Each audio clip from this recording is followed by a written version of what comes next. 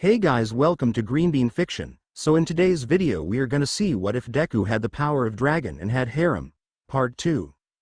Before starting, make sure to hit that like button and subscribe if you are interested in MHA fanfictions.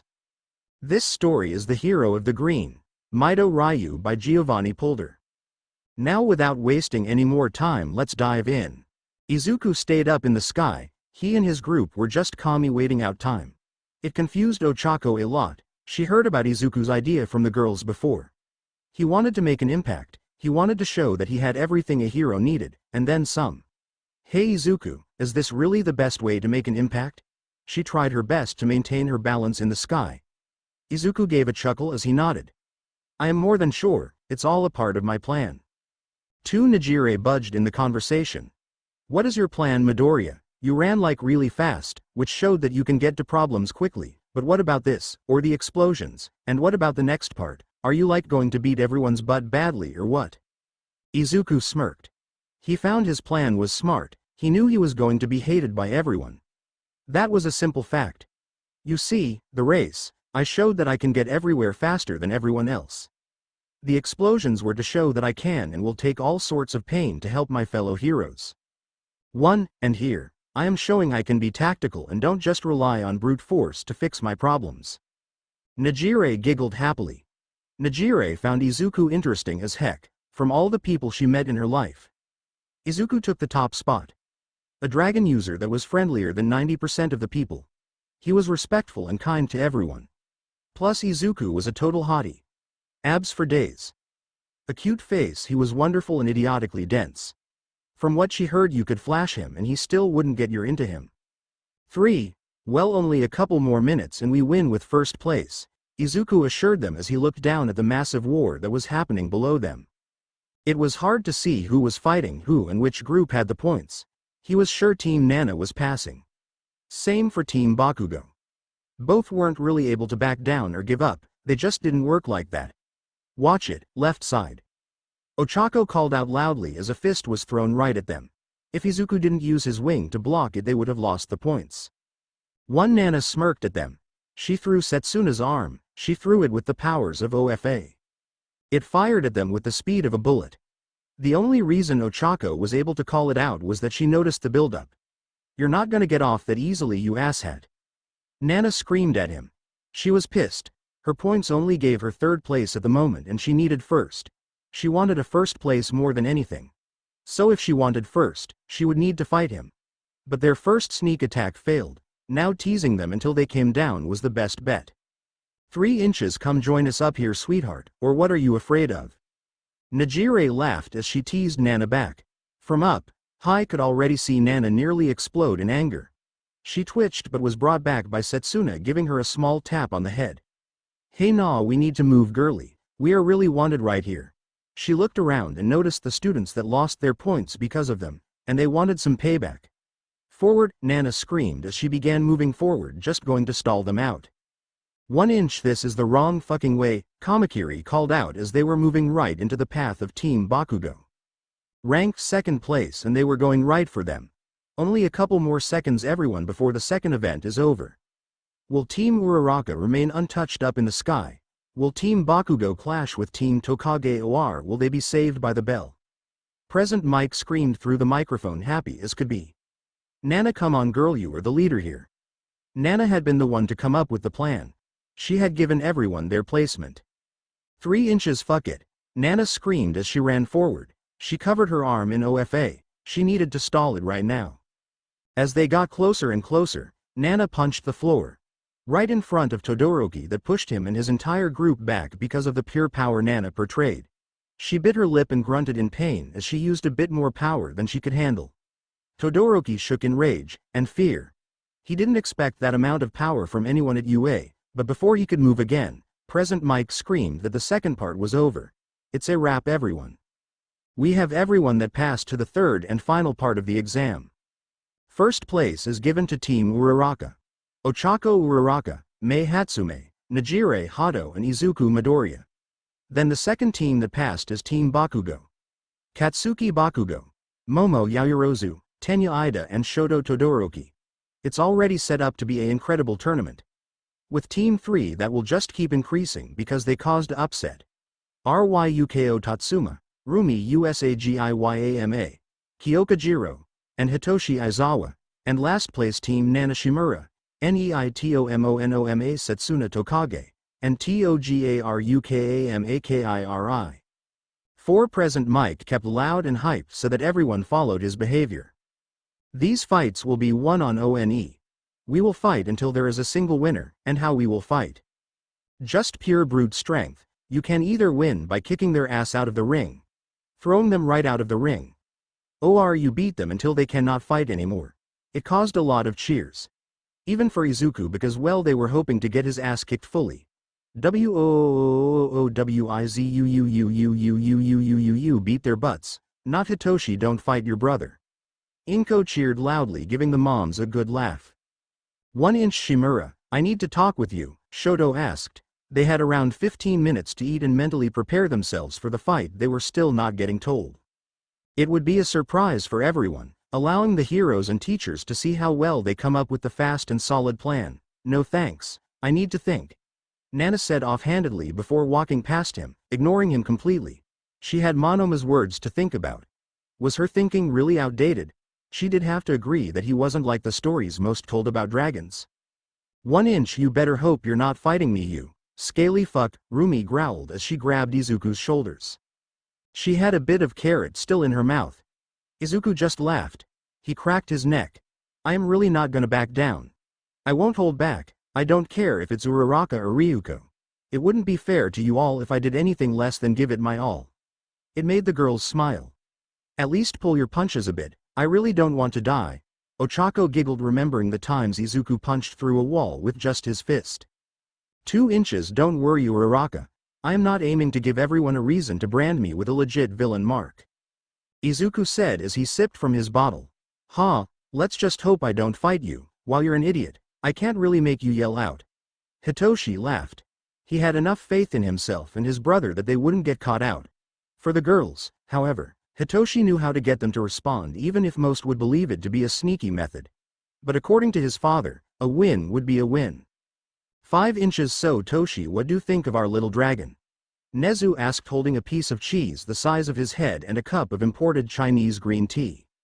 While I do think my quick judgment about him possibly being a villain was wrong, these liberties you have given him I believe are rather foolish. You should hold him under a close eye. Nezu cocked his head to the side a bit. Why? All Might took a sip from his cup. He might have potential when nurtured correctly. Nezu smiled. Well, have fun watching. Nezu told him as he went back to his office. 2. He was busy looking over social media. He wanted to see how people reacted to the new dragons in their school. It seems they are taking it well. Nezu saw that overall, it was hateful, but there were also a good amount of people that were happy. He read stuff like, it took a while but the evil forces are now getting to the good sides. Or, villains start pissing your pants, we got 2 dragons that gonna be dragging these balls over your face. It gladdened Nezu to know that Izuku got some fans at least. 2 inches ladies and gentlemen, it's TTIME for our final battle. Present Mike screamed happily, you could hear the smile on his face. The first battle will be the Rapid Rabbit Usagiyama and she will face the Killer Mantis Kamaki. Rumi smirked nicely. She looked forward to that fight. He was at least a decent combative. Will the rabbit stay prey? Or will the tables be turned on the killer insect? This fight got a large amount of hype. You have 5 minutes to enter the ring, Present Mike loudly cheered with Rumi instantly jumping down over the railing ignoring the shocked yells. 3 Kamakiri took the long wati around. It gave him some more time to mentally prepare himself to face the bunny berserker. He had seen her in training and he couldn't be happier. He finally had a chance to show what he was made of in a real battle. Even if some didn't think he could really fight. He just took a backseat so far. Just so he could surprise them when he finally gave his all. A loud barrage of cheers was heard as he walked out. He smirked as he walked into the ring ready to show everyone back at his high school that he was a hero. 1 Shigaraki sighed as he leaned back, Master, this is so boring. He hasn't shown anything special. A dark voice was heard, so deep the room nearly vibrated. Calm yourself Shigaraki. It will come clear in time. Just wait, he is worth the investment. villains always watched the UA Sports Festival. It was the best way to figure out how to deal with those pesky new heroes. Their quirks, strengths, and hopefully weaknesses. Or perhaps the way to bribe them, but now this was a problem. The heroes had not one but two fucking dragons. One that would be a big problem for them. The unparalleled strength. The insane durability. The possible extra abilities they could get. And instead of just giving into the rage and letting loose. Now, these two were under the training of the likes of All Might. Nezu, or one of the many pro heroes that often gave guest lessons to the students. They had the reputation to make weak quirks strong and strong quirks overpowered. The best and easiest example was Best Jeanist. He ranked third in Japan with a quirk that allowed him to control clothing fibers. And while he was at the top, he was one of many. 5 inches. Hope you won't blame me for kicking your ass out round 1. You won't be able to fight that boyfriend of yours, Kamakiri said with a feral smile showing. Rumi blushed deeply, but just like a predator she showed her teeth. I am going to skin you alive and make you into a fucking rug. That is if I don't stomp you into a puddle like the insignificant bug you fucking are, as the two students talked smack. Present Mike gave the final talk before giving them the okay to fight with a loud, "The battle starts now." The battle started. Rumi like always shot forward. She stayed low, nearly crawling over the floor as she shot toward Kamakiri, who quickly used his quirk to create 2 large dense blades at the pinky side of his forearms. He slammed these hard in the group. Right as Rumi spun and showed, she went for a very low ankle kick. This would have been hard enough to kick Kamakiri off balance or break his ankles, which meant a win either way for Rumi. But Kamakiri caught on. Easy now, get sliced. 3 Kamakiri removed the 2 large blades that put a stop to Rumi and grew 2 smaller but wider blades at the top of his forearms. Straight with his fist. Before he could make his first move, Rumi slammed her feet down on the floor, bringing up a bit of sand and dust but also creating a good amount of distance between the two. I hoped I could have ended it quickly so I don't give the others a chance to counter me, but seems that I got no choice. Kamakiri, however, ignored her cocky bolstering and ran forward. 4 inches circle saw of death. Kamakiri screamed before jumping up and twisting his body so it was aimed sideways. His arms aimed at the floor and at the sky, and he started spinning, rotating up and down quickly with his blade at the forefront. And more importantly, aimed right at Rumi. Kick his green ass, Ruru, you got this. Mina cheered from the heroic viewing box. She was halfway over the railing screaming her lungs out for one of her besties.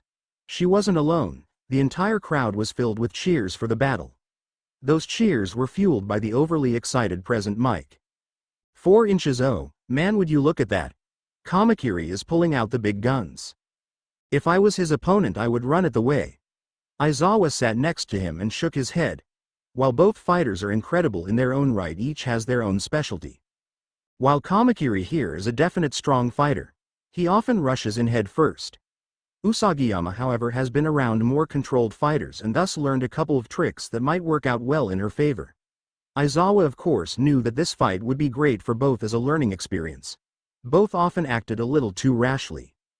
2 inches, fucking big mistake, Mantis boy, Rumi screamed as she jumped over him. Right as he got close enough to hit, Rumi went over him by a hair. Just enough to miss but not waste a single second. She turned around, already extending her leg. With a full 180, she gave a powerful kick on Kamakiri's back to fling him out of the ring. Ooh, what a beautiful display of atletism. Usagiyama has taken the win and will advance to the next round. Rumi raised her arms in victory, basking in the cheers and admiration. 3 inches now, the next 2 fighters will have their chance to shine. Their chance to break a bone or go home. Ryuko Tatsuma will go blow for blow with her opponent. Mei Hatsume is a woman willing to create her own gadgets. Will her smarts get her the win? Or will she lose again? The might that is Tatsuma. Present Mike loudly called out as Ryuko and Mei walked out of the heroic watching area, planning to have a fair and honest fight. Both already felt like they knew how this match would go, but neither wanted to embarrass the other. 3 as they stepped into the ring, both gave a quick nod and bowed to each other as Present Mike screamed his final words before giving them the okay to start fighting. Mei only had the stuff that was in her pockets. It was all she was really allowed to bring. While saving Izuku gave her brownie points to Aizawa, it did not really help with Nezu, who was still the boss. But he did allow her a semblance of fairness.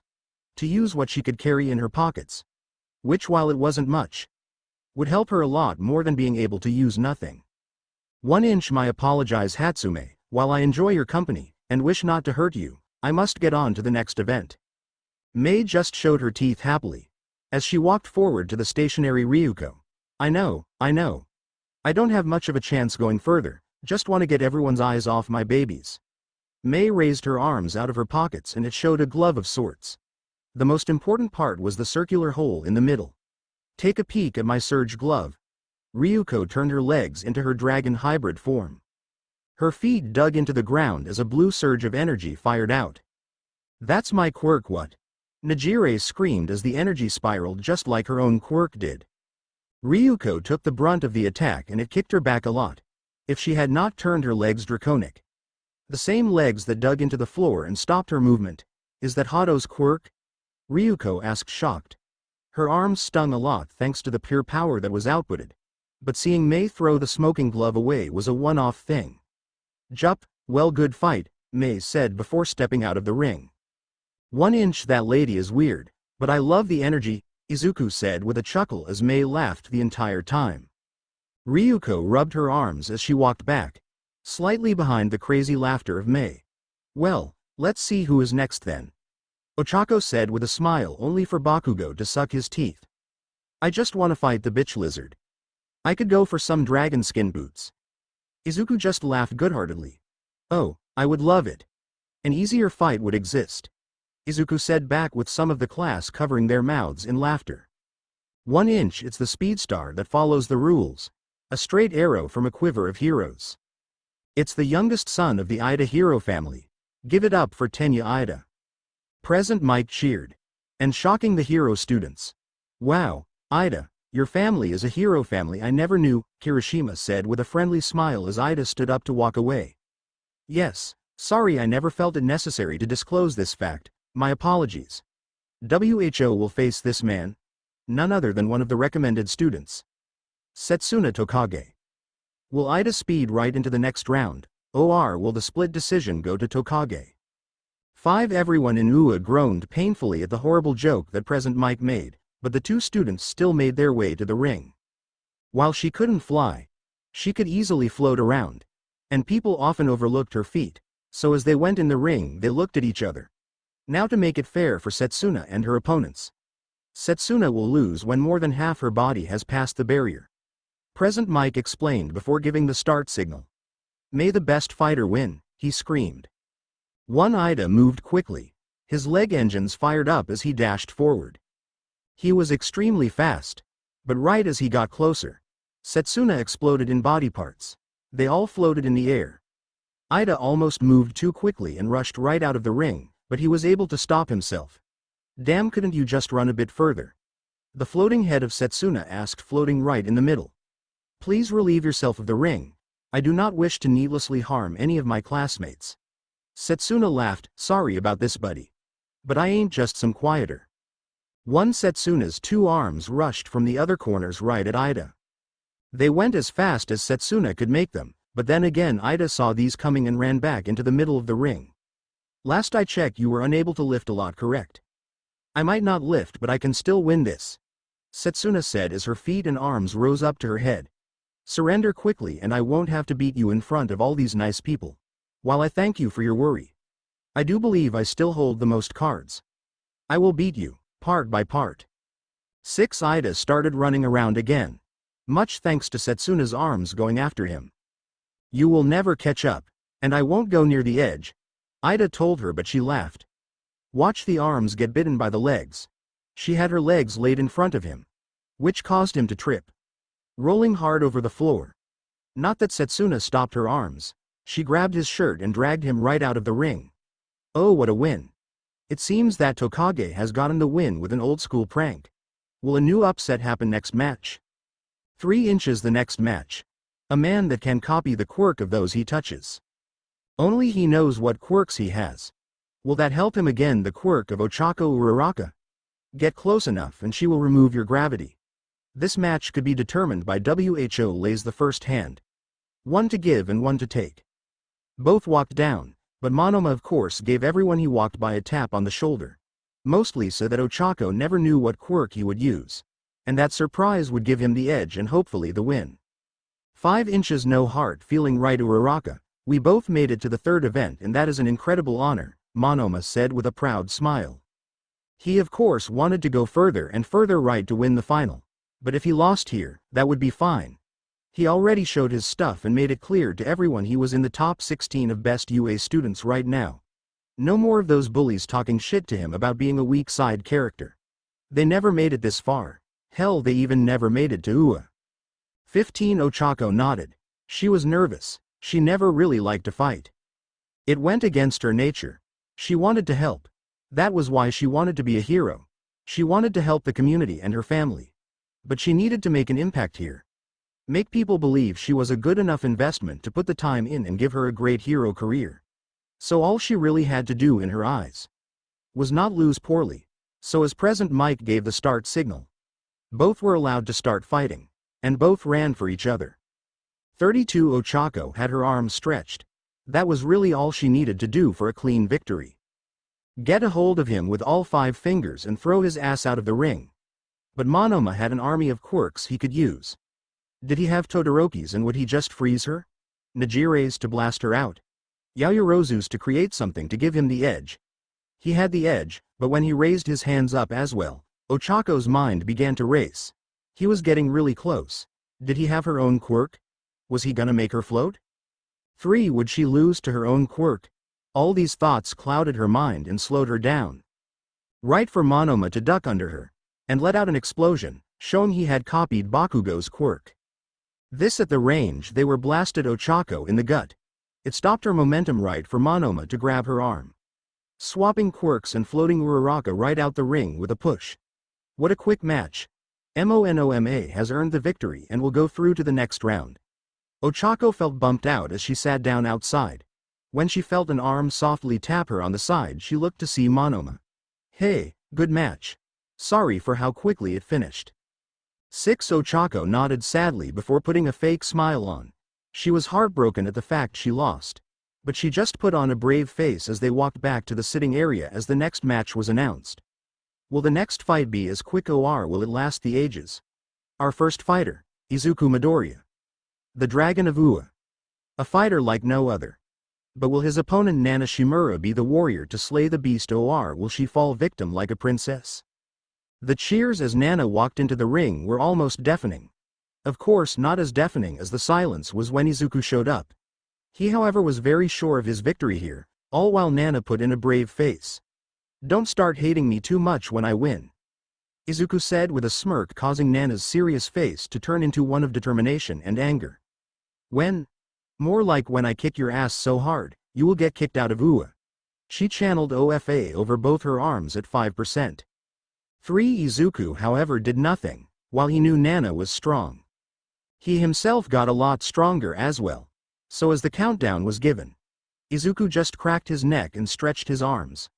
All of this together really did a number on Nana and she was getting angrier by the second. And as President Mike loudly gave them the starting signal Nana went into action. She ran fast, jumping once with her own quirk causing her to float, and a second time without giving her height as she punched downward at Izuku, who took a step inward. Right for Nana's fist. 3. It stopped Nana's full extension and lowered the power by quite a bit. Right into Izuku's chest. Fuck. Nana got out as Izuku grabbed her by the shoulders and using pure brute strength he just threw her back. If not for her quirk that allowed her to stop her momentum, she would have been thrown out. I won't be done in that easily. Carolina smash. She screamed, crossing her arms and using a move from her adoptive father. She rushed Izuku and tried to slam her hands into him with an X shape, but Izuku already knew the move. With one arm, he grabbed the middle of both her arms. 2. With his other arm, he grabbed the bottom of her shirt and the top of her pants. CYA, he spun around, planning to throw her away like a spear. But Nana wasn't about to give up that easily. She freed her arms and grabbed his head, using OFA to push her toward him and him toward her, as she landed a knee to the face, stopping the throw and freeing herself. If you aren't gonna start swinging, why even try? So that's what you want, a rematch from day one, fine. Izuku stood straight up, showing his bloody nose. 2 inches, but I am not holding back anymore then. Izuku rushed for her. The first time he really moved his feet this entire match. He was quicker than Nana remembered. He was quicker than anyone remembered. With a twist of the hip and the fist, Izuku punched straight over right for Nana, who used her OFA-empowered arms and covered up. The pure power even pushed her back and her arms felt like they had been run over. Before she could recover from that, Izuku was next to her again. 3 right next to her, he hit her with a kick, right in the stomach. It launched Nana up a bit, right into Izuku. After the kick, used his left hand to slam Nana on the back, spiking her on the floor. It was a brutal showing that got the crowd to start booing and calling him names. From simple villain, all to quirkest insults like scalebacks, forked tongues, and man-eaters. But the fight wasn't over. Nana was still trying to get up. I really don't want to hurt you anymore, Izuku said softly before grabbing her leg and softly throwing her out. He stood in the ring alone. Right as President Mike was about to congratulate him for a job well done, it started. 2 from the side. From the locations, people were watching. They started throwing stuff. Popcorn, drinks, empty containers. All were thrown at Izuku, who just stood there looking into the sky, only brought out as he felt a hard object hit him straight in the face.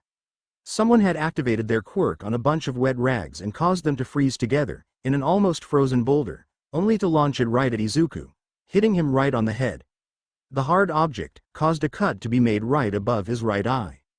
9 As quickly as that thing was thrown, however, All Might was on top of the throwers.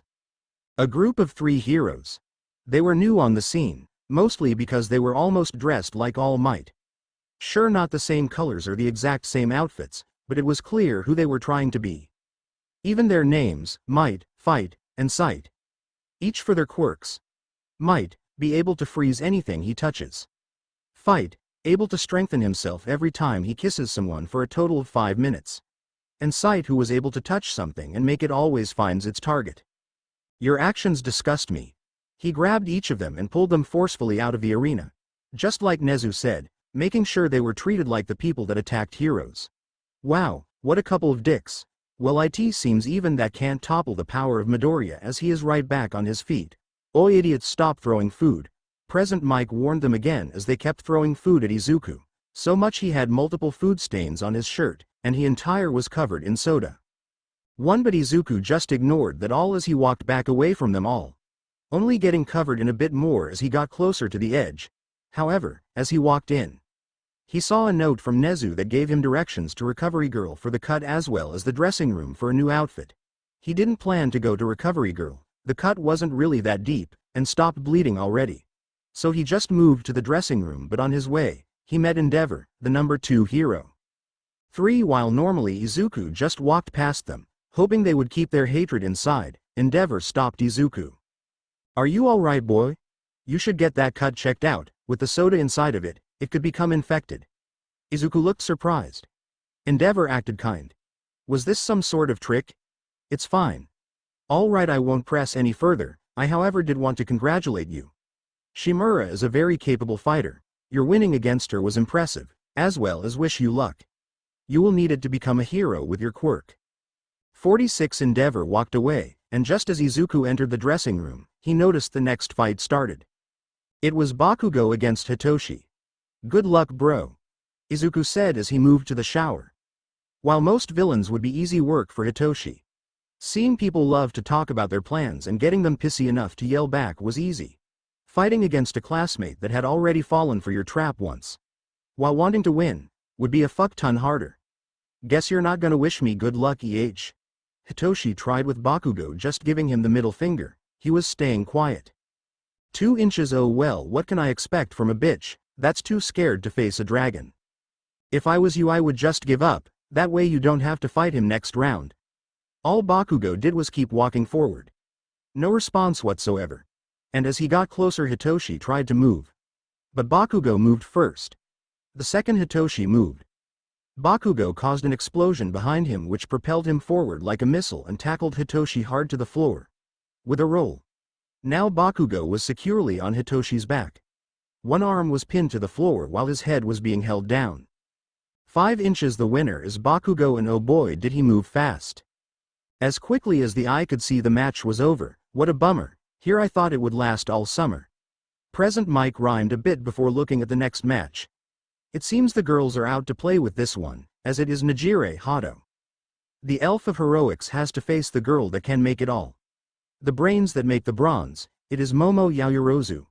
Both ladies gave each other a nod as a sign of good faith as they made their way down. Both had a feeling about how this could go, and they knew the winner just like before was gonna be decided quickly. Either Nijire got to attack first with a surge of energy, or Momo was able to create something faster that would give her the edge. I would say it's beauty against the beast. But both these ladies are 10 out of 10. I would say it's brains versus bronze, but these ladies got it all. So let's stop the wondering and start the fight. The match started and both moved. Momo is second sooner. Out of her arms popped a dozen high-powered flashbangs. 4 just as Nijire built up a surge. As they went off, everyone was blinded. The entire arena was able to see nothing except a bright white flash and a Hidon ring. What is going on? What happened? Present Mike screamed lower than he needed to as he was trying to regain his vision and hearing. Slowly as he saw more. It was clear what had happened and who had won. Hado won the match. Let's see the camera replay, which showed it all. Right as the flashbang hit, Momo tried running to the side, but seeing she was also blinded. 5 that and the energy surge Nijire fired off, it just knocked her out of the ring. But it was well tried. Oh boy, that was bright. But if you all have done the math, you know WHO is next. It's the son of the number 2 hero, Shoto Todoroki. Against the musical genius of Kyoka Jiro. Will she jam her way to victory, rock and roll style, or will she be jammed on the way to the top? The two were already aware that they were next as they were the last ones picked. So they were in the ring faster, with the match starting just as Izuku made it back to the watching area.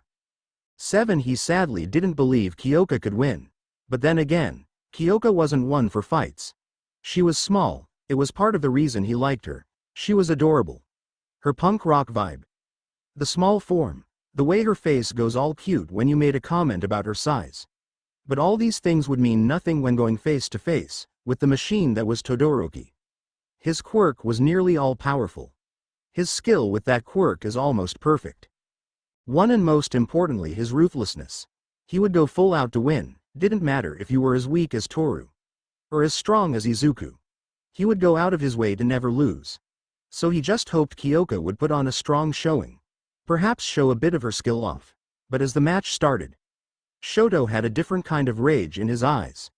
Slammed his foot down hard. And as such, he nearly covered half of the arena in pure ice. This was not because he hated Kyoka, but because of his father. Ever since Endeavor found out about Shoto's quirk, he knew that it would make the perfect quirk for a hero. A hero to surpass All Might, and so he trained him. He trained him next to his older brother Toya, who also wanted to be a hero. But they did the same training. It was only after his wife Rei had a mental breakdown and harmed her son. He realized what he did, and since that day he tried to make amends for his sins. His wife had forgiven him. She was home and they were fine. His 3 other kids also forgave him. Some still were a little on the mend with him as his middle son Natsuo, but Shoto never forgave him. He trained more and more. Not to be a hero to save anyone anymore. But a hero to outdo his father. To make everyone forget about Endeavor. Like he was nothing but a single line in history as the father of Shoto. Oh, ladies and gentlemen. It's time for the second round of Ona vs. 1 fights. And just like you all have been waiting for. The Battle Bunny. The Rapid Rabbit. Will she hop over to the next round? Or will it just be a hop on the plate for Tatsuma? WHO will win this battle? We will find out right now as both are making their way to the ring. It took a bit of cleaning up on the part of the heroes with the ice that was covering a lot of the arena. But that was gone and the match would start. 22 The 2 friends met each other in the ring and they smiled.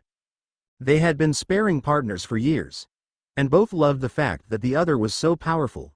Rumi loved the fact Ryuko was a dragon. It was a worthy opponent for her to fight against. While Ryuko loved the fact she could really train.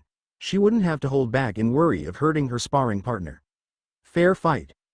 Rumi just nodded. She was standing in a sort of runner position and Ryuko even before the fight transformed her arms and legs into their scaled form. 3. Because this fight would be fast and powerful. Fight. Present Mike screamed. Rumi flexed her legs. Her toes imprinted themselves on the floor as she rocketed forward. The nearby flame pillars always whooshing out by the pure wind pressure, she screamed. And she was on Ryuko. Leaning forward into a cartwheel. Aiming a downward kick at her. She hoped Ryuko would step back. It was the smartest thing to do. Make the kick miss. But it would give Rumi the location she wanted. Right in front. Where she would hit Ryuko with a powerful frontward kick. Pushing her out of the ring. 3. But Ryuko crossed her arms above her head. She braced for impact. And the kick landed. Powerful enough for Ryuko's feet to be embedded into the ground. The ground cracked as if it was thin ice. Bad move, bunny. Ryuko twisted her wrist and grabbed the leg of Rumi, who was at her mercy. But because of her legs are stuck, Ryuko could throw her out behind her. So twisting Rumi above her, shortly she threw the rabbit woman back. Nearly out of the ring if Rumi had not been able to stop herself. 1 inch, get free. I ain't getting the win like this, Rumi screamed. Ryuko pulled her legs out of the ground. It took a bit of time, but she was now freed. Now, let's start again. But this time Ryuko started moving. She sprinted right for Rumi. Not as fast but quick enough. However, Ryuko had her own idea. She slammed her legs down just in front of Rumi. She jumped up a bit. But also aiming an upward kick. Ryuko went for a straight punch. And both connected. Ryuko flew up and back. Landing roughly on the floor. Rumi flew back. Thrown right out the ring. Oh, it seems it's a tie. A kick to the chin knocked out Tatsuma while USAGIYAMA got knocked out of the ring. What Oh, what? Ryuko lifted her arm, showing she was still awake. Tatsuma has won the fight. What an insane moment. Present Mike screamed as Ryuko slowly got back up. But her head was scrambled. She was waving from side to side. Really dizzy, and she almost tripped, but she was caught by Rumi. You lucky bitch, she said with a smile as she offered her shoulder.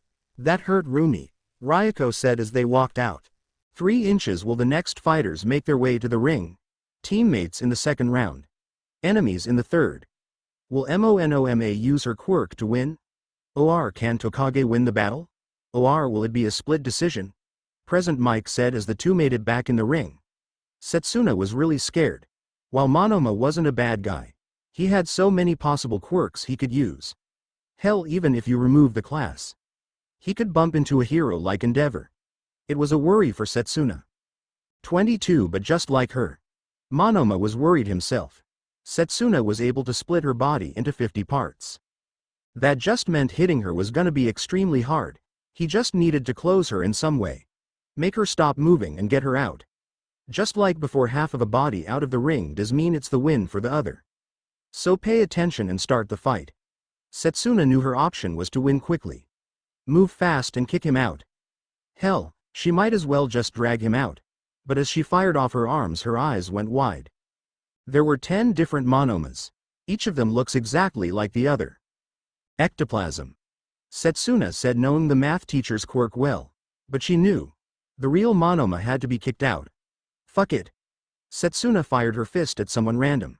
She just needed to get lucky. But monoma dodged. They started to crisscross against each other. It was completely random now. And he was getting closer. Setsuna sighed as she went for a last resort. She exploded her arms into 50 different pieces and she fired each of them off right for monoma. For each of them. 3. It was like a shotgun of body parts, and this worked. Almost, at least. As Setsuna had no arms anymore, it did stop 9 of the monomas, each of them turning back into weird blue-white-ish ectoplasm. But the real one pushed through. He slammed his hand on her stomach, and copied her quirk, pushing her out of the ring. In both an example of skill and luck. MONOMA had taken the win and used her quirk to do it. What a showing. But it's only halfway done. The man many of you hate. The man many of you fear. Izuku Midoriya, the Dragon of Ua, is up next, and he will fight Katsuki Bakugo in the third fight. 90 Bakugo had seemingly rushed down. This fight he had been wanting. He would beat this dragon out of Ua. And be seen as an equal to All Might. Just in his first year. Because All Might was what many called a dragon slayer. A person that was so strong not even dragons would be able to defeat him. Of course, he didn't share this name alone. Endeavor was nicknamed one as well. And now Bakugo would belong with the likes of them. Or so he thought. 6. But Izuku moved to the ring calmly. He knew how Bakugo fought. He didn't need to know him that long to be aware of an idiot hothead that dives headfirst into trouble. He would rush him. So that was all he needed. With the booing Izuku had started to drown out, he stepped into the ring. No words were shared. But right as the start signal was given, a massive explosion took place. Bakugo fired forward. Izuku just puffed up his chest and prepared himself for Bakugo. As Bakugo reached Izuku, he raised both his arms and nearly placed them on Izuku's chest. 1-inch die dragon scum, he screamed as the crowd cheered loudly. Only for Bakugo to hear a chuckle as the aftermath of the explosion covered everything in front of him, faster than he could react. He was kicked backward. He felt his ribs crack under the weight. His lungs forced out the air. Together with spit and some blood, it came up from Bakugo, who ragdolled to the middle of the arena. Izuku had taken the attack head-on. His shirt was now completely burned and only a few loose scraps of fabric were around him. Everyone could see the tattoo that Izuku wore proudly on his chest. But they were still kind of unsure as to what happened. But they had present mic for that. Oh my god. Faster than the eye could see, Bakugo was on MidoRyuu and hit him square in the chest with a double ARM explosion. But it didn't even kick him back. Instead, MidoRyuu just kicked back instead. A powerful front kick right in the chest. I am not sure about you, but I heard something crack, he said, explaining the fight and trying to convey the power of that kick. Come on Bakugo. Where is that fire? Izuku said as she slowly made his way to Bakugo. But Bakugo couldn't move. The kick had really done some damage. Breathing was hard. He was barely awake. He wanted to cuss him out, get back on his feet and start to fight again. But the lack of air made it so hard. And as Izuku crouched next to him, he gave him a look of pity. It's over, Izuku screamed as he chopped Bakugo in the neck. The final straw for Bakugo to lose consciousness. Oh boy, another fast one. If it keeps going at this rate I will be home well before my shows start. Present Mike joked as he read the next fight. 4 inches the Fairy of Heroes against the son of the powerhouse Shoto Todoroki. This small comment again fueled the flames of hatred for Endeavor for Shoto. And while it really was just meant as an explanation as to who would fight, it was most likely the end for Nejire's chances. As Shoto walked up to the ring, only a select few noticed the small particles of ice left behind with each step of his right leg. But as Nejire walked, she put on a brave face and smiled and waved. She was worried for herself. She had seen the last match. Shoto fucking obliterated Kyoka. She wasn't a fighter and he went overkill. He went completely overkill. But here Nejire was, an airhead, in class more focused on daydreaming than learning, but she was still seen as a fighter. She had the power, so how would he get done with her? The same amount of force. Or more. It told Nejire she needed to move fast. And that wasn't her preferred method. She would prefer to wait him out. Let his ice take over. But the longer she waited, the more attacks he could send. So as they stepped into the ring, one burning with rage for being again called the son of Endeavor while the other worried with 1,000 plans in her head, unsure which one would be the best to go with. The match started and both moved. Nejire quickly flew upward, using her quirk on her legs. While she didn't have as much control as she wanted, she could move around. With Izuku with them, it was more about keeping away from stuff and there were 2 people flying.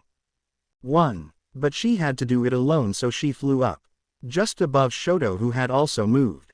Instead of covering one part of the arena, he decided to just close her in. He slammed his arm down and created a pillar of ice, overtaking Nejire in height. Ice cage. Spears of ice shot out from the pillar all the way around Nejire. Just like bars on a prison cell or a bird cage. Nejire was now trapped. She hummed as she raised her arms, firing her energy beam out her arms and breaking the cage open. But Shoto was not done. This was not his full power and he was going to show them everything.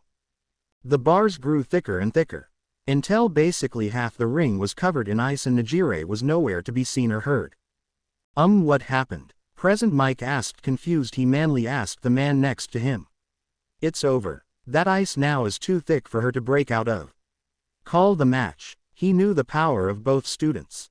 And while Nijire would be a contender for the top 10 heroes later on, right now her power was to spread out.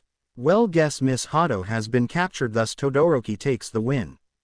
What a match, and what a cleanup, ha ha ha. But with the cleanup out of the way, we can finally start the first match of our semifinal. The female Predator, the Lady Dragon, she has been able to match the might of the Battle Bunny. Durable enough to win against the crazed creator. And now we will see how she matches up against the man of a million quirks. Does he have yours? Who knows, he outplayed Uraraka with her own quirk. Against Tokage he used a teacher's quirk in her own. 12. Present Mike gave a rundown as they made it down to the arena. Now, will the dragon win? Or shall the diverse quirk user win? They both made it to the ring. Both were happy they made it this far and both were excited to see how far they could get. Hope you brought out a bunch of quirks, Ryuko said with a smile as Monoma laughed. I hope so too. I respect you too much to ask for pulled punches, but don't hurt the money maker too bad.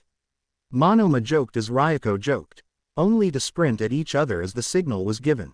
83. Ryuko brought her arms low. Her nails were sharpened and ready to move. Monoma stretched his arms out and started using Ochako's quirk, a perfect counter to Ryuko's strength.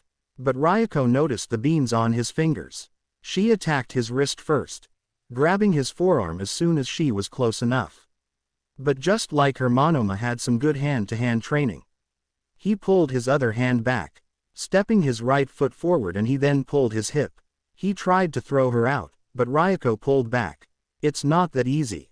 4. Ryuko tried to stump his leg. This could break it but would stop his movement for a good while. But as she raised her leg, Monoma moved again, this time with the lack of balance. She was thrown to the side but she kept her grip on his arm.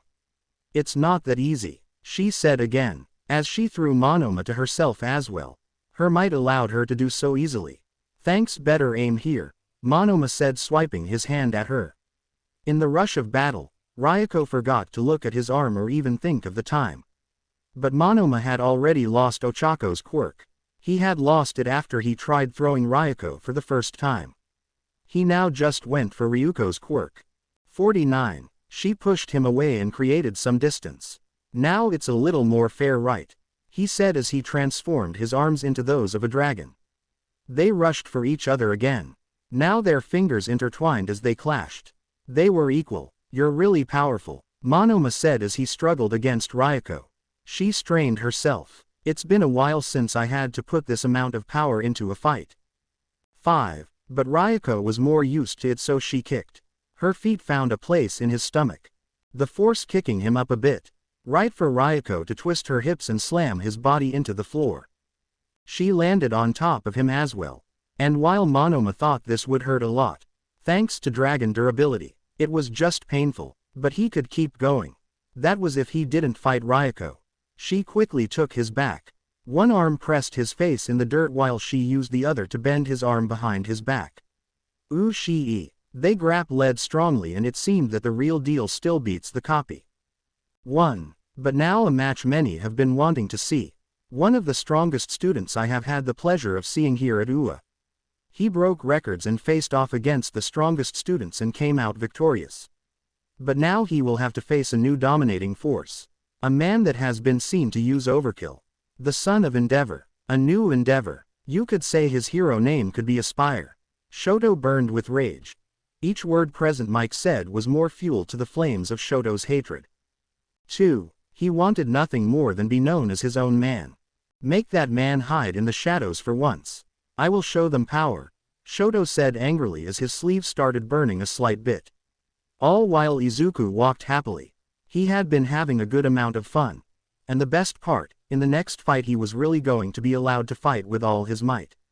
Sure, Todoroki is strong. He would require a good amount of force to win. But again it would be nothing insane. The real fight would be Ryuko. She was a powerful dragon in her own right. And that force would be his biggest challenge. Both contestants made it into the ring. Will be short and sweet. Will it take a second or will it take hours and hours? Let's see it now, he said as the match started.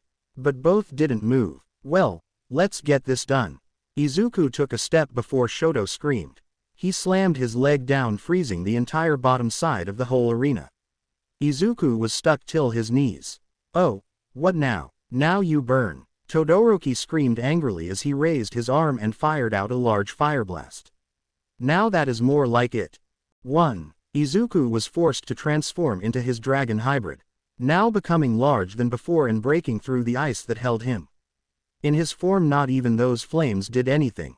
Ha ha ha. That's all, come on. Izuku clutched both his fists high above his head before he then slammed both down on the ground. The earth shook as the ice cracked. A foot thick and it all just broke. Todoroki shook as Izuku stood back up. Now with 2 wings at his back, Izuku dashed forward. 1. As he reached in front of Shoto, he aimed a strong and powerful punch. It would be more than enough to knock Todoroki out of the ring. But before the punch connected, Todoroki was able to connect his hand with Izuku's chest. Flash freeze. It was the fastest attack Shoto could do. Only reserved for the toughest of foes, but Izuku would be inadequate showing. What better than to show himself as the one capable of stopping dragons?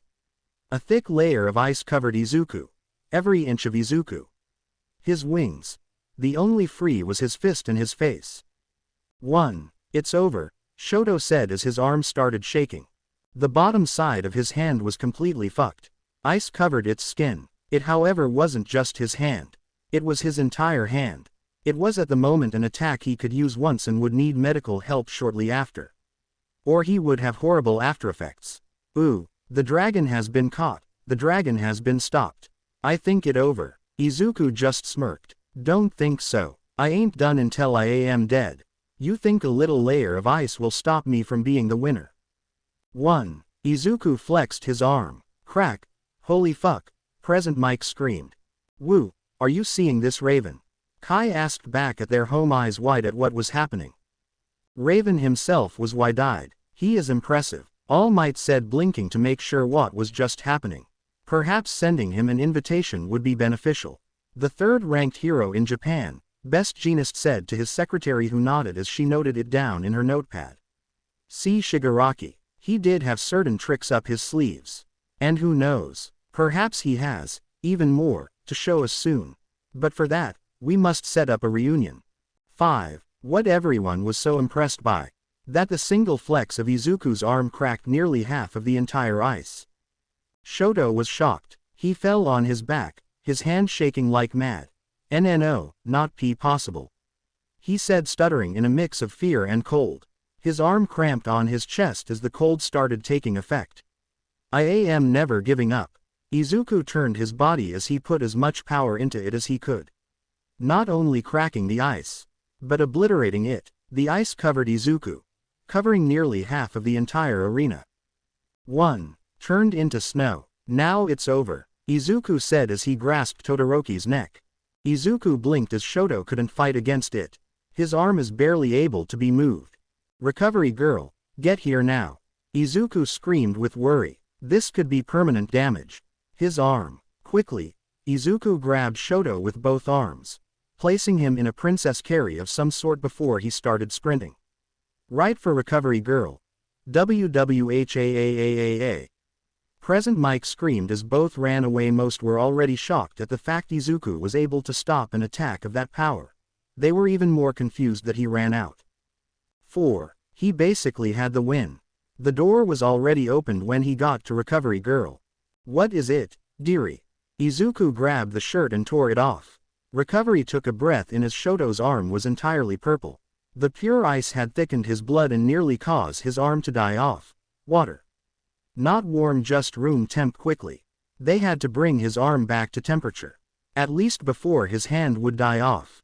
Endeavor bursted into the room as well. Worried for his son. What is going on? He asked loudly as he noticed Izuku using a wet towel to warm up his arm. 1. My boy. He screamed in worry as he saw his arm. It looked to be dying. I am working on it. Use your heat to warm that water slightly, and I do mean slightly. Endeavor nodded and dunked his hand into the water. He warmed it up ever so slightly, just so Izuku could start tapping his arm with the towel. It took a bit, and in that time Nezu, Present Mike, Aizawa, and Vlad King were informed. They were thankful that Izuku cared more about the safety of his classmates than the victory in the semi-finals. 29. Now ladies and gentlemen, we have some news. Don't you worry, I am here to spit the facts. During the last sick fight, it seemed that our hot and cold quirk user had overused his own quirk. The capture technique froze his own arm as well. The students were shocked to hear this. That Todoroki would go that far in a match against a classmate. Even those that hated Izuku thought it was going a tad bit too far. If not for the quick action of Izuku MidoRyuu, Todoroki would have lost his arm. 2. Back at the Todoroki house, plates and cups broke into pieces in shock as they fell to the floor with the news. The youngest of them could have lost his arm. But don't fret, we have Recovery Girl in the action and he should be fine. But for the next match, Izuku MidoRyuu shall move on to the final. And it seems that the final match, for the first time ever, shall have a Dragon Quirk winner as both contestants are Dragon Quirked. Present Mike screamed, expecting silence. But some of the students were screaming their lungs out in excitement. 5. Mina and Toga were the loudest by far, screaming random jippies and wows. They were excited, but also worried. One of their own classmates was nearly permanently out of commission. But as Izuku got back to the class, he got swarmed by dozens of people wondering what was going on. He is fine. I think Endeavor is with him. Recovery Girl has him sedated. But his arm isn't dark purple anymore. Hope you are fine to fight me. I will take advantage of that, Ryuko said as she held Mina and Toga back. Both wanted to rush Izuku and hug him. Seeing it's been so long since they had seen him. They had promised to not rush him during the sports festival, but they were already out so they could hug him in their minds. Now this will be extremely interesting. Tamura, keep your eyes open. You might learn something useful in your quest to bring him to our side. The dark voice said through the television. Tamura Shigaraki nodded his head as he looked. Yes, master, he will join me as one of my officers. He will be great in the destruction of the Hero Society, Shigaraki said with a sinister smile. He was aware that Ryuko was also a dragon. But her capabilities were just nowhere near as impressive as Izuku's. But perhaps he could use her to get him to join. 7. Tamura right now had a couple of scraps of paper in front of him. Each of them is written in hand by the same writer. It was a rundown of possible new members. Sort of a reference letter so that Shigaraki knew if they were worth meeting. But none really interested him as his focus was on Izuku, who was making it to the ring. A confident smile on his face as the arena was silent. No booing nor cheering. But unlike the arena, there were multiple excited people watching from home. 3. One group of them being Inko and the other parents. They were fully cheering at the fact two of their neighborhood kids made it into the final match. Both the parents of Ryuko and Izuku were beyond excited and worried for both. Neither wanted their child or the other's child to get hurt or lose. Kick her ass out, ZUZUUUUUUU. Chi-Chi screamed as loud as she could, laughing while she did it. But they weren't the only family of UA Hero students to be watching. Wonder if the brat has already been kicked out, the mother of Katsuki Bakugo said. 1. She was a beautiful woman that looked far younger than her skin made her look. Because of her quirk, it turned her sweat into another compound that not only gave a sweet caramel scent but also made it look young and vibrant.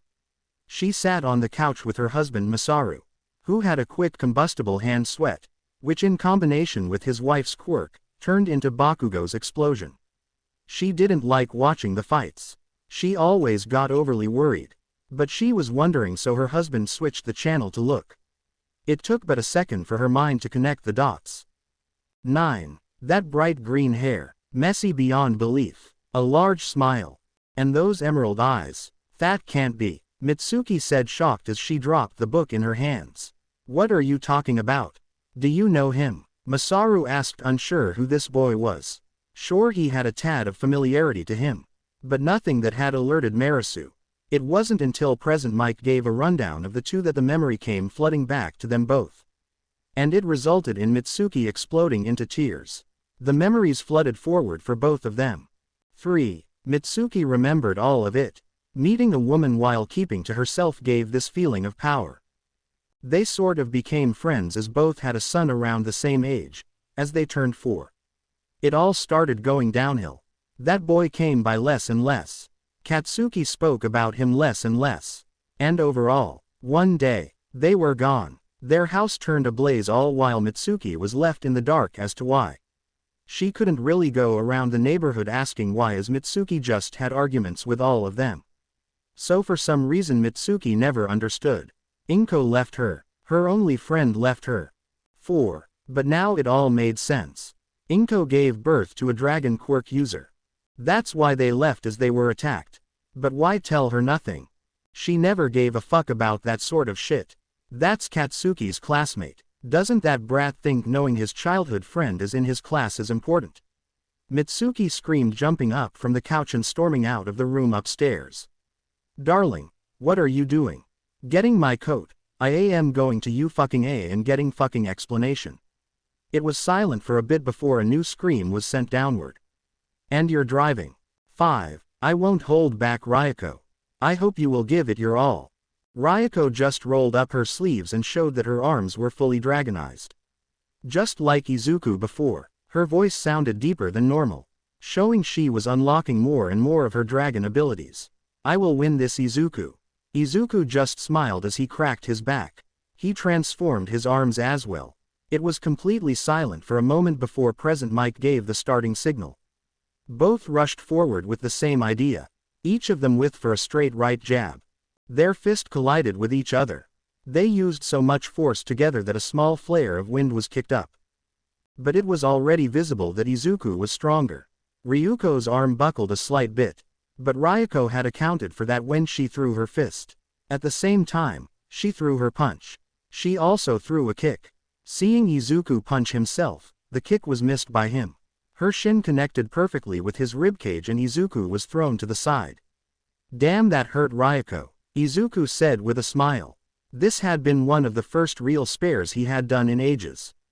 7. Now then, let's see if you can take it as well as give it, Izuku said as he started to show why he was on a different level. He dashed forward. His fist was low, almost digging up the ground as he aimed for a powerful uppercut. Ryuko raised her guard. She protected her chin as she believed he would aim for that.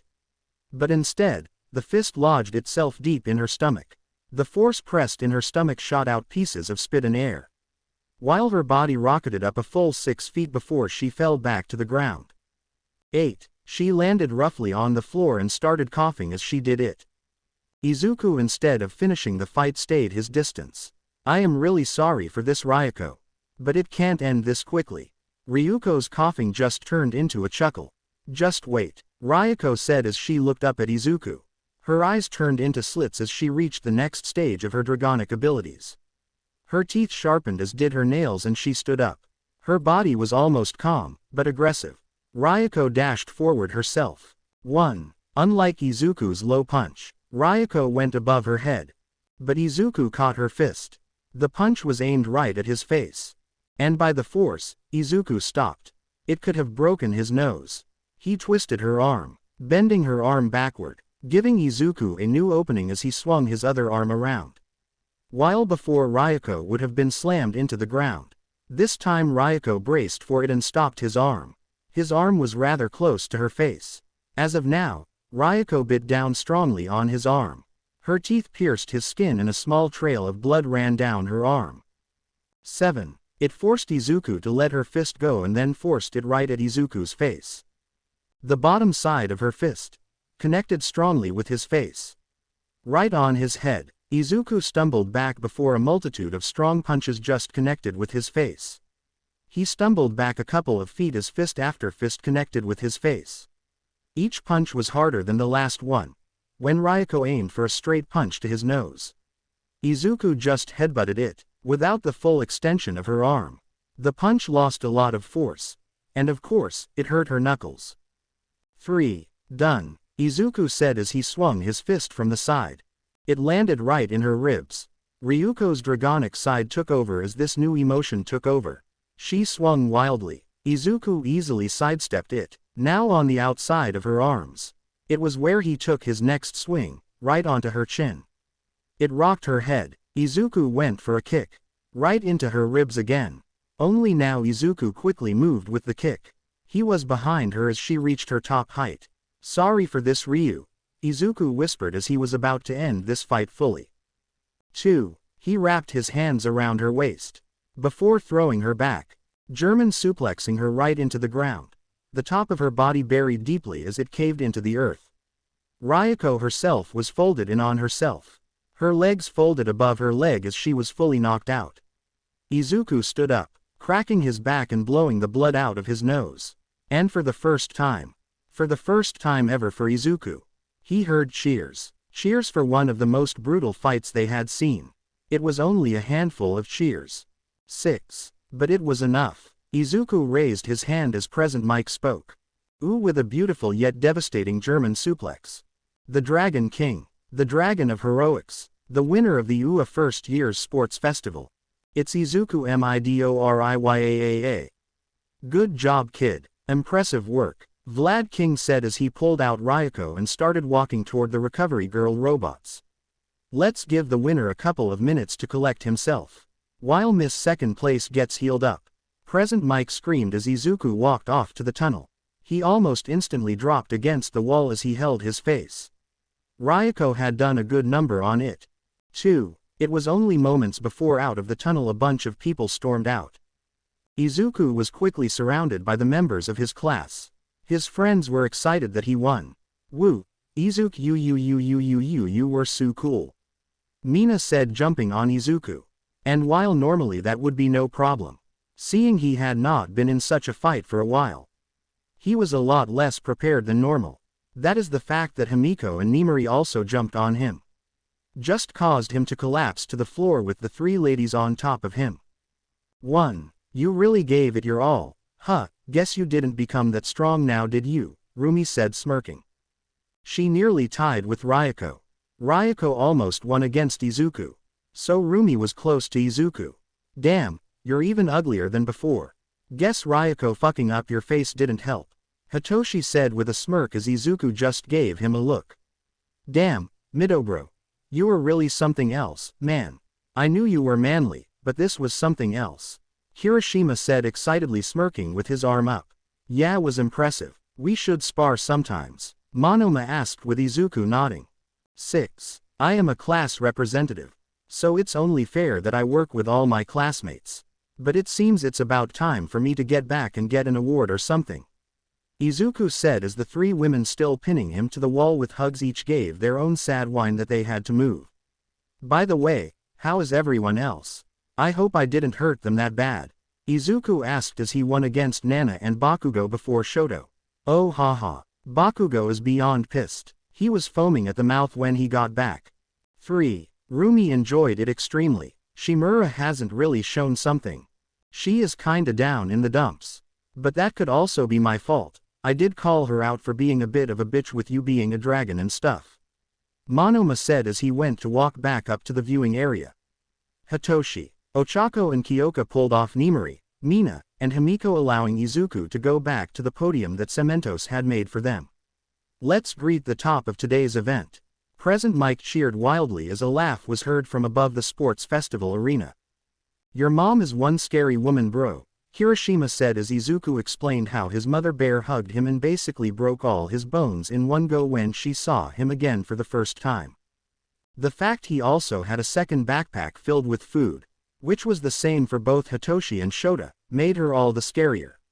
She is an angel, one with a death grip, but yeah, she was just worried. I did kind of not see her for 2 weeks after I nearly died.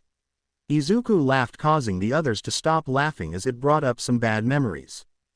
5. But their thoughts were stopped as the bell rang and Aizawa walked into a class right on time.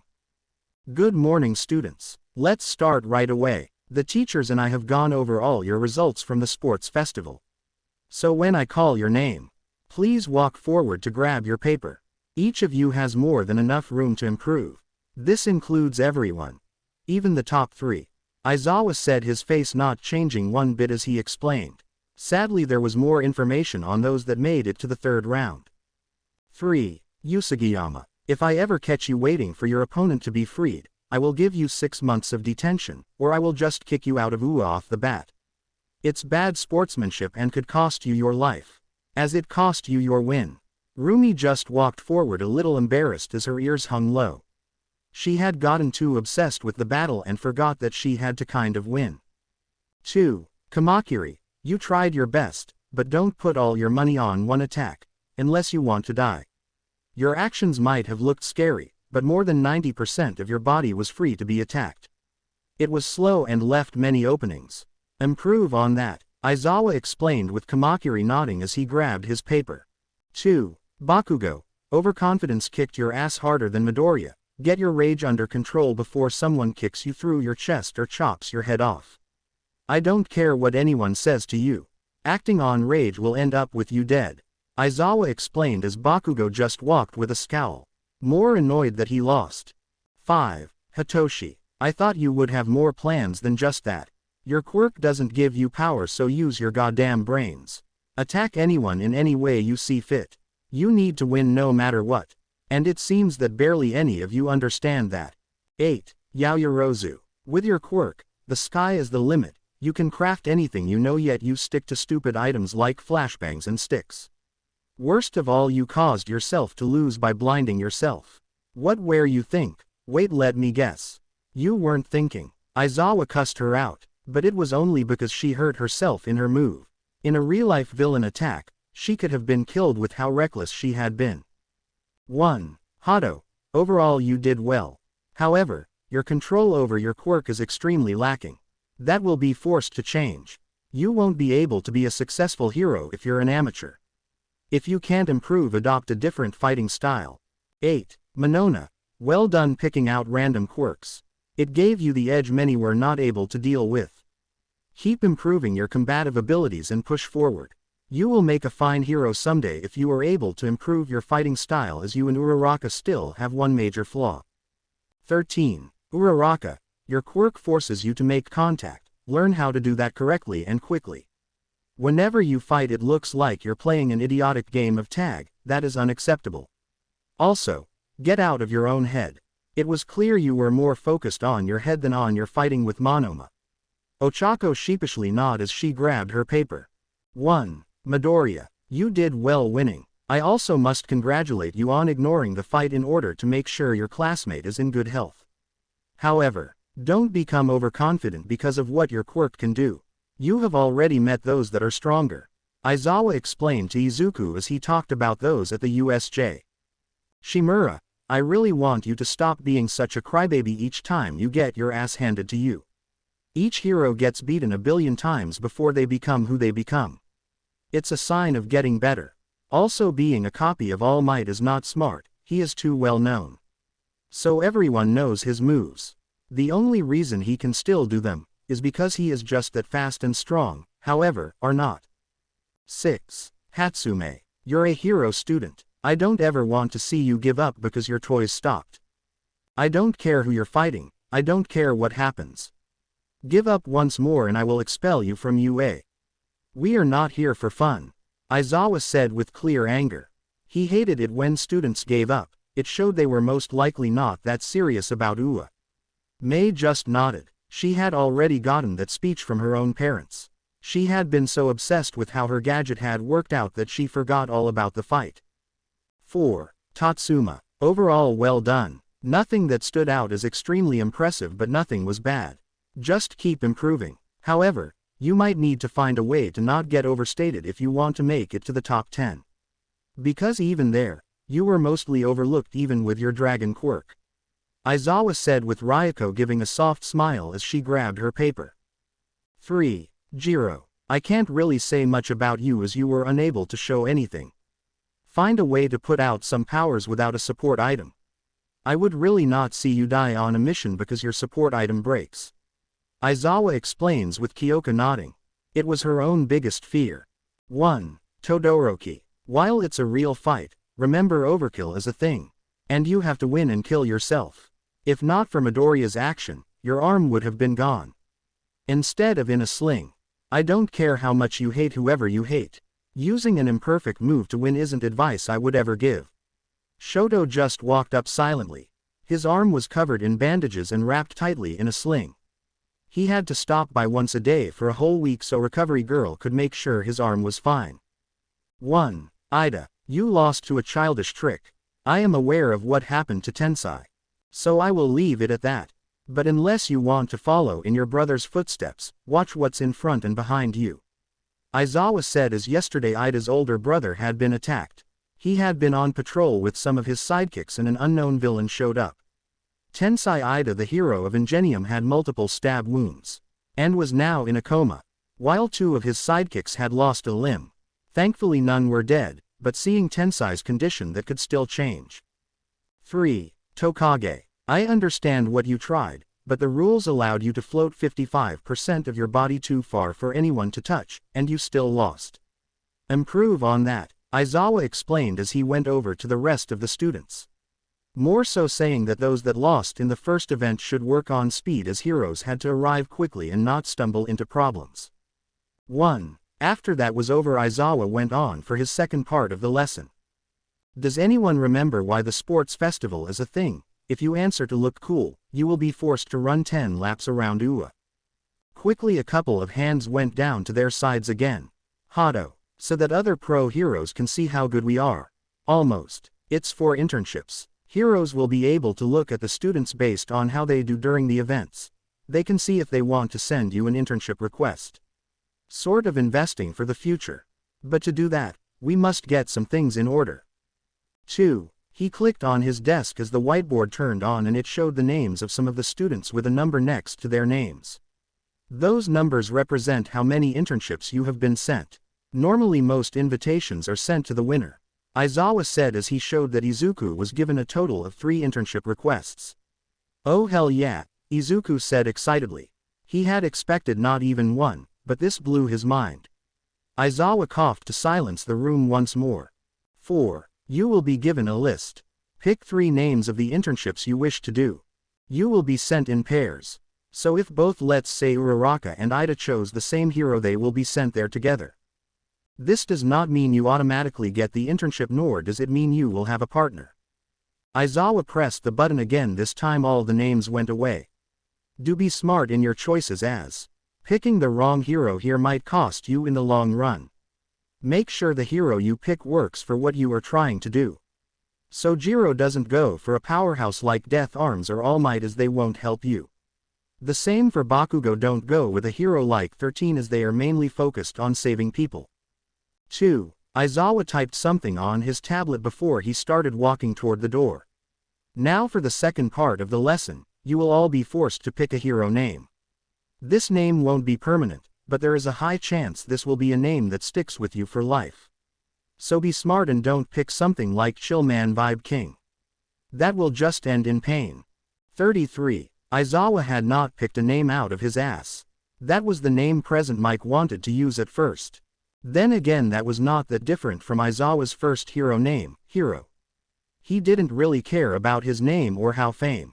He just wanted to be a compelling hero. But thankfully his teacher was active with the names and suggested a different name, which ended up becoming Eraserhead. But as Aizawa walked out of the room, so that whatever teacher was forced to help pick a name could help them correctly. 2. Aizawa was banned from helping name them because he just didn't care. He approved all names, which caused a problem as one hero student had picked the name Godkiller Death Punch Fucker. He had chosen the name because he believed a scary name would result in villains becoming scared of him. That had not the effect they wanted, as most hero names were not allowed to have a curse word, so Nezu made the smart decision to stop that right then. And now a different teacher was tasked with helping come up with names. A teacher that had gotten better at it. 2. Yo yo yo little listeners, it's YAAA Boy, the DJ of UA. Here to spit some bars and make y'all get the dopest of dope names. Present Mike almost screamed as he entered the room, spinning his hand on an air disc almost as if he was DJing. Present Mike dropped a stack of papers on the desk that he held in his other arm, each filled with ideas for the young heroes. Now, let's get this party started, am I right? Present Mike looked at the paper with all the names he had thought of for the students. He loved it because, well, it gave enough students great ideas for their names. A lot of them even stuck around until their pro time. Short times they just had a name that was perfect themselves. But sometimes the names they picked blatantly sucked. Alright, my listeners, it's gonna be like this. You We got like 45 of y'all here, and if we spent 20 minutes on each of your names we ain't ever going home. So we gonna spitball this shit real quick. 3. I am gonna point at you. You either say your name, or I will give you one. 8. The class nodded, accustomed to Vlad or Aizawa that didn't allow any sudden outburst. I can't hear you, Mike called out again with the students given a collective yes sir. 8. Check it, Bakugo, what you got? Murder death god explosion fist. That's a big no from me dog, no cusses because it's got to be PG. So stay clear from death, god murder all that shills. How about instead we name you, Rupture? Bakugo looked offended. 7. Hell no, that's a weak ass name, I need something that will put the fear of me into villains. Bakugo screamed as he stood up on his desk. Chill little man, ain't got outshine me. What about something like Ground Zero, that will get everyone to know the bomb is dropping there? This was acceptable to Bakugo, who dropped back on his chair with a whatever. 8. Bondo, you got one. Plamo sir. I don't get it but I like it, short easy to say, niece. What about muscles over there? Sato hit me with something sweet. Mike joked. 5. I was thinking of Sugarman. Or like something. Sato said, showing he didn't give his name that much thought, but Mike loved it. That's gonna be great with the kids, I myself had in mind. Glucose, but that sucks, let's go for Sugarman. What about the ladies, Asui? What you got? I thought of this one since I was little sir, Froppy. Oh hell to the mother flipping yes. I am loving this so far, let's us keep the hype going. Mike yelled, he was jumping around like an excited schoolboy, pointing and trying to hype everyone.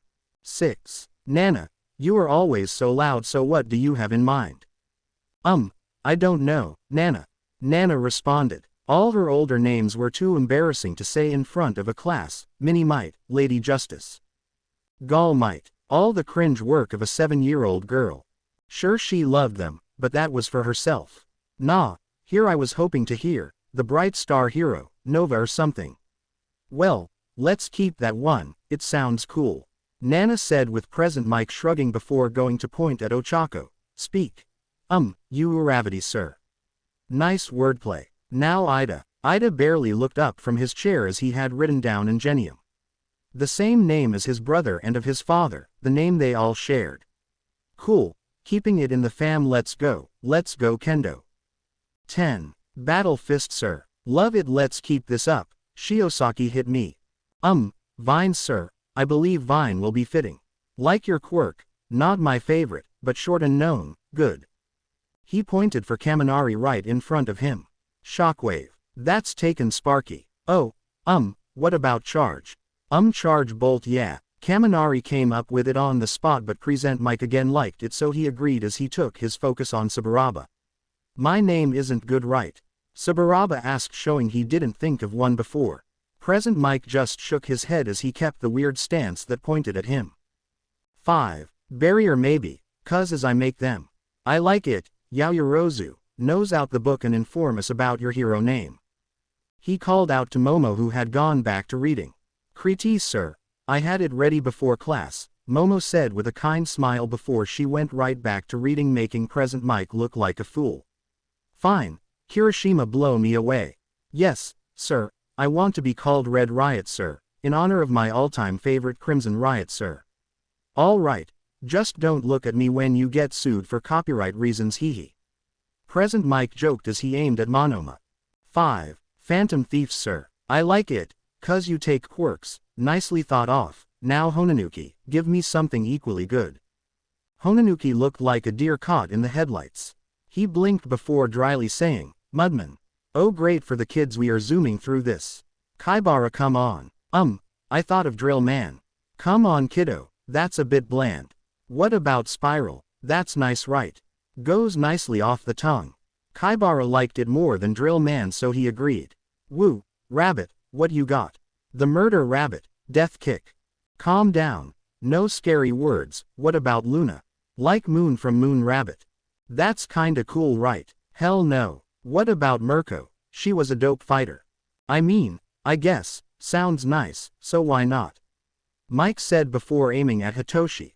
What you got? Troy. He answered back almost instantly. having that name for as long as he remembered. Both are from the Trojan virus. And the horse that invaded Troy. He found it perfect. And so did Present Mike. Awesome. Now then Komori, what you got, little lady? Well, I was used to being called a witch, because I always played in the woods, so I like Shemage. 5. Present Mike agreed instantly. He was 80% sure she would have picked a mushroom pun, and they didn't have that much room to talk about it. Hagakuri, I haven't forgotten about you, and no, invisible girl or lady is off the table. Oh, well, I guess Prism. It was the best thing she could come up with, and Present Mike was happy because that was exactly the name he had picked out for her. We are almost halfway done, so let's keep rocking it, baby. 3. Shishida, what you got, beast boy? I would prefer something with more class. I would like the name Gavondan. A possible myth, but I like the idea of it. Let's go. Tetsu match my energy. Tetsu jumped up, just as excited as Present Mike. Yes sir. Real steel at the ready. He gave a salute. Well, I expected Steel Riot, so let's take that. Pleasant surprise, my man. Hamiko, what you got? Jane Doe. Oh, like the unknown dead bodies. I dig that, sticking with the unknown vibe of being able to hide. Love it. Kamakiriii. 5. Jack the Ripper is off the table, so Jack Mantis. Oh nice. Taking the look and owning it. Love it, awesome job. What about you, Setsuna? Lizard Lady. Oh, while I love the double L, I feel Lizardy has a better ring to it. Coolio. Setsuna said as she floated her thumbs up. She just wanted lizard in her name somewhere, so win for her. Mineta, what do you have in store? The LA? Nope. Saw where that was going when you opened your mouth. What about grape juice? That's fitting with the whole bowl outfit. Mineta just nodded as his idea for Lady Lover Grape was shot down. 6. Todoroki, what do you have in store? Flash freeze, icy hot. What? Triumph, Shoto said with a cold stare. It was a clear reference to his father's hero name. I like that, so let's run with it. Let's see what Aoyama has in mind. I cannot stop twinkling. I get the flair, but too long. Don't want people to drop dead before they finish saying your name. What about shine, or sparkle? Magnifique, I shall take the name, shine. Ryuko, something dragon related perhaps. Yes sir. Yukio, oh nice. Just like Uraraka, I will accept this. And speaking about dragons. Midoriya. 6. Well, I had in mind MidoRyuu. Nice, I like that. We will see where that brings you. Rin, you're up next. Long Wheezy, sir. Had it since I lived in China, sir. Well, why get rid of it now? Kodai, spit your name. Rule. Ha. I like it. Nice and short, haha. Let's finish up the guys first. Fukidashi, you're up. Comic Sans. Like the fond. No, but let's stay close, Comic Man. Present Mike suggested with being close to his original idea, so he nodded. Woo. Now then Awase, sticking with the theme. 11. Welder. Simple. Great, Tokiyami, you have one in mind. Present Mike screamed. He had been screaming non-stop and his throat started to hurt, but the end of class was coming up, so he wanted to finish strong. Yes sir. Going over the depths of my dark soul, we believe that our call sign or name should be Tsukuyomi, Guardian of the Night. Fine by me. Who or what you want is your name? Vantablack, sir. It's the darkest form of black. That is fine, fitting with your quirk, so let's keep it. 2 more guys before we get to the rest of the ladies. Zero. 3. Zero nodded. I was thinking like cellophane. I can dig that. Might give you a killer sponsorship later when you make it big, haha. Present Mike said, making himself laugh. Zero himself also laughed a bit before Present Mike snapped to Ojiro. What you got for me? Ojiro slightly jumped at the sudden call out. Tail man. Nice and simple. Great. Now then the ladies, have something spectacular. Saved the best for last, right? Present Mike said with a big smirk. 1. There were 7 girls remaining and each of them already had a name in mind. Tsunotori, what is yours? Present Mike asked with Pony jumping up excitedly. I am Horny, the American hero. This caused the class to explode in laughter. Even Present Mike was unable to contain his laughter as he exploded himself. Huh, did I say something wrong? Pony said in broken Japanese. She was pretty sure she translated her name correctly. But as Izuku with a smile explained, her cheeks turned bright red and she quickly hid behind her bag. Let's allow Miss Horny Haha here to just think of something else, Hado. 6. I like Nijire-chan, sir, it's cute. Well, I can't throw away a cute name now, can I? We got that, so now Kayama, what you have? Well, I like midnight. It's when people sleep. Well, it's fitting, I guess so, sure. Hatsume, you have a good one, right? I can sense your smirk. Haha. Yes sir, the mad creator. Ha. I love it. Let's keep that. Jiro, you're next. My quirk, earphone jack. Nope. That's bland and long, it's not the vibe I am looking for. And almost like finding the correct puzzle piece. Jiro found her name. 4. What about vibe? Could be short for vibration, and when you have a good vibe going, it's normally with music. Oh hell yeah, the genius present Mike figured it out again. Me, Mina said. She had been waiting for ages to get picked. Well, what you have?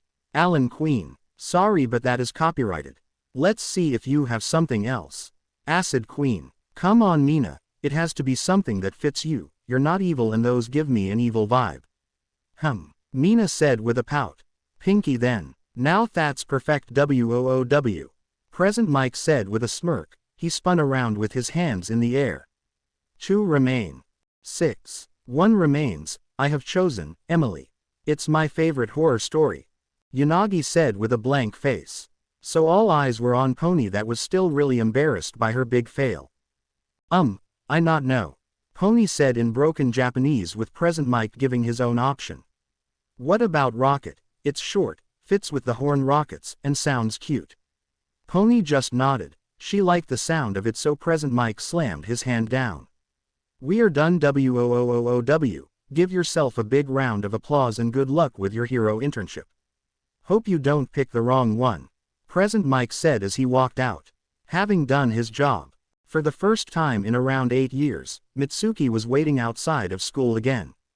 But thanks to traffic she was unable to reach Ua before Izuku left. Even Katsuki had left, so they were left out like idiots, but now she had made sure she would be at Ua before anyone else. She would meet up with Izuku. Masaru stood beside his wife, enjoying a cup of warm coffee as they waited. Much to his enjoyment, Mitsuki had agreed to head out for food afterward like a family.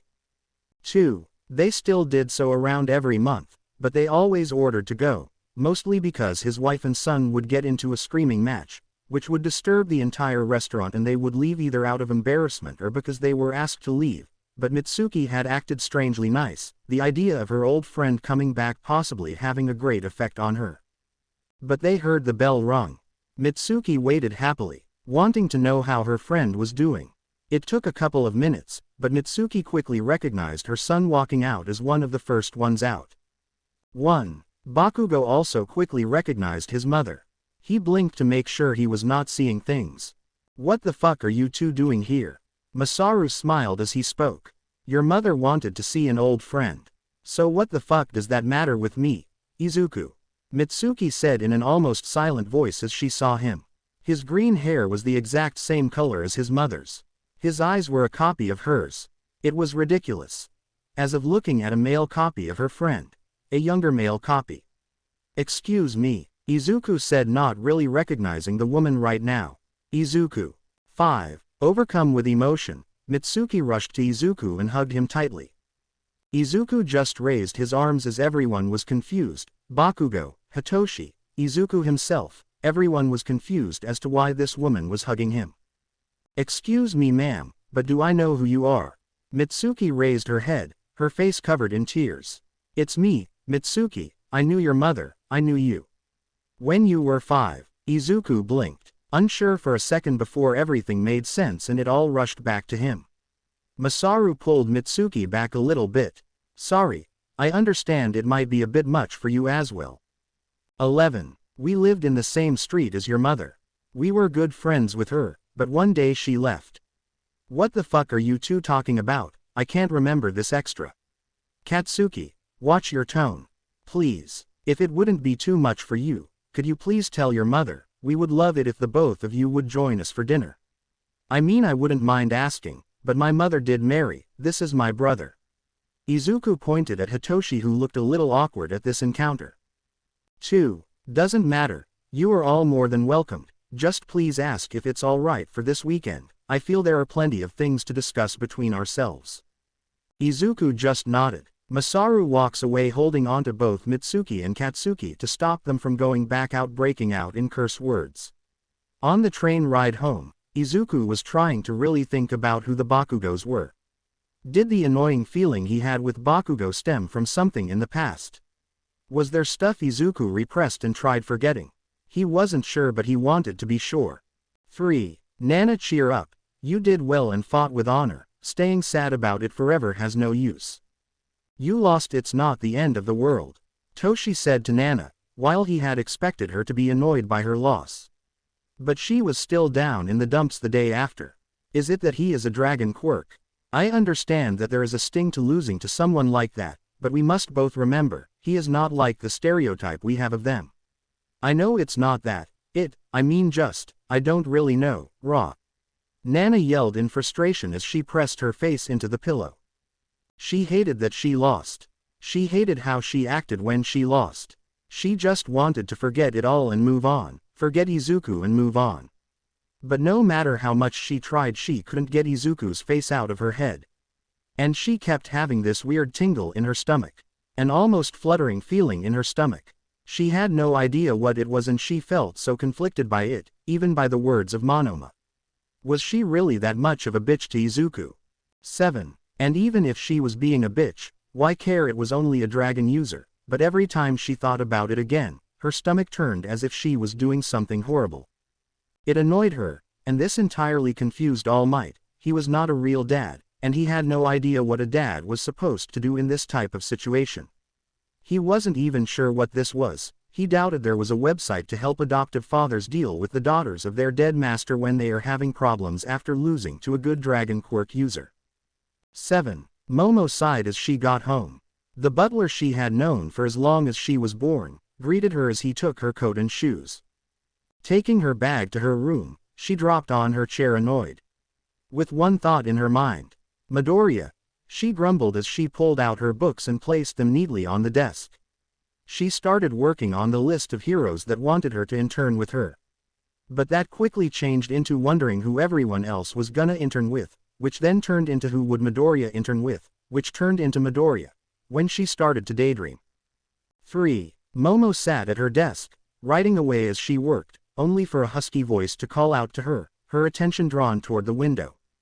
Izuku stood there, without a shirt, his abs and chest were covered in sweat, his powerful arms leaning against the window sill. Momo turned around on her chair, she quickly shook her head, Izuku disappearing back into the mist as she pulled herself out of fantasy. I must be tired, a shower will do me well, Momo said as she with red cheeks ran to the shower. 15. Turning the temperature high as she stepped under the water. The mist built up as she washed her body. But once again the heat got her to think about the heat Izuku tanked, which stayed on Izuku. Oh, is my girl dirty? Momo turned again, in the shower, her naked form dripping wet, but there was Izuku, as naked as the day he was born, only his junk covered by a deep mist. MidoRyuu, she stuttered out as she leaned against the wall behind her. Izuku moved closer as he placed his arm next to her head and his hand on her face. 7. Momo leaned in as Izuku leaned in, only to hear a loud knock on the door which broke her fantasy once more. Momo dear, are you all right? You have been in the shower for a while now. Momo's mother asked as Momo shook her head, embarrassed by this whole ordeal. I am fine, mother, I am just enjoying the shower as I wash away the sweat. Alrighty, dear, just don't stay in there for too long, you might shrivel up and never find a suitable husband. Who husband? Momo said, shocked before she fell on her butt, the heat rising to her head. 4. Yui hummed. She had already accepted her feelings. In her hands, she held a picture of Izuku. One without a shirt and one she was looking at without shame. Izuku was extremely nice to her, which was a plus. Often people got annoyed by her lack of emotions, but she wasn't your average romance manga girl that falls in love with anyone that is just nice to her. But Izuku was also interesting, a dragon quirk user that basically fought the nature he was known for. 12. He was kind, making sure everyone was fine, had enough sleep, and worked together during tests. She had just hopelessly fallen in love with him, but she wasn't alone with that. Setsuna was in the same exact position. Her loud and brash personality normally was hard to deal with. Her flirting caused problems a lot of the time, but here he kept being friendly, strong, and hot as fuck. And while Setsuna wanted more than just a smoking hot body, she did find a condition in a man for her, because she was a babe, she deserved a babe herself. Mom, what is love, like? Does it feel like anything, or like is it an action? Najire asked her mother as she came home from school. Her mother coughed, shocked and not having expected this from her daughter. The last thing she had ever expected from her daughter was a question about love. Najire was a lovely girl, she was beautiful and funny, but she knew her daughter was more interested in asking questions about quirks than anything about love. Normally when she got home, Najire asked a weird question about a quirk she noticed when outside. Her mother was one of the only ones she could really be herself with. 4. It's a feeling, you feel these flutters in your stomach, almost like butterflies, you keep thinking about that one special person. Everything they do seems to be interesting and fun. Her mother smiled as she thought about her husband, only brought out by Najire screaming thanks down as she ran to her room. Before she could ask why Najire asked it, she closed the door. Silly girl. Najire however jumped on the bed, laughing. Guess I am in love with MidoRyuu, wonder if I am alone, oh does a relationship have to be just two people, oh wonder if I love more people. Najire asked, curious to just herself as she rolled around in bed. No, that won't help him. Maybe if I reinforce it there, no, he would still be too strong. Mei said to herself. She was drawing blueprints for herself in her class, just theorizing mostly, but her favorite subject. Izuku. Oh, Izuku was interesting. She wanted to examine him, and make new babies with him and for him. She often burst into a giggle fit whenever she remembered on their first meeting she kissed him. 6. Sure, it was CPR, but in a way, Izuku had taken her first kiss. She also hoped that she was also his first kiss. But even now, Mei sat in her room, thinking back to the first meeting and how perhaps that could have changed. Would he kiss with passion? If she asked, would he kiss her again? To give a correct first kiss. Mei, your new drill is here, as well as some silicone. What are you making, you crazy shit? Mei's mother screamed down as Mei brought out her thought with a new idea. Oh, I could make a kissing baby practice. Mei laughed as she ran down to get her new supplies. Hey mom, we had a guest as we walked out of school, a Mitsuki Bakugo, do you know her? Mitsuki? Yes, I remember her, we used to live near her, you went to school with her son. Why? She came by and hugged me while crying, we were invited by her husband to come for dinner. Inko just hummed back, her thoughts taking over instead of responding. What did Mitsuki want? She remembered she was friends with her, but that was before she was outed as a dragon and her son was bullied away. Maybe. Show, you cannot show up like a hobo, now fix your tie and put your socks in your pant leg. Same for you Hitoshi, I told you to wear a tie, not wear an open neck. Izuku, no sandals, I said shoes, now don't make me get my slippers. Each of them fixed themselves fully, the threat of Inko and her slippers. There were few things that could put the fear of God into these three men. Aizawa is a hardened hero, with years of training and deadly fighting. Only really scared of an empty cup of coffee. 11. Hitoshi, son of a hero in training himself. Having dealt with all sorts of pain, sharing the same fear of his father, an empty coffee pot, as well as fear of angel fish. And Izuku, a dragon quirk user, an absolute monster in a fight, having dealt with bullying and death threats as a child, now not even shaken up by the scariest of villains. He could face down the evilest villains and smile. But all of them were scared to fuck off Inko and her slippers. 37. A small woman 160 centimeters tall. Sweeter than the purest sugar in the world. A smile that could get anyone to smile. But still that dragon quirk, and the force and powers of the slippers. And when she had a complete reason, they hurt 1,000,000,000 times more. And right now Inko wanted to make a good impression once again. But just like this, it was the exact same in the Bakugo household. Mitsuki wanted to also make a great impression. Brat, get down here now, and if I so much as fucking see your weird-shaped ass in sweats, I will skin you alive. 2. Fuck you old hag, I will come down naked and my ass is shaped in a weird way. That was before you smelly sweat stain, Bakugo screamed down angrily. Masaru was already on the chair dressed nicely reading the paper. Oh yeah, give people more reason to bully you. Get down here in a nice set of clothing, or I will walk up these stairs.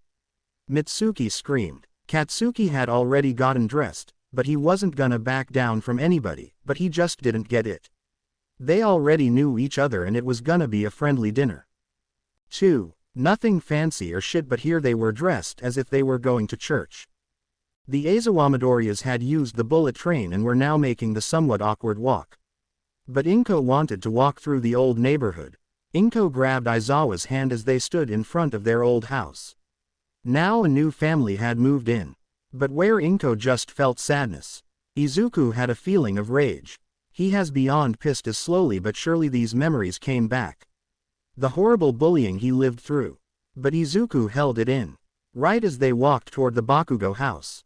3. And just like Inko remembered. There it was. The brown bricked fence. The 6 equally spaced out bush taken care of. And the nice 2-story house. Just like what she used to have. Let's go, Inko said as she took the first step in. Mitsuki saw them standing outside and was smiling. They're here, Katsuki get down now. Masaru put the paper away. She screamed as her excitement raised with each second. Sure, it was dark so it was hard to see Inko fully, but the second that knock hit she rushed to the door, only tapping Bakugo on the ass once so he sat back up straight. 6. Hello, Mitsuki said with a smile. Her face was just as she remembered it. Inko almost didn't age a day, still as beautiful as she remembered. Hello Bakugo-san, we brought wine. Oh please come in, I can hang your coats. Mitsuki said, trying her best to not rush Inko and hug her. They walked in. Masaru offered a hand, Katsuki offered an awkward greeting to them, and a proper handshake to Inko. It was still pretty weird having your teacher and classmates. So, I heard from Katsuki, you cook a lot. 4. She might have asked Katsuki a lot of questions. One got the answer that they basically came to school with backpacks of food. Yes, I had a lot of time spare and took up some cooking lessons, still not as tasty as this eggplant casserole. Inko said, giving a compliment to Mitsuki, who just blushed. That is my recipe. Oh, it seems she still hasn't learned to cook properly. Oh, you don't know, the old hag, you kicked AGHH. Mom almost killed us making onigiri. Katsuki said, grinding his teeth as Mitsuki kicked him hard in the shin twice. He leaned over and whispered, this is child abuse. Mitsuki with a smile whispered back, you're not a child anymore, or human, you are the spawn of the devil. She said back before they went back into the conversation. Over the glasses of wine, the conversation got a lot easier as time went on. The only ones that stayed sober were Aizawa and Masaru. Both did not enjoy the taste of alcohol. Izuku, Hitoshi, and Katsuki did take a glass of wine, just because they really wanted to get rid of at least some of the absolute awkwardness. It was just too worst. 5. So much small talk, talking about their kids' accomplishments, only then into each other's jobs, but now as both enjoyed their third glass of wine. The conversation was just the two of them, sitting on the couch sharing memories and gossiping. Masaru and Aizawa had moved to the garden to sit in silence. While the 3 boys had stayed at the kitchen table just sitting there as awkward as can be. So, who offered you an internship?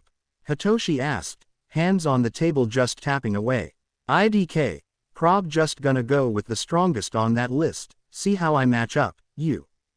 1. Prob Sir Night-Eye, he gave me an invite and that is kinda cool, never really heard of him being that active. He could help me fight people. Without a quirk, you know. Hitoshi said with Izuku shrugging. Might pick Rush. He is ranked pretty high and I feel my quirk has more shit behind the curtain, Bakugo scuffed. What annoyed I am getting stronger while you're sticking in the mud. Bakugo grinned. Fuck you fish eyes, I will fucking destroy you. The sports festival was a fucking fluke. Next time we fight, I will skin you and make you into a fucking dragon skin boots. 9. Hitoshi laughed. I would make him a coat. Feels cooler. Izuku laughed. But he was stopped by Inko and Mitsuki standing up and hugging. "Honey, it's about time we should get going, it's getting late, and Mitsuki, we should stay in touch. The next time, you should get to our house, I can make a very good curry, I know how you enjoy your spice." Both gave a nod before hugging each other once again as Aizawa and Masaru shook hands.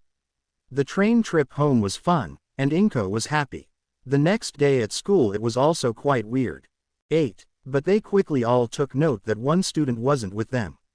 "Okay, so you all have taken quick note of Ida. I am sad to say there have been some complications in Ida's brother's surgery. He might not be able to walk ever again. It's grim, so he has taken some time off school. It's quite a shock to all of us. Tensai is a good friend and colleague at us here at UA." Vlad King explained. Abara grabbed the cross around her neck and sent a prayer for a speedy recovery. 3. Setsuna raised her hand. Just like always, this meant her arm, floating up to the ceiling. "What, Setsuna? And watch out for the fire alarm. Sir, should we send a card? I kinda feel it's crap to not do anything. You could, something to show your thoughts are with the Idas, but it's not necessary." Setsuna nodded with whispering to the group of students around her. "Wanna grab it during break? I heard math with ectoplasm falls out. We should pitch in as a class, get him a big card," Ochako offered back, and with that, the idea was set. 3. A group of the hero class would go down to the shop and get a large card. "Can we use the training facilities during our free period? I would like to train a bit," Izuku asked with Vlad nodding. Very little point in verbally agreeing. Vlad just went back to his desk, noting down some stuff as the class went crazy. They were just always able to do it. Vlad was way more acceptable during the class, he was a monster during training. Now Aizawa was strict, but he accepted some laziness during exercises. Vlad was not like that. 4. If Vlad saw your arms not fully extended during a jumping jack burpee, he would make you do 2 extra, and these better be perfect. Vlad had to see perfection in the field, but they were basically kids, so they could go a little crazy. At least if they kept it to their space it was fine.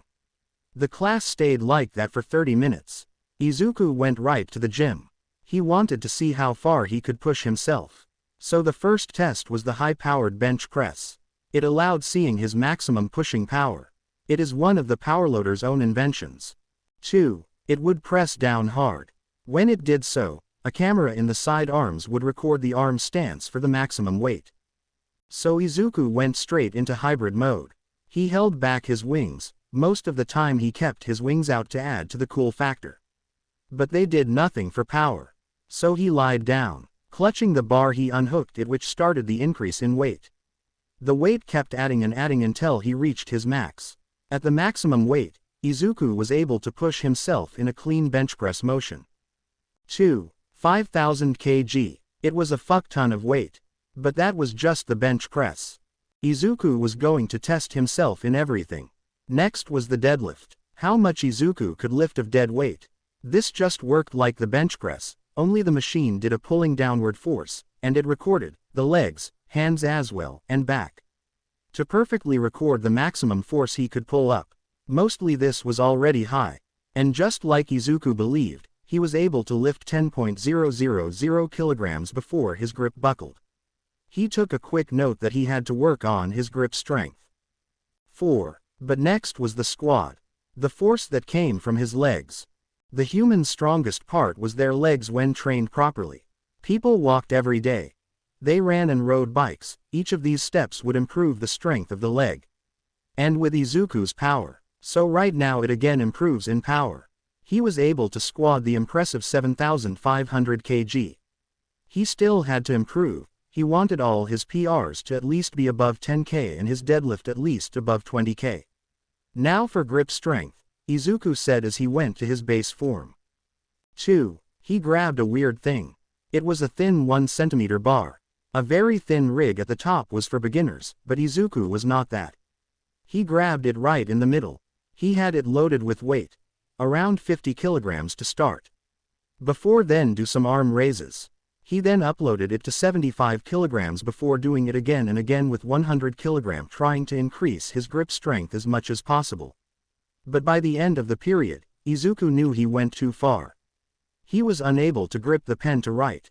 "All right, listen up brats," Izawa called, attracting the attention of all the students. They were standing in front of the subway, each holding a backpack of some clothing, as well as the briefcase with their hero outfit. They were going to their internship. But they had to listen up. You all will stay about a week at the hero of your choosing. You all know who your hero is and where you have to go. Listen to them and show respect. If I hear about any misbehavior, I will punish you all myself. Am I understood? He called out, with the class giving a clear yes sir back. Good, now get going. 6. Izuku was trying to talk with Ida. He had stood outside of the class the entire time and had been walking away the second anyone came close to talk to him. Even now, Izuku had asked Hitoshi and Ochako to push him toward him, but Ida just sped walk right by him with the excuse of catching his train. He had picked the hero manual right in the middle of Hosu City. Keep an eye on him for me, Izuku asked Rin, who gave the thumbs up as he got in himself, having also picked manual. 67. Izuku was lucky his train was one of the last ones to depart. It gave him the chance to wish everyone luck at their own internships. Try learning something apart from what your best camera angle is. Har har har, I already know that, Nemuri said as she walked off. She had picked one of the sexiest heroes, Mount Lady. Sadly, so did Mineta. Just before the door closed, Nemuri screamed again. All my angles are my best. She then blew them a kiss before the door closed. 7. Hagakure, we must depart ourselves, Borsa awaits. Aoyama said as both had picked the light hero Borsa, a very tall man, that was quite tired and slow at times, only he fire off light beams and controlled light around him to give an insane speed boost or just make him invisible. Wait, you're also going south? Cool, we can ride together, Komori said cheerfully. She had picked the hero Bamblade. He was a bit of a weird hero for her to pick, but he grew bamboo and used it to fight. He however used them as blades. 4. Just hurry up. Don't want to be late, Kamakiri said as he had picked Bamblade for that reason. So with that, Aoyama, Toru, Komori, and Kamakiri hopped on the train to ride away. Kaminari had also already left. He kind of went with a cheap pick, but he had picked his aunt, a hero that went by the name Static. He loved chilling with her as she was just like him, even in looks. Thankfully the tide would not be boring as he was together with Siro and Bondo playing cards. Both of them chose the same hero, the beautiful Black Cage. 8. Well, I will get walking. Tremor is in this city, so yeah. Only a 10-minute walk, so catch you later, Kyoka said as she plugged in her earphone jacks in her phone to listen to music as she walked. Yo, why is such a big group coming with me? Mina asked as Ojiro, Pony, Yanagi, Saburaba, Shishida, Honanuki, and Setsuna all hopped onto her train. What? Let me see, Izawa asked as he pulled out the sheet that had the hero each student went with. He could only sigh as it seemed each of the Pussycats chose 2 students. Which meant that the 4 personal teams had a total of 8 students going with them. 2. Anyone going with Shackle? Itsuka asked as she noticed the train about to leave. Jupe, thanks for letting me know, big sis, Awase said as he ran past Kendo, who tried smacking him on the head. I ain't your sister, and don't run, it not safe to do that here, she screamed, much like a big sister would do. It just had the class laugh. See you later, bro. We for sure have different heroes, Hiroshima called out to Tetsu. 4. Both then stepped on the same train. Both turned left and sat down. Both were not the wiser that they had joined the same train, and none the wiser that both had chosen 4th kind. Sato had joined the ride. He however had picked Fatgum, a hero that ate a lot. He hoped that it would give him some sort of help. Bakugo had disappeared, but he had not gone alone, and he was not happy about it. Bakugo wanted to go with a powerhouse, a killer that could help him become the strongest ever. First, he wanted to go with someone like Gang Orca or Shishido, 2 animal quirk powerhouses. But when he heard that Izuku was going with Rush, the hero ranked 5th in the popularity poll, he could not go with anyone lower than that, so the only one remaining was Best Jeanist, rank 4th. It wasn't the worst case scenario, but he was annoyed that there was a person with him. Worst of all, it was Abara, a captured hero, having his feet up on the chair in front of him, grumbling angrily as the trip was on its way. 15. But even if he wanted, Shishido was full, both Rumi and Ryuko had picked the lion quirked hero. Both wanted to learn more about how to fight with their animal-typed quirk much as he did. They sat right next to Yui and Ochako who had picked Gunhead martial arts. Both wanted to become better hand-to-hand fighters, and Gunhead was one of the best around. "Hiruzen, here I come," Himiko said with a big smile as Monoma joined her. The nicknamed professor was a well-known hero. Perfect for two heroes that had to use their brains a lot more than their fist. 7. Momo had rushed away from the group. She hid her face and rushed onto the train, Hitoshi slowly following behind. Momo had started mentally calming herself down and cursing herself at the same time. She was unable to get close to Izuku. Half her mind screamed at her to do so. The other screamed at her to get away before he eats her. Only for the first part of her mind to not mind that one bit. She wanted to get away, but now she had a 2-hour train trip with the brother of the man she might have been falling in love with. And she had no idea how to feel. 14. One part of her wanted to kick him away, send him over to a different part of the train as she was above him. But the other part screamed, "Get close, befriend him so you can get closer to Izuku, so close that you can make banana bread, yes banana bread with him. Totally not something else, totally not that word," she said to herself. 15. May had been working on her newest baby. Drawing on her notepad to remember all the calculations that would help create the baby, she wanted to give the designs to the hero that she went to intern with. Both May and Nejire had chosen the hero kid. A hero that used his magnetic powers to not only create steampunk-like robots and stuff but also to fly. Nejire hoped she could learn how to fly, while May would just want to learn more about some cool inventions she could make and their uses for them. 4. Tokiyami and one of his new best friends Kuwaro had picked the same hero Cage. A weird hero for sure, but with his quirk, he was a perfect mix of their quirks. Cage had a shadow that was sentient. This shadow could pop out of the ground and fight with him. Or he could switch places with this shadow to avoid danger. 2. Tsuyu had a small train ride and then a boat ride to get to her hero, Selkie. A seal quirked user that patrolled the waters. Something Tsuyu herself wanted to do as well. She loved swimming in the water, so what place would be better? "I will be going now, he is waiting," Shoto said as he walked over to the man in a suit. Holding a sign that had the words Todoroki written on them. Shoto had picked Endeavor. 1. Shoto hated his father, but he had to agree his father was powerful. But Shoto would take this chance to see his power up close, see what he could and how far he had to go till he surpassed his old man. Till he was able to destroy the dream of the man he hated with his entire heart. "Same for me, catch you on the flip," Fukidashi said as he pulled out his drawing tablet, planning on drawing some stuff as he rode the train. Having picked Shin, a hero that used ink-based creations to survey and capture villains, would be awesome to learn from. 9. Same, CYA, Kaibara said as he jumped on the train. Having picked Master Driller as his hero internship. I mean, both had nearly similar quirks, if anything Kaibara had a stronger version. So he was looking forward to getting some handy tips to improve in strength. But with that, 2 people were left. Izuku chose the hero Rush and Nana, who had been silent about what hero she had picked. "Let's see, Midoriya, your train will be here in 18 minutes and Shimura." "Oh, your 2 picked the same one. Well, I will head back with Aizawa, good luck," Vlad King said as he walked away with Aizawa, leaving the 2 students alone. 3. "Oh, you also picked Rush, cool," Izuku said, trying to be friendly. HMMHPH. Nana kept her mouth shut. She, just like Momo, was having a hard time dealing with Izuku. Only while Momo had to deal with Izuku's brother. Nana was thrown into the lion's den. Or better said, the dragon's den.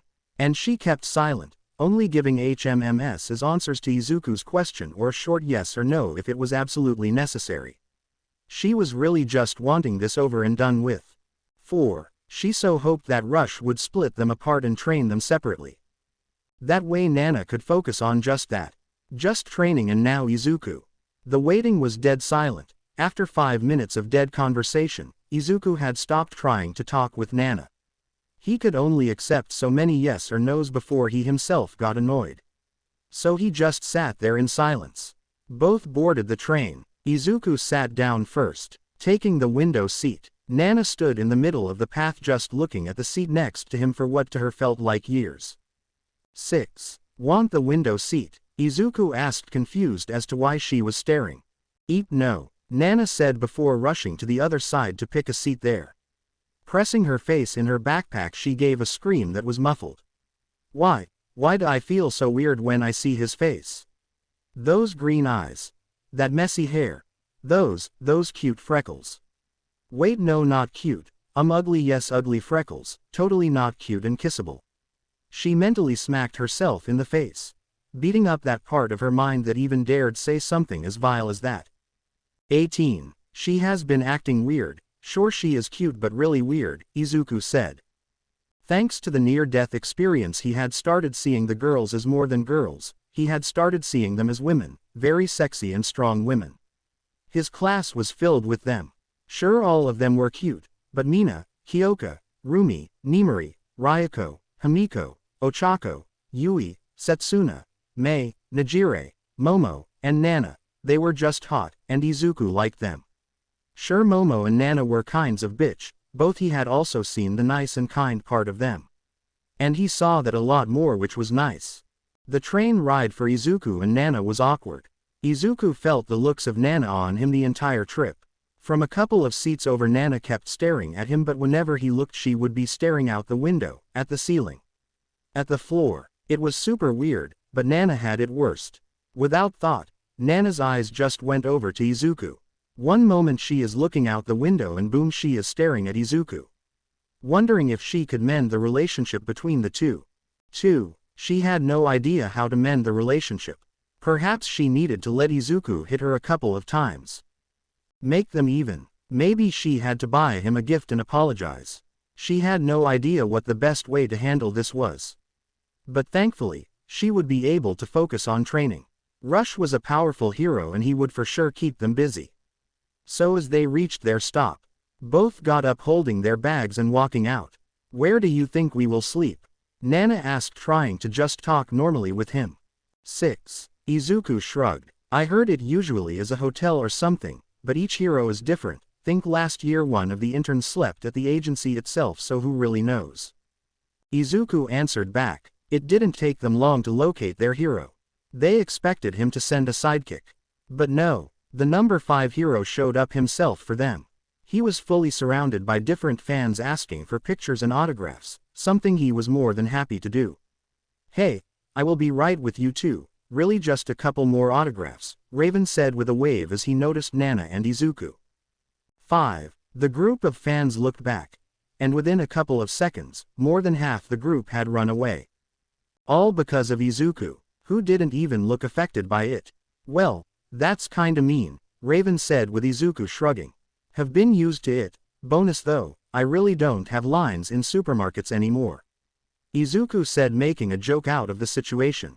Unaware, Nana had a scowl on her fist and was tightening her fist. Annoyed that they ran away from Izuku. Before she shook herself, confused as to why she would be annoyed by it. 8. Well, seems that is that. Hope in. We will have a quick run by the agency, but seeing the time, I will have you two just get used to the paperwork, and then we head home tomorrow. We start with some training and a patrol, but first, hero names, what are they? Raven asked friendly as he stepped into his car, which was a 1966 Ford Mustang GT. One of you got to get in the back, by the way, or you wanna sit on the other's lap? Izuku instantly said shotgun, earning him the right to sit in the front. So they leaned the seat back and Nana got in before Izuku sat down. 8. I am the hero Nova. Cool, and you Dragon Boy. The hero name MidoRyuu. Ha. Good play on words. Well, as you both know, I am Rush, my real name is Raven. I am of course ranked 5th in the latest poll. Sir, where will we sleep? A hotel or? No, you guys will stay at my place. My wife Kai has already readied 2 guest bedrooms so you can have some privacy, or you wanna bunk up? Private is fine, thank you, Izuku answered as Nana was unable to. 3. A large blush covered her face as she thought about sleeping next to Izuku. It took around 10 minutes, but they arrived at Rushed Agency. He parked his car in the designed parking spot before getting out. Follow me, and tell me if I am rushing it, haha. He joked before stepping in. Good afternoon, sir. The secretary greeted him before greeting the two students. This is the front desk. This lovely lady is Megan. If you ever forget something, she will be able to help. Now then, on the left, there is the waiting room for everyone else. Raven told them. 16. The area was mainly for those outside of Harrowing to wait in case they wanted to see someone or if they had a request or a job. Which happened often with the more well-known heroes.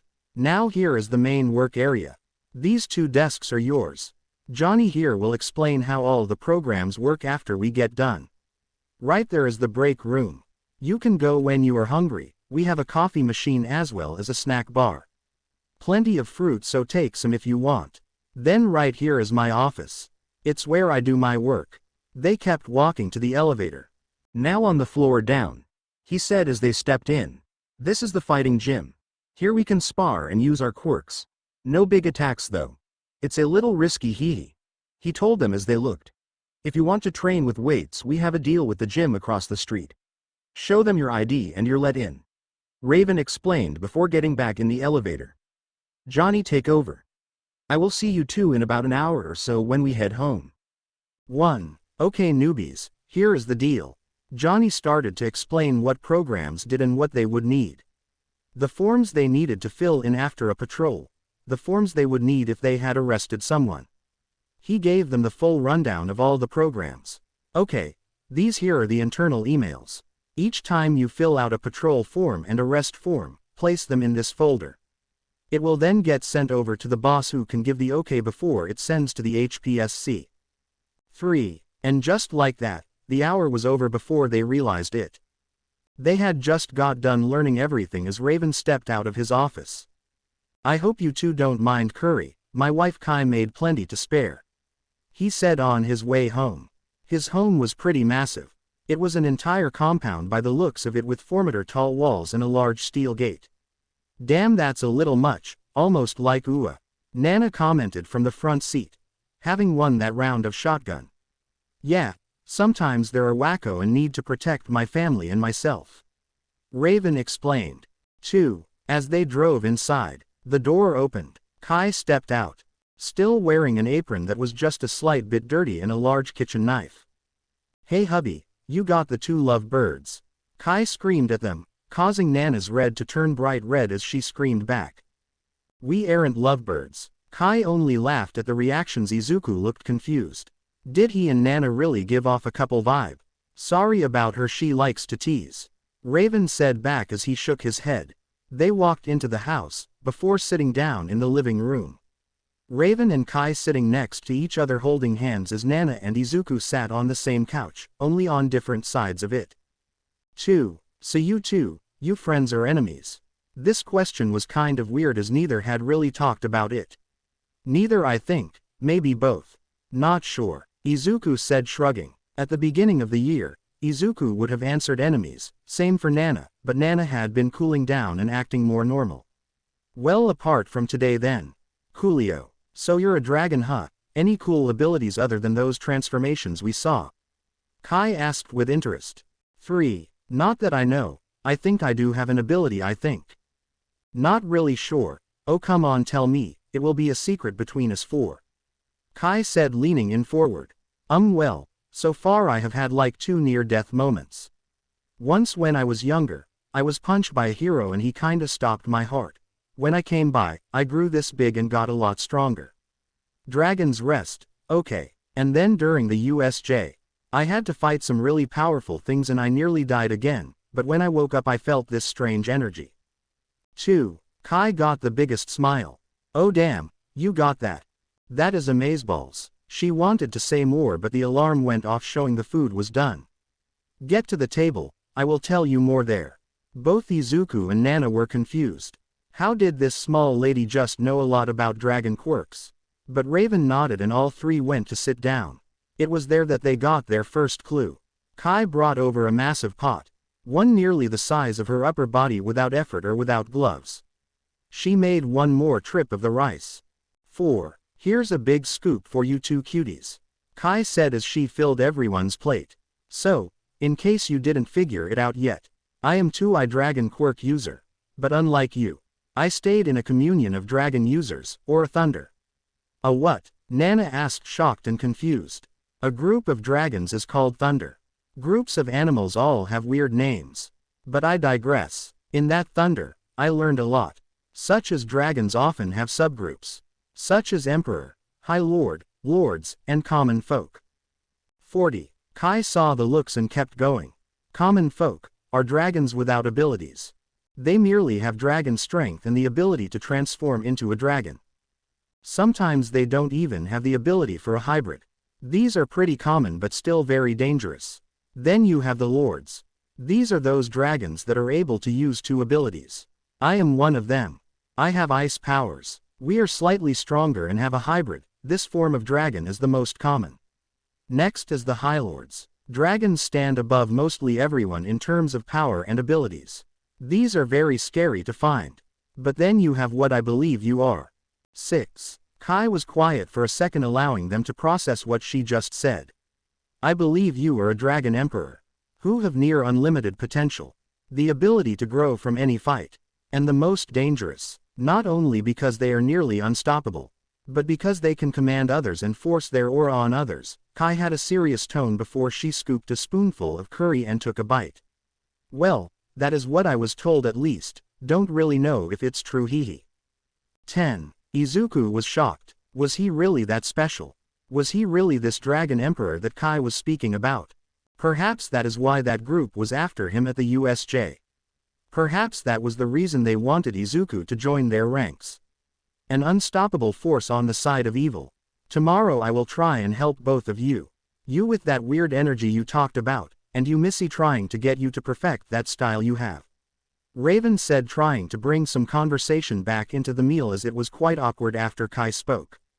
1. Nana just nodded. If Izuku really was this dragon emperor, Nana would have to just grow twice as hard. She was not gonna be left behind. She was gonna be just as powerful if not more powerful than Izuku. I wonder how our class is doing with their internships. Izuku wondered as he took his first bite. Oh wow, this curry is really tasty. He complimented Kai, who smiled proudly, already scooping a second plate as she swallowed her food like a vacuum. All while Raven thought, oh, I love her, but she really has to learn to eat with some manners. The day started early for Katsuki and Abara. 6:30. Their hero knocked on their door. Best Jeanist, ranked 4th. A tall but rather a skinny man dressed head to toe in denim. His hair was combed neatly to one side and half his face was covered in a large denim collar. You have 30 minutes to get dressed and come down to eat.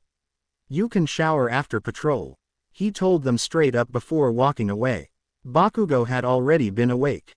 He had already showered and brushed his teeth. He had been doing yoga in his room.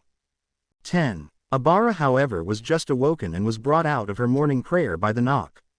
Both got dressed as quickly as they could in their hero outfit, before then walking to the kitchen. Oh boy, I told you to fix your hair.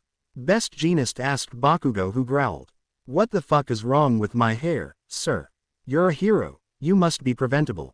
Now sit, Roy, please, get my bag. Stage 4 inches. Best Jeanist called his sidekick to get a bag as he was about to tackle Bakugo's hair as he ate. 1. By the time Bakugo's hair was tamed and the heroes would go on patrol, it was 7. The time when more of the heroes would start their day. One group of those heroes were the Wild Pussycat. A team of 4 friends that had stuck together since hero school. You had Mandalay, a woman with dark red hair who was seen as the mom of the group most of the time. While they all shared the outfit looks, the colors were different. Mandalay wore red. Her boots that reached just below the knees were red with fur on top. Then a red skirt, into a top that was red on the side. 2 large cat paw gloves and a headgear that looks like ears. 2. Mandalay sat on a chair in the garden drinking a cup of coffee, as 2 of her teammates stood nearby in front of the building. One was inside. Tiger is the only male in the group. Just like his other teammates, he wore a skirt. Only his clothing was dark brown. His gloves also had hard padding inside, allowing for harder punches. But he wasn't gonna punch now. No, he was holding a metal spoon and a metal pot. 2. He banged them together as he screamed, "Fire! There is a fire! Get outside quickly! Fire! There is a fire! Fire!" He screamed, his loud and thunderous voice shaking the students awake and aware of the danger that was apparently inside, but sadly for Mina, Ojiro, Honi, Reiko, Saburaba, Shishida, Honanuki, and Setsuna. The real danger was outside. The two remaining pussycats. Pixie Bob, a cheerful blonde woman that wore blue and ragdoll, and an energetic lady that was dressed in yellow with light green hair were waiting for them. Only they were waiting, with a large water tank behind them. 4. The second they all stepped out, Pixie Bob and Ragdoll opened the gate and pointed the hose toward them, covering them in a hard spray of water. Wakey wakey eggs and bakey. Pixie Bob screamed cheerfully as she sprayed down the 8 interns. It took about a minute before they stopped, the two laughing at the 8 students shocked and soaking wet on the dirty floor. What the hell was that? Mina screamed angrily as she was awoken by a maxed out super soaker. Well, we did say to wake up before 7 or else. And by my clock, it's now. She showed her phone that read 7:02. 3. Both Kirishima and Tetsu had chosen the same hero. Fourth kind. Overall, Fourth was a nice man. His hero outfit was a suit. However, he did have 4 arms, so the suit was a custom-tailored one. It was also heavily reinforced with Kevlar and such. On each hand, he wore a large set of rings, just so they would work like brass knuckles. Work harder kiddies, unless you wanna be a goldfish forever. Yesterday Fourth Kind gave them a speech on how they were small fish in a big pond, and in 3 years' time, they had to be sharks as they would be thrown into the oceans. Which earned them the nickname Goldfish. 2. Are you kidding me? This is a horrible joke. Sir Night-Eye sat at his desk as both Momo and Hitoshi stood in front of him. He right now was talking to Momo in her hero outfit. No sir, this is my hero outfit. I am aware I should have more skin, but this is as open as they would allow. Sir Night-Eye slammed his hands on the table as he stood up, staring down Momo, who just looked down in a mix of fear and confusion. Hitoshi was not spared. He stood to the side. His hero outfit was just a mix of his father's. Miss Yaoyorozu, please explain to me why you're dressed like a swimsuit model that is starting to perform in 18+ movies. Sir was completely serious. Sir Night-Eye was a tall and skinny man. He wore a simple gray suit with a fun tie, and his green and yellow hair was combed in place. He looked like your average worker. This is unacceptable. You are a hero. You must take the attention as a hero, not as a sex symbol. Sir pressed a button on his desk. 3. One of his sidekicks, a man wearing a suit as well, only instead of a man he had the face of a centipede. Senti, please contact our personal tailor and tell her to come by quickly as we have an emergency, and find out which sick pervert was behind this atrocity. It was there that it sort of clicked for Momo. He wasn't angry at her. No, Sir Night-Eye was angry at the creator of her outfit.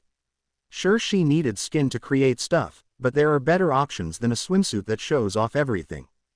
14. She was barely 18 years old, and they put her in a swimsuit and forced her out the door. It was an incredibly horrible thing. One a year ago would have put the man in jail. But now it was fine apparently. Thank you, sir, Momo said softly as Sir Night-Eye waved it off. He believed heroes had to live up to a certain standard. They had to look good and bring a smile. Momo was an incredible woman with a powerful quirk, which should bring her fame. She shouldn't make headlines because some random was able to snap a picture of her nipple as she fought a villain. 7. Mei and Nejire had already gotten back from their party. Kid, or as he often also went by Captain Kid, often worked during the night.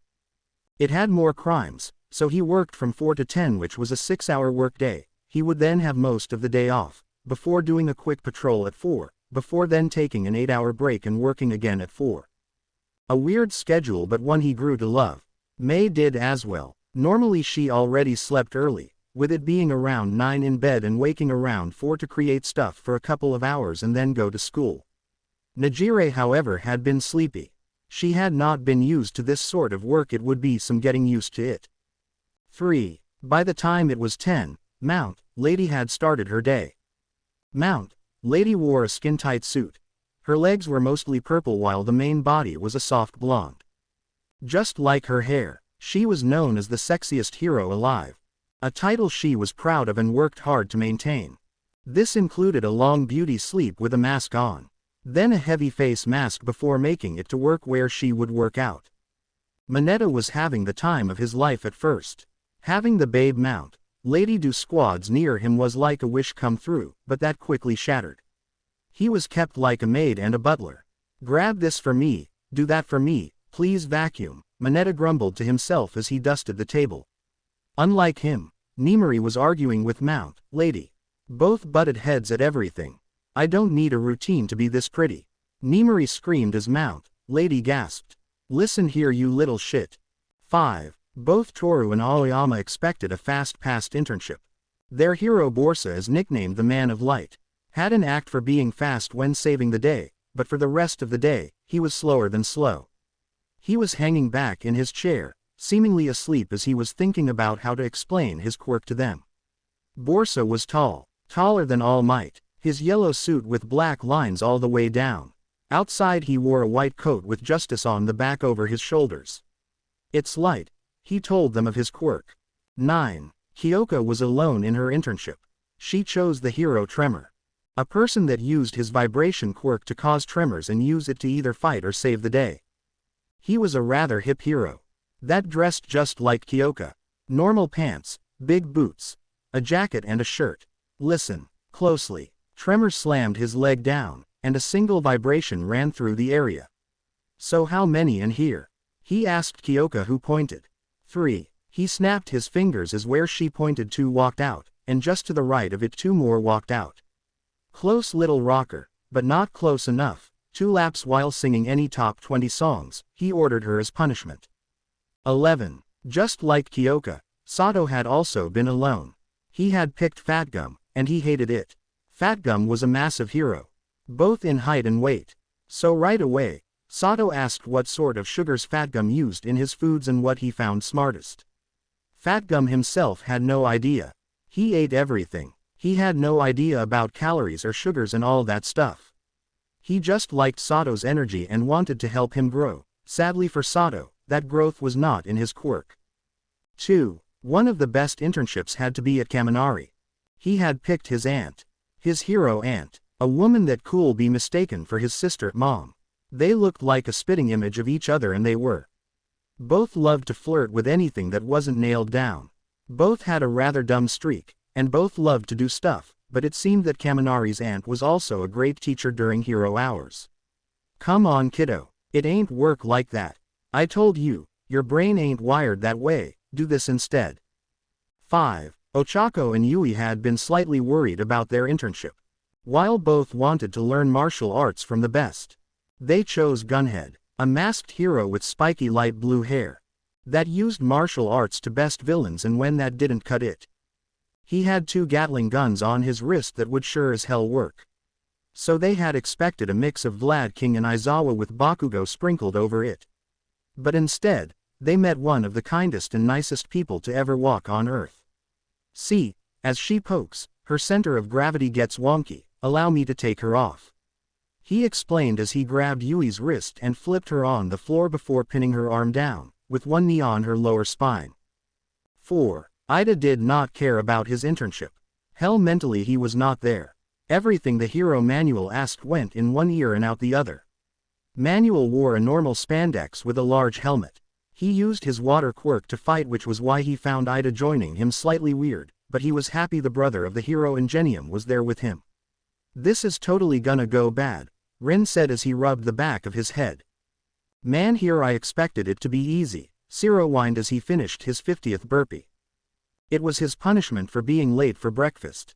Both Zero and Bondo had chosen to work with Black Cage, a very beautiful, pink-haired woman. While some found her weird for often speaking in the third person, her work as a captured hero was top-ranked. But she was strict. A hero had to follow the rules, and if they didn't, they should be punished for the fact. And Zero, who was late by 1 minute, was feeling that. That however did not make this internship worth less, even if it was only the first day of real learning. Black Cage already taught them a couple of lessons about trapping. 2. While trying gets you far, it won't get you all the way. When I was a student, I had this classmate. He tried and tried and tried, but never succeeded at stuff. Hell, one of the only moments he was out in action, he caused the death of someone. Bamblade said to Komori. Both she and Kamakiri were tasked with some physical tasks that he needed to see how far they came. 4. Come on them, dig deep and get out that inner beast, I can sense you have it, let it roar.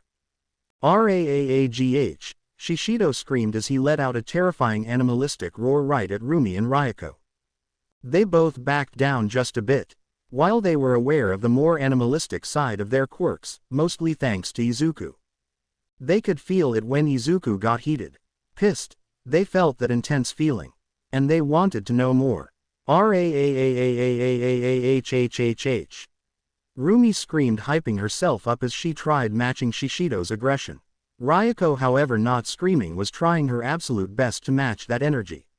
Sensing it deep within and trying to let it loose, trying to truly free the beast, no matter how futile. 5. I need to see more aggression. You're not some farm animal, are you, Mirko? He screamed at Rumi. Feeling threatened by his animal side, Rumi's instinct was to back down. But she wasn't gonna have any of it. I ain't a fucking farm animal. I will stomp anyone who says that in the dirt. This Shishido wanted. Good, now fight. He launched himself at her, claws extended much as a cat would. 3. I must insist, your actions are impressive, but I would not say they are to their max potential yet. I will be right back. I must check something in my office, Hiruzen said before his sidekick grabbed him by the back of the shirt, slid his own leg behind the legs of Hiruzen and violently threw him out toward the open. As Hiruzen landed, he ragged and dolled a bit before he turned into grayish sludge, and Himiko was there instead. But that was perfect, wasn't it? Both the real Hiruzen and Monoma stepped out. No, and why wasn't it Monoma? Because she acted too friendly. No, close, but no, while her behavior was off. The main difference was, Hiruzen pointed to his sidekick. His stride. The professor nearly always walked with his head up high and his arms behind his back. You walked with your arms right to your side. Someone the professor only does when carrying something. But please, my phone. Sorry, Miss Toga, but rules are rules. During work hours, the only way to earn your phone is to become me and take it. Otherwise, you may only get it during breaks and when off duty. 2. Kishishishi. It's not your dog, behave it with respect, Cage said as he laughed. While Dark Shadow and Tokiyami had an incredible relationship, it wasn't like speaking to its own individual. Nearly 99% of the time Tokiyami was in control of where or what they would do. You are partners. Listening goes both ways. Isn't that right? Cage said behind him. His shadow nodded on the ground. It's strange, but you will never again be alone.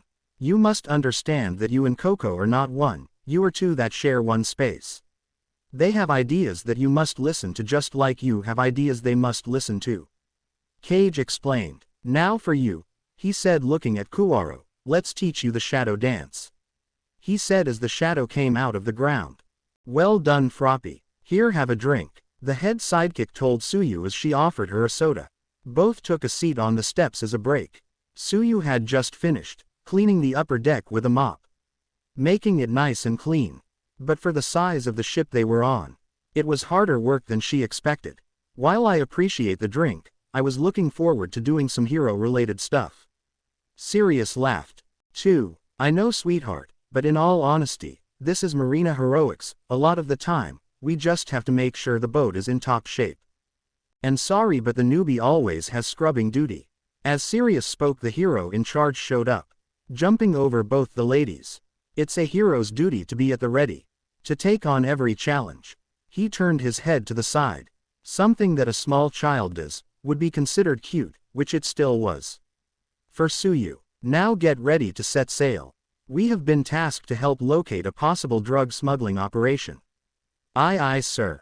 5. Come on, kiddo. I know it's boring, but this is how you take the step into quirk goodness, Shin said as he offered Manga a donut and a cup of coffee.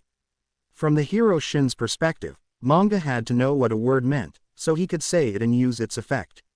So he went and gave Manga a dictionary and a notepad. When he wrote down 50 words, their meaning, and their use in battle, he was allowed to take on the next stage of the internship.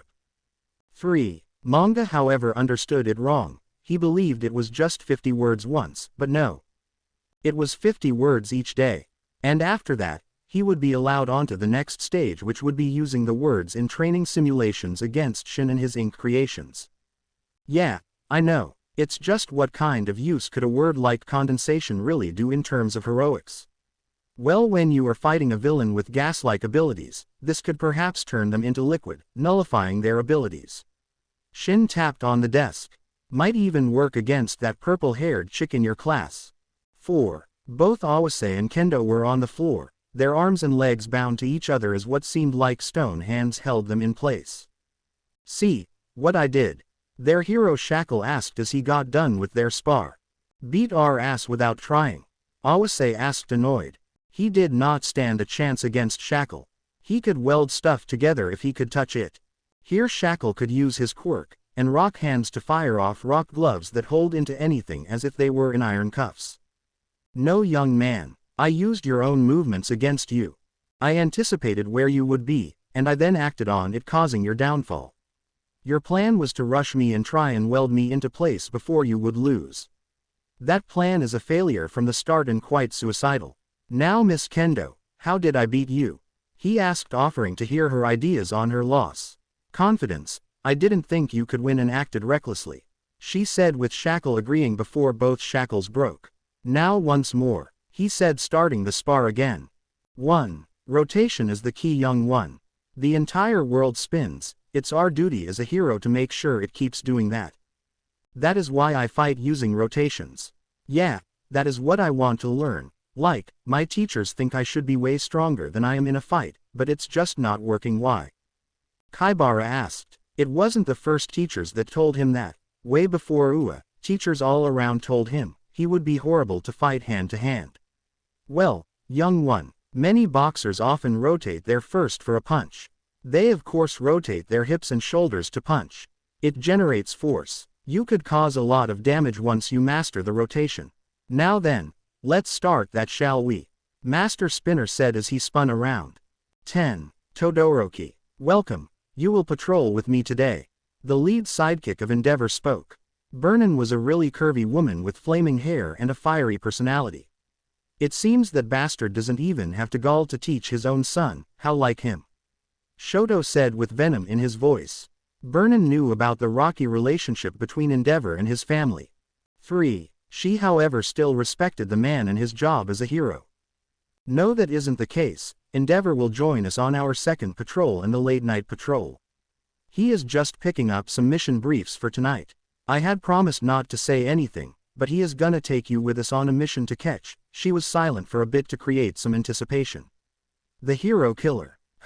Shoto said without any real emotion, leaving Burnin a little in the dark. Well, let's start patrolling. She said, unsure if he was annoyed or glad. 13. Izuku fell to the floor clutching his arm. Nana was shortly behind as she was thrown across the training hall. In front of them, Rush was chuckling as he tried to explain how he defeated them. While I am weaker in power than you two, I am way faster. Even if I can hurt your scaly outside, I can do enough damage to your inside, which is what I just did. With a small burst of power, I attacked with my fingers and knuckles into your joints. Right now, your arm is dislocated and Nova can't move because of the pressure points I tapped. 4. Rush said as he stood in black shorts. His arms were visible in his t-shirt. It showed he was muscular while not having building muscles, his long dark hair tied back in a slick ponytail. His face clean-shaven and relaxed as he had not just been fighting two powerful hero students. 2. Rush was calm about the whole thing. Izuku struggled to get up, his arm hanging limp to his side. All right then. Jupe lifts up and to the side. Rush explained, with Izuku popping his arm back into its socket. With a pop, it got back in and Izuku could move his arm again. Round 2. Izuku said, jumping forward. While incredibly fast, not faster than Raven. He just ducked under his fist and stepped to the side of his body, where he made a fist with only the middle knuckle of his middle finger sticking out. 1. He slammed that quickly into Izuku's neck, just like Nana pressing in a nerve, which caused Izuku's body to go slack. And just like Nana, Izuku fell to the floor like a sack of potatoes. Unable to move. The energy I feel, I use to accelerate my body. I move faster and react faster, but I also have to eat faster and get tired faster. That energy I use and can send to people reacts differently to where I sent it. Right now, I shot energy into your nerves, freezing you up. Did you feel it? Yeah, I did. Izuku was unable to really speak as his face was pressed into the floor and he couldn't move his lips. Good. Now Nana did you. Rush said as he walked toward Nana to teach her the lesson of personal energy. 4. Rush was smart and quick to pick up stuff about quirks. He noticed that both Izuku and Nana were able to use energy to some degree. Nana was obvious. Her body stayed the same, but her abilities skyrocketed. Only real explanation was energy. Izuku Raven learned that from Kai.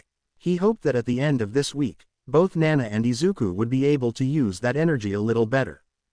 Kyoka was on her back on the floor, breathing heavily as she was just allowed a break from her rough training program. While she knew there would be some training involved with the internships. This was the next level. Most of every day, they were training. Wake up, report of duty, Tremor would look his sidekicks over. Then they would start the day by looking over reports and deciding where they would patrol and who would take over what area, and what heroes would act as a standby in case of emergency. 3. The next thing on the list. Working out. Pure strength and endurance training for 2 hours straight. At least for Kyoka and her group, as they were under emergency response. Next for her would be lunch. A large packed lunch that would restore them with all the energy they needed. The roles would switch. That meant patrol, which was around an hour or hour and a half of walking around and looking around for trouble. Sometimes you would find some, and sometimes nothing would happen. After that, Kyoka's favorite time, and least favorite time. Personal quirk training with Tremor. 1. For Kyoka, this was meeting an idol. But oh was he brutal. He was able to read vibrations. Meaning anywhere you walked, he sensed it. He expected Kyoka to basically do the same. With her jacks in the ground and her eyes closed. Kyoka listened as well as she could hear the near silent footsteps of Tremor. He of course knew how Kyoka could grow. But instead of just giving her more power, she first had to figure out how to handle the power she already had. She had to master her abilities in order to add new possibilities. Thus learning to focus on almost silent movements would help her out far more than learning a new super move. 11. Mina had chosen Pixie Bob as her hero. The energetic kitty of the wild pussycat. But she had never believed that she had to deal with all the pussycats during training. Sure, most of the time was spent with Pixie Bob. The time she shared with Pony. Both were fighters. Both knew they wanted a Pixie Bob style of fighting. Mina's problem was holding back. Her acid hurt people, so she couldn't attack people head on. The pony had a problem of her own. She had the horns that she fought with. 2. But they were pointy, and they weren't that fast. It often just left her wide open. So half the time it wasn't worthy to fight with it. Now, ladies, I will show you how it's down. Pixie Bob said. She crouched down, placing her hands down on the ground.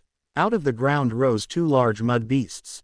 Now both of you have a good chance of beating it, as it's not that strong, but you see, it looks strong. I have gotten so many people scared with these babies. It's my greatest power, to scare people. Mina asked, not really getting the point. 2. Pixie Bob went down again before a burst of earth shot up. Pixie Bob flew up and over the 2 girls. She landed behind them. The way she landed caused her hands to make contact. Instantly, just like she landed, 2 hands of the earth came up and grabbed Mina and Pony. It's about smarts with your quirk. If you don't feel ready to fight with it, then use it to move and scare them. Pixie Bob explained, and saying she shared a soul with the 2 ladies, made them smile as it all made sense. 4. Setsuna was together with Mina, but her shared teammate was Reiko. Both had picked the hero Ragdoll. While both Setsuna and Reiko could do more with their quirks than Ragdoll, they wanted to act like Ragdoll. The Pussycats had a great team. Part of that teamwork was because Ragdoll gave information, telling Mandalay what the villain's weak points were so that Pixie Bob and Tiger could attack them. Both Setsuna and Reiko had that ability of sorts. Reiko could float herself, but Setsuna could float parts of herself upwards and see weak points by using her head. Nope, that's not high enough. High, Ragdoll said. 3. She spun around aggressively with a rock in her hand. She threw it hard in the air. And right in the area, Setsuna went to dodge. She received a hard rock on the forehead. Ouchie! Setsuna whined as her forehead turned slightly red. You have to have range, and be close enough to act on it. Ragdoll laughed before doing a cartwheel out of the way of Reiko attacking with a rock of her own. Fighting Ragdoll was one of the worst things a student could do. Because if one thing was a fact, Ragdoll was chaotic as hell. She danced around the battlefield like a child in a flower forest. Nobody could figure out where she would go. And oh boy, both Setsuna and Reiko wanted to learn that. They had seen Ragdoll fight before, and it was awesome. Setsuna smiled as she knew Ragdoll was gonna throw something. She had been clutching something in her hand as she kept looking toward Setsuna. And it happened. She threw a rock, and just like Setsuna expected, it was thrown toward her. But while she expected it to be aimed at her head, instead it was aimed at her hand. 2. Ochako and Yui were having an amazing time with their internship with Gunhead. He was one of the nicest, most honest people in the world. Today started bright and early. Gunhead arrived at the hotel he had for the two of them. He greeted them with a smile and brought them out. They went back to the dojo. Now then, let's see what you learned, Gunhead said with a happy tone. Ochako nodded. She charged forward and went for a palm strike. Gunhead slipped to the side and tried to grab Ochako's wrist, but Ochako knew that. 3. She used her other hand to push toward Gunhead. Oh! He leaned back, falling back. He kicked his leg forward right on the ankle of Ochako, which caught her off balance and made her fall down toward Gunhead. He however easily slipped to the side before slipping back and holding Ochako down. Better than before. You got me off my feet. I am very proud, he said, patting her on the head, before standing up and waiting for Yui to charge him. And she did. Instead of a yell like Ochako did, she was silent. Yui was going to use her quirk. And she was prepared for it. 5. Gunhead quickly noted the fact she had something in her hand. She throws it first. A small button the same as a small coin, but size was never a factor for Yui. The second was to the side of Gunhead. The small button turned into a human-sided button, and it knocked Gunhead right to the side. Just like Yui, she slammed her forearms into Gunhead and pressed her body forward, hoping to take him down, but he was the expert in Gunhead martial arts. So he merely twisted himself and threw her right on the floor. Very smart actions, and I am proud of both. Now the second part of training. 3. Momo had just gotten her newest hero outfit, made by Sir Night-Eye's team. While it was a prototype, as the next version would be without kinks and made with DNA fiber, allowing her to be fully dressed, she still used her quirk. Instead of a bathing suit with a belt, Momo now wore a similar outfit to Bubble Girl. However, Bubble Girl's outfit had a little underboob. Momo had no such thing, while still maintaining her original colors. Nice outfit, Hitoshi said, trying to be friendly. But for Momo it wasn't Hitoshi. 11. It was Izuku Midoriya. Thanks. She got out before running past him right for Sir Night-Eye, who had expected them for training. Momo had been awkward the entire time. Thankfully it was only 1 more hour before the day was over. Good, both of you are here. Now, look here, Sir said. He pointed at a large board with a generic villain. Sir showed it. It was to train reaction time. 12 pipes, firing tennis balls. Each catch was a success, each miss was a failure, and failure had to be punished. Which meant 5 minutes in the tickle machine. 5. Momo sat down holding her briefcase. She had been tired from the training, unable to keep up the hard training. Yo, Yaoyorozu, I have noticed you acting weird, but sorry, I don't like you in that way. I kinda have a thing for someone else in the class. Hitoshi said calmly and softly. He truly was grateful that someone that looked like Momo feel like that for him. Momo turned bright red. I don't like you. She got out before sprinting away. Oh, she does like that idiot, Hitoshi said. It wasn't a far jump. Momo was freaking out talking with him, but she didn't like him. So the only logical jump was his brother. The dude that hung around him every day. That idiot really is gonna get himself a harem of women. 3. Both Nejire and Mei were loving their internships. Mei was loving all the cool babies she was allowed to make. Kid was crazy and loved inventing stuff. Most of the shit he made, he kept together. The hero agency was right in a junkyard and Mei was living there. She had created 2 mech suits, 1 laser cannon, and 4 toasters that were able to transform into a bike. Sadly none of them worked. But they looked cool. 1. Nejire had been learning to fly. And how they did it was insane. Najire wore a harness that was tied right to the top of the building. So she flew around, and if she fell, she wouldn't have died. It was chaos, but damn, it was working. As right now she was able to keep her balance and stay in place. Moving forward was still a massive problem that resulted in her falling down a couple of times. Finally, it works. Mei screamed as she fired an air cannon. 3. She used multiple fans, ACs, microwaves, and more. All to be forced together in an air cannon the size of her upper body, but it caused a dent on a broken down car. That's still far too large to move around. I barely expect anyone to use it if you were able to sell it. Kid told her as he used his quirk to create something just like that, but instead of wind pressure. Kid used magnetic powers to fire small chunks off. Only 1/4 the size. Mei just groaned as she threw her weapon away to start over. 2. Himiko was bored as heck.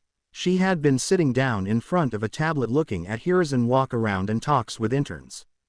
She had to write down 12 noticeable things that he did, that are required to effectively turn into Hiruzen.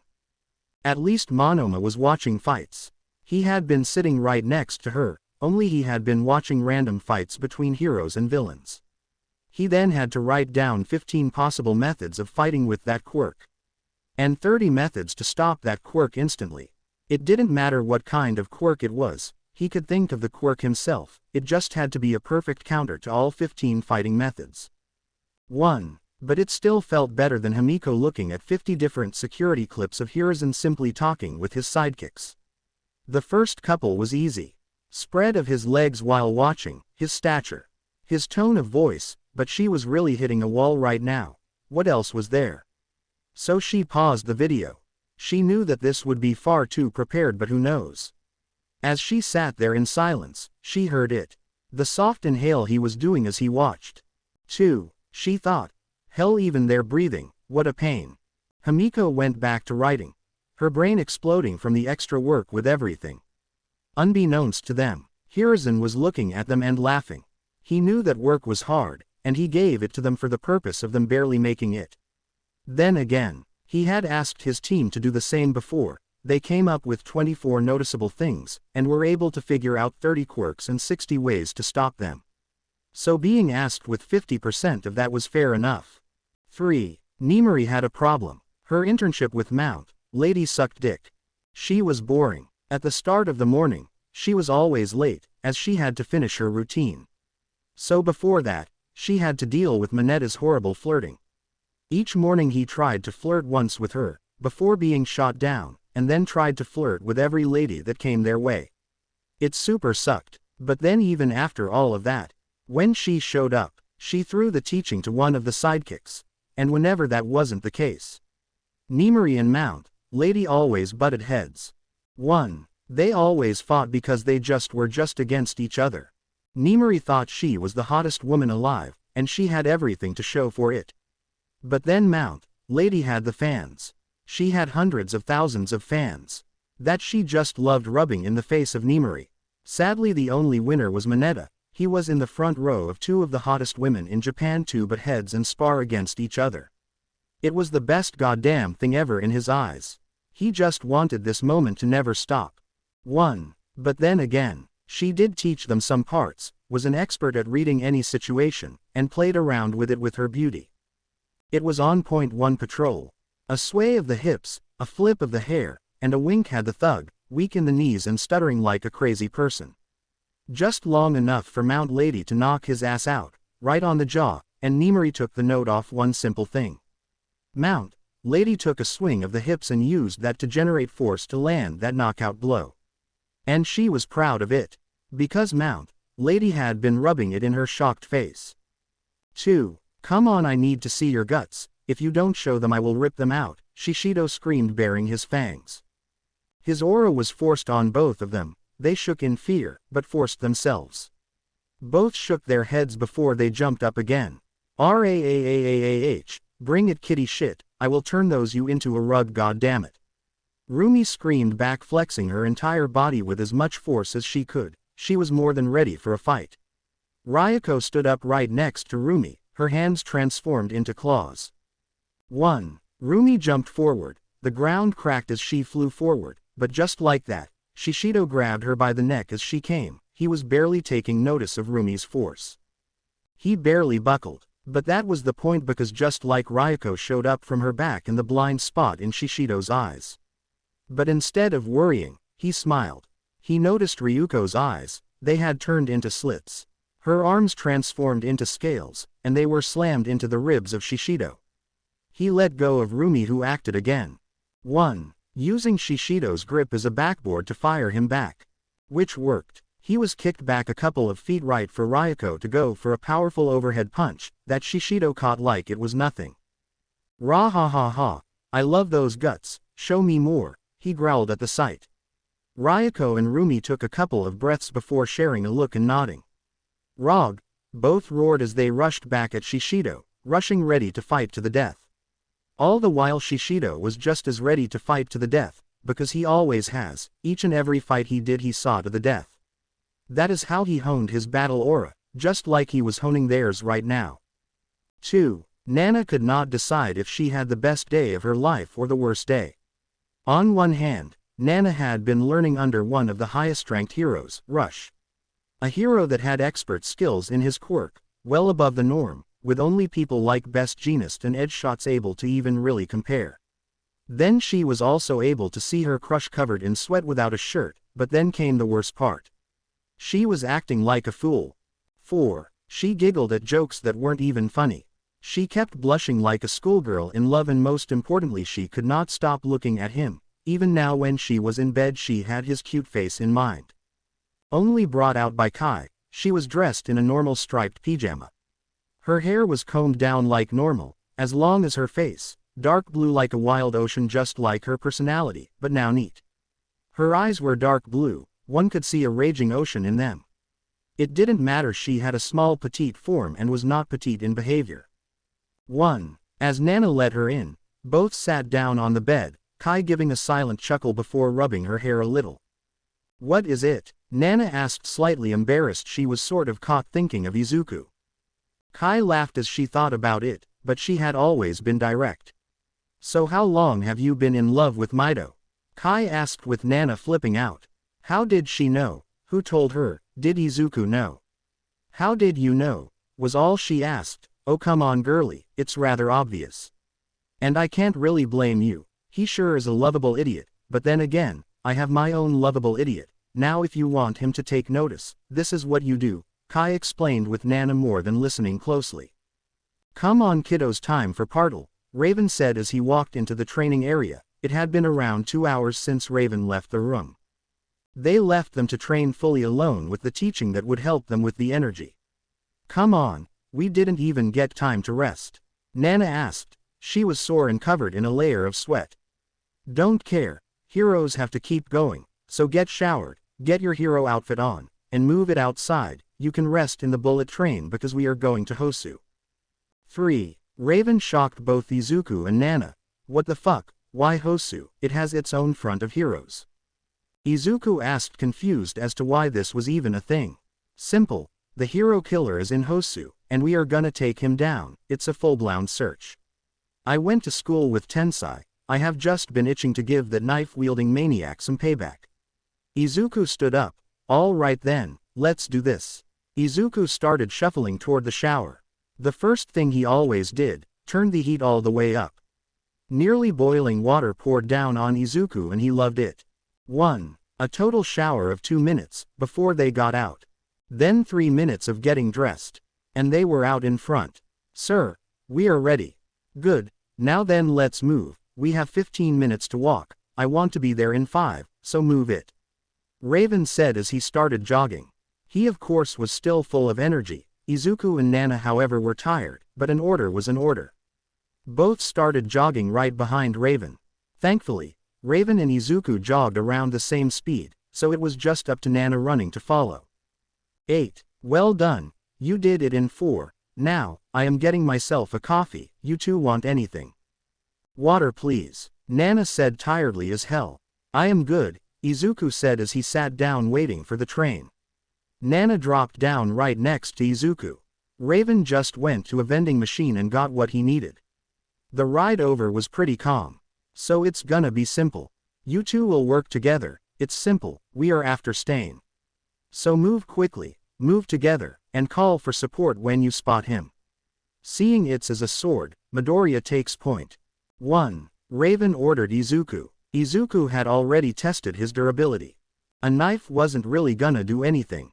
Needles weren't able to break his skin, let alone in his hybrid form. Nana wanted to say something about it, how she could face him as well, but Izuku was just stronger in durability. But that fight won't last long. The second I get word you see him, I am rushing right over. Raven said with a chuckle. Right then. The bullet train came to a stop, right as a Nomu was slammed into the cart. R-A-A-A-A-A-A-A-H. The Nomu roared, its eyes aimed right at Rush. 5. But Rush simply was faster. He dashed forward, with 9 single strikes all over the body, it was over in a second. The Nomu wasn't even able to roar anymore, he was simply unable to move anything.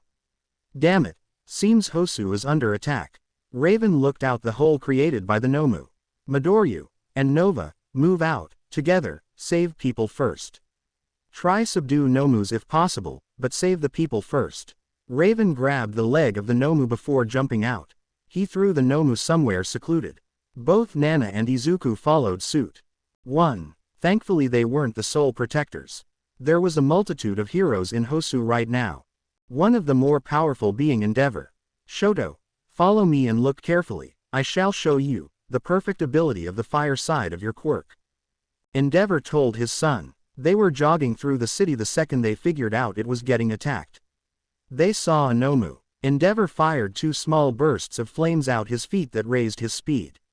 He dashed toward the Nomu in a blink of an eye. Flash fire fists. With a quick attack, he punched the Nomu into the floor. Shoto capture him. Endeavor called out with Shoto frowning. 1. But he crouched down as a line of ice shot forward, it completely over the Nomu, inkazing in completely with a thick layer of ice. Well done. Don't keep your quirk on that often. You will tire yourself out. Use it when you need it. My movement just now, I activated my flames only when I needed them, apart from that, I didn't use them. Learn to do that, you had your ice activated by the time we started running. If your stamina can't survive that, stop here and stay out of this. His words were rough and rude. But they were fair. And that was Endeavor's motto. Now keep moving. I expect excellent work from my sidekicks. Endeavor said as he began running again. There were more Nomu all over the place, and worse of all, they still had Stain running around. But this entire idea was quite scary. This was Stain's hunting ground, and he was close to becoming prey, and at the last minute, the League of Villains. The same ones that attacked Ua and the USJ. Were they possibly teaming up together? 10. It was something running around in the minds of many pro-heroes. Where is the hell is Ingenium? Where did he go to? Manuel asked Rin, who had been just as confused as Manuel. One moment Ida was behind them, the second Ida was gone. He mentally yelled at himself, annoyed that he failed. He said he would keep an eye out on Ida, but here he just ran off. Do I need to go and run and find him? Rin asked with Manuel shaking his head. Losing one student was bad enough, but losing 2 students would just ruin his image completely. 2. Ida, however, was running through the alleyways. Ever since his older brother had been attacked, Ida had focused everything on the hero killer. Each of his attacks, all of his sightings, how he went about fighting heroes. Stain had the habit of attacking heroes in alleys that were close to a large street. Plus 8 out of 10 attacks were within 500 meters of a hero agency. So that was what Ida went and looked for. Going as fast as he could, sprinting as fast as possible, running through alleyways, trying to find that one location where he was either waiting for his newest victim or where he was right now. 1. And he found him. Stain with his blade over the stomach of a defeated hero. He was unmoving against the wall, but he didn't care about him. Ida's sole focus was that man. Black combat boots, pants fitting. Both his shoes and his knees were covered with steel spiked guards. On both his thighs protectors. A belt with a lot of pockets and different sharp instruments in them. A sleeveless short that fit the color of the rest. He had a holster to his side, 4 large Rambo knives sheathed in them. 1. His entire arms were wrapped up in bandages with wrist protectors. Around his neck was a large red scarf. Around his face, a white scarf with 2 holes cut out of them. The extra cloth was just as long as the extremely long scarf. And finally, the large katana sheath he had on his back. In his hand the blade. The sharp edge was chipped extremely, showing the large amounts of fights he had been through. The blade didn't have a guard, instead, it was a thin blade used for quick attacks. His black hair is a complete mess. Be a message for my crusade, Stain said as he went to stab the hero below him. 3. Just barely stopped by the charging Ida, whose shoulders tackled Stain. It was an incredible amount of speed, and Stain fell and the suit of armor crushed into his back. Thankfully Stain was nimble on his feet. He jumped the second he felt that impact, and in fact, it lessened the damage he felt. Stain, I am here to defeat you for what you did to my brother. Ida screamed at Stain. Under his mask, he was covered in tears. Stain simply rolled out of it. Leave, child. 1. His voice sounded like nails scratching against a chalkboard to Ida. I have no problem cutting down a fake, even if the fake is only just now sprouting into something. I am the hero Ingenium. I have taken the name of my older brother, Ingenium. Stain's face turned into disgust. That fake deserved what he got, and so do you. Stain spat out as he rushed Ida. His rage boiling over, he ignored his instinct to dodge or rush away to attack from place to place to use his speed to attack. But he just rushed right at Stain. 4. That was the wrong call. Stain jumped up and threw a knee forward. It landed right onto Ida's chest, knocked him back, and threw his mask off. But Stain wasn't done. Stain quickly threw a left high kick. He hawked it around his head and slammed Ida into the ground. Stay down, fake, and you might grow into a real hero. Stain ordered Ida, but Ida struggled to get up as he kept saying the same thing. I am the younger brother of Ingenium. I am getting my revenge. Stain's mind was made up. This fake would just die now so he couldn't infect more blooming prospects into becoming fakes. 2. Stain used one of the spikes on his shoes and punted it right at Ida's shoulder, before he quickly stabbed his katana into Ida's shoulder, pulling the bloodied sword out of it and bringing it up toward his mouth. His long tongue traveled over the blade, and just like a strike of lightning went over Ida's spine. He was then unable to move. His entire body was completely frozen. Lay there and wait until I get finished with that fake. For the first time, Ida looked at the other hero there. 1. Think again, you sleazy shit, Izuku yelled as he rocketed a garbage can right at his head. The garbage can was sent like a rocket, and Stain barely dodged it as he ducked low. Fake after fake keep showing up. Stain screamed, extremely pissed off. He looked at who threw it and screamed, "Oh, the dragon quirk, I was wondering if you were a possible real hero or just a fake." Izuku smirked as he cracked his knuckles. Then come test me out, and leave those two alone. Izuku walked forward. Stain grabbed something from his back and threw it at Izuku. 1. Stain threw 2 throwing knives. Right at Izuku's chest, and they bounced right off. It cut his shirt, but that was it. Izuku had turned his chest and arms into his hybrid form. Izuku kept walking forward. Stain put the blade to Ida's neck, which caused Izuku to stop.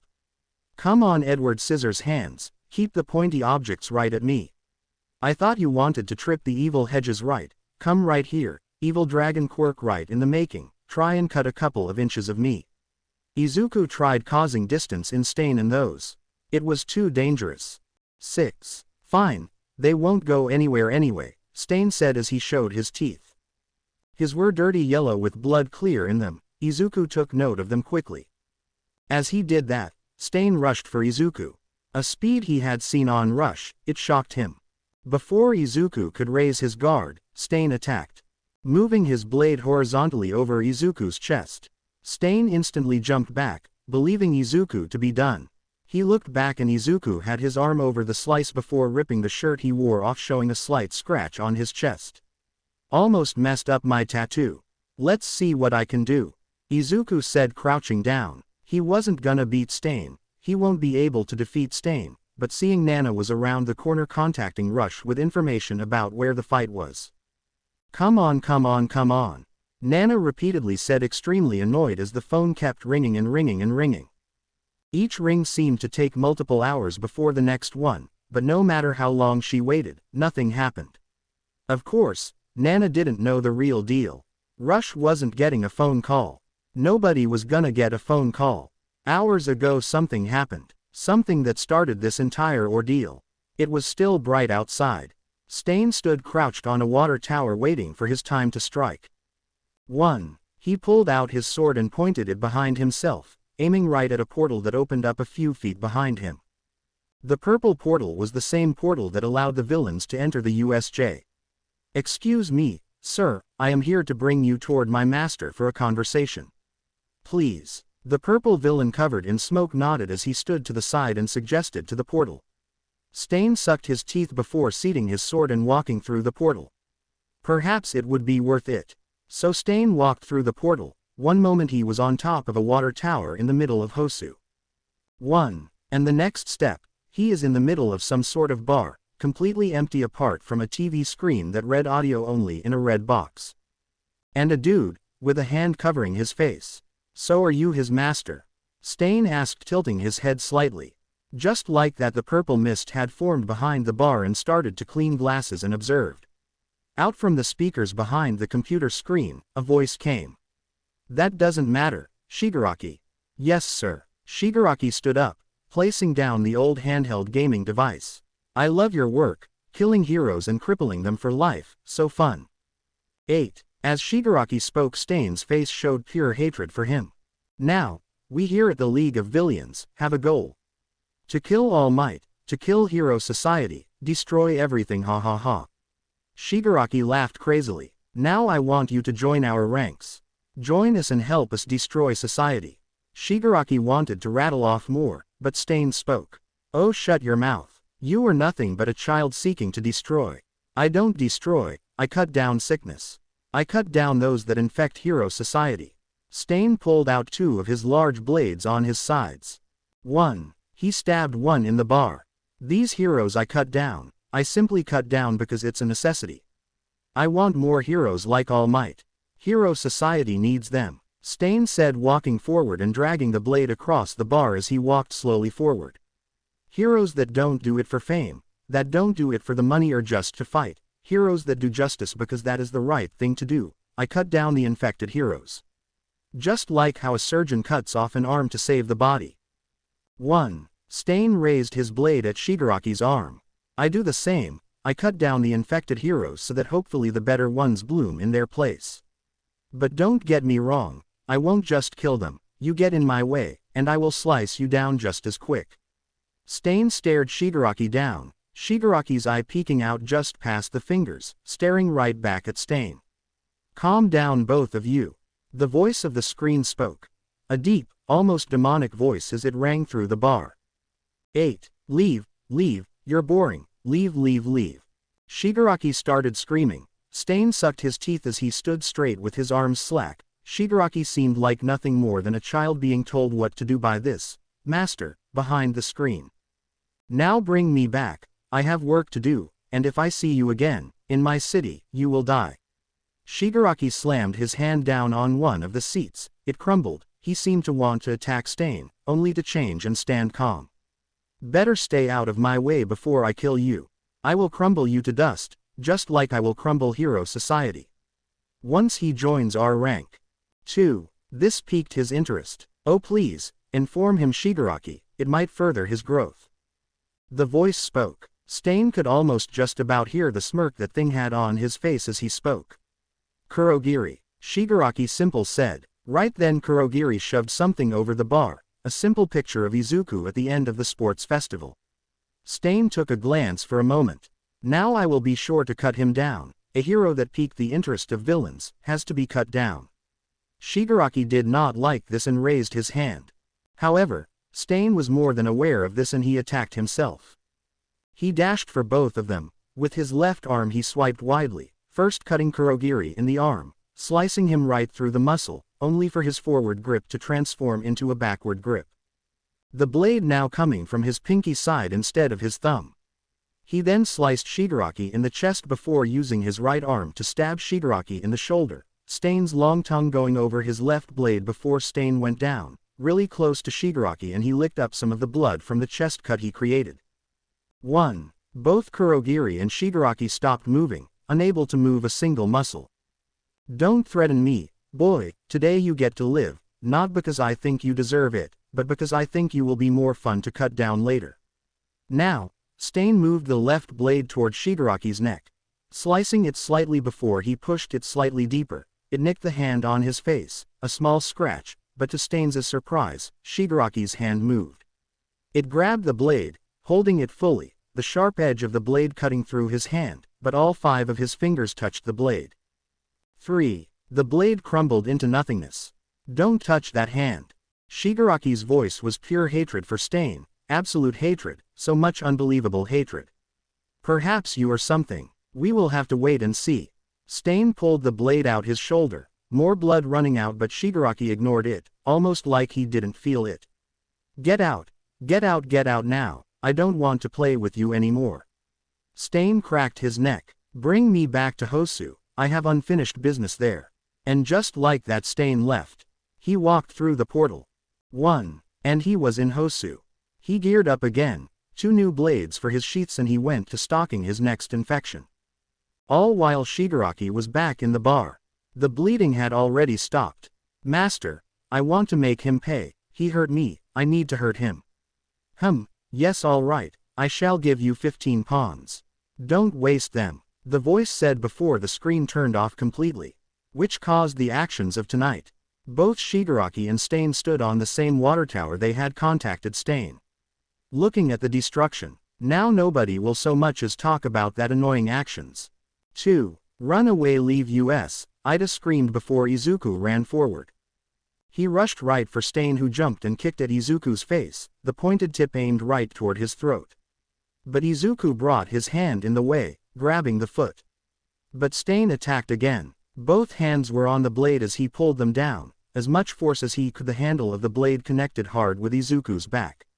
It forced him down, but not by a lot. Izuku sprang up, his shoulder burying right into Stain's gut. 2. While Stain could take a hell of a beating without any effort, the pure force he felt in his stomach was so much, he was almost forced to throw up. He half hoped for Izuku to hold him tight, it would allow for an easier cut, but he let Stain fly, right over Ida and Native. He crashed to the ground but quickly got a hold of himself and stared at Izuku. He had rushed over. Stain smirked, believing Izuku to be worthy of cutting down, a hero more obsessed with fighting than saving those in need. 1. But he stopped. He stopped right in front of Stain, only 2 meters between them. Nova, get those 2 quickly, need your help. Izuku yelled. A second later, Nana jumped out. Her skin was lightly glowing as she dashed into the alley. She dashed behind Izuku and seemed ready to join the fight. And Stain was not having that. Not only would his victims get away, but this new infection wasn't allowed to interfere. He grabbed a handful of blades from his pockets and threw them. His perfectly trained aim shot 3 blades at Nana, 1 at the throat, 1 in the arm, and 1 in the stomach. Only for them to enter Izuku's wings. 1. At the same moment, Stain reached behind him. Izuku popped his wings out, blocking the entire side off. The thin skin on his wings, sadly not as durable as Izuku's skin.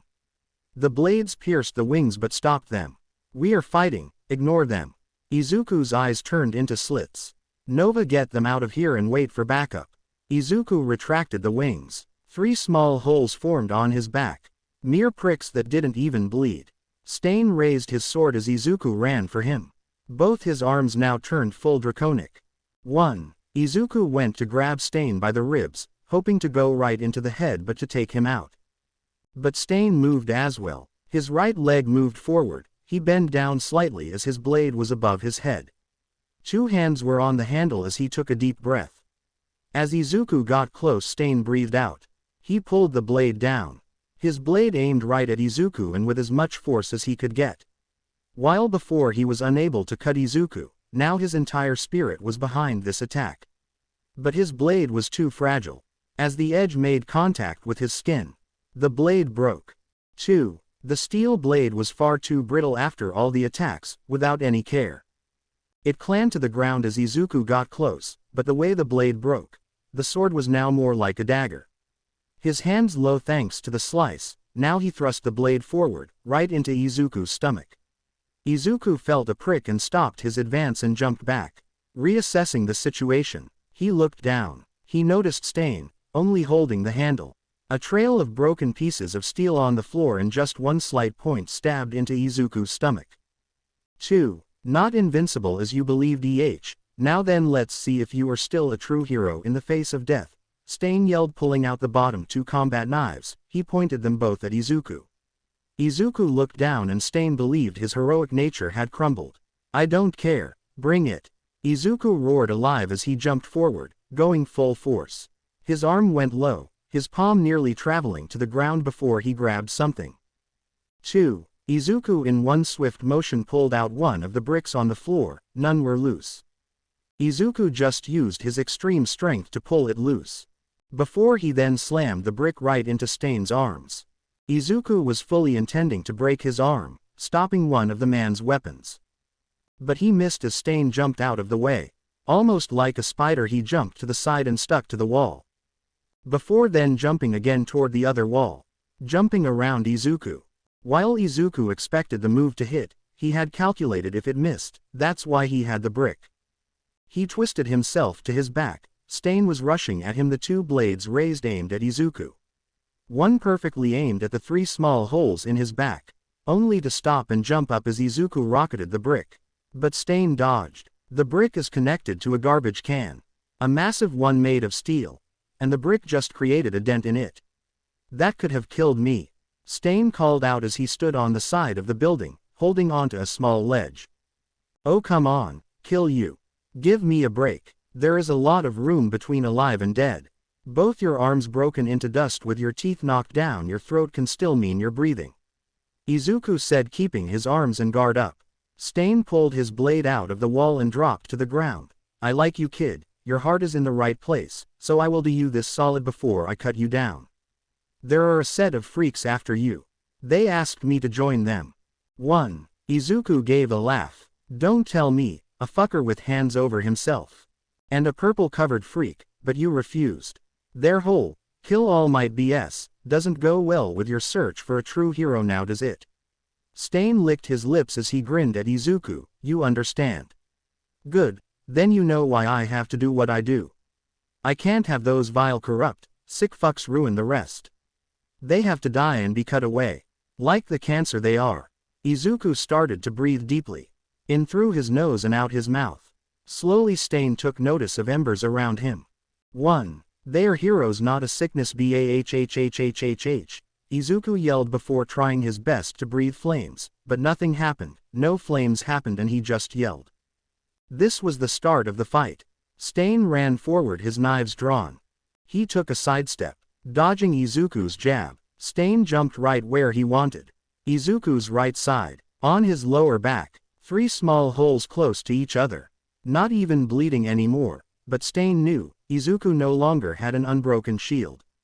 There were cracks, and when there are cracks, there is a way to break them. Stain thrust his blade deep into Izuku's back.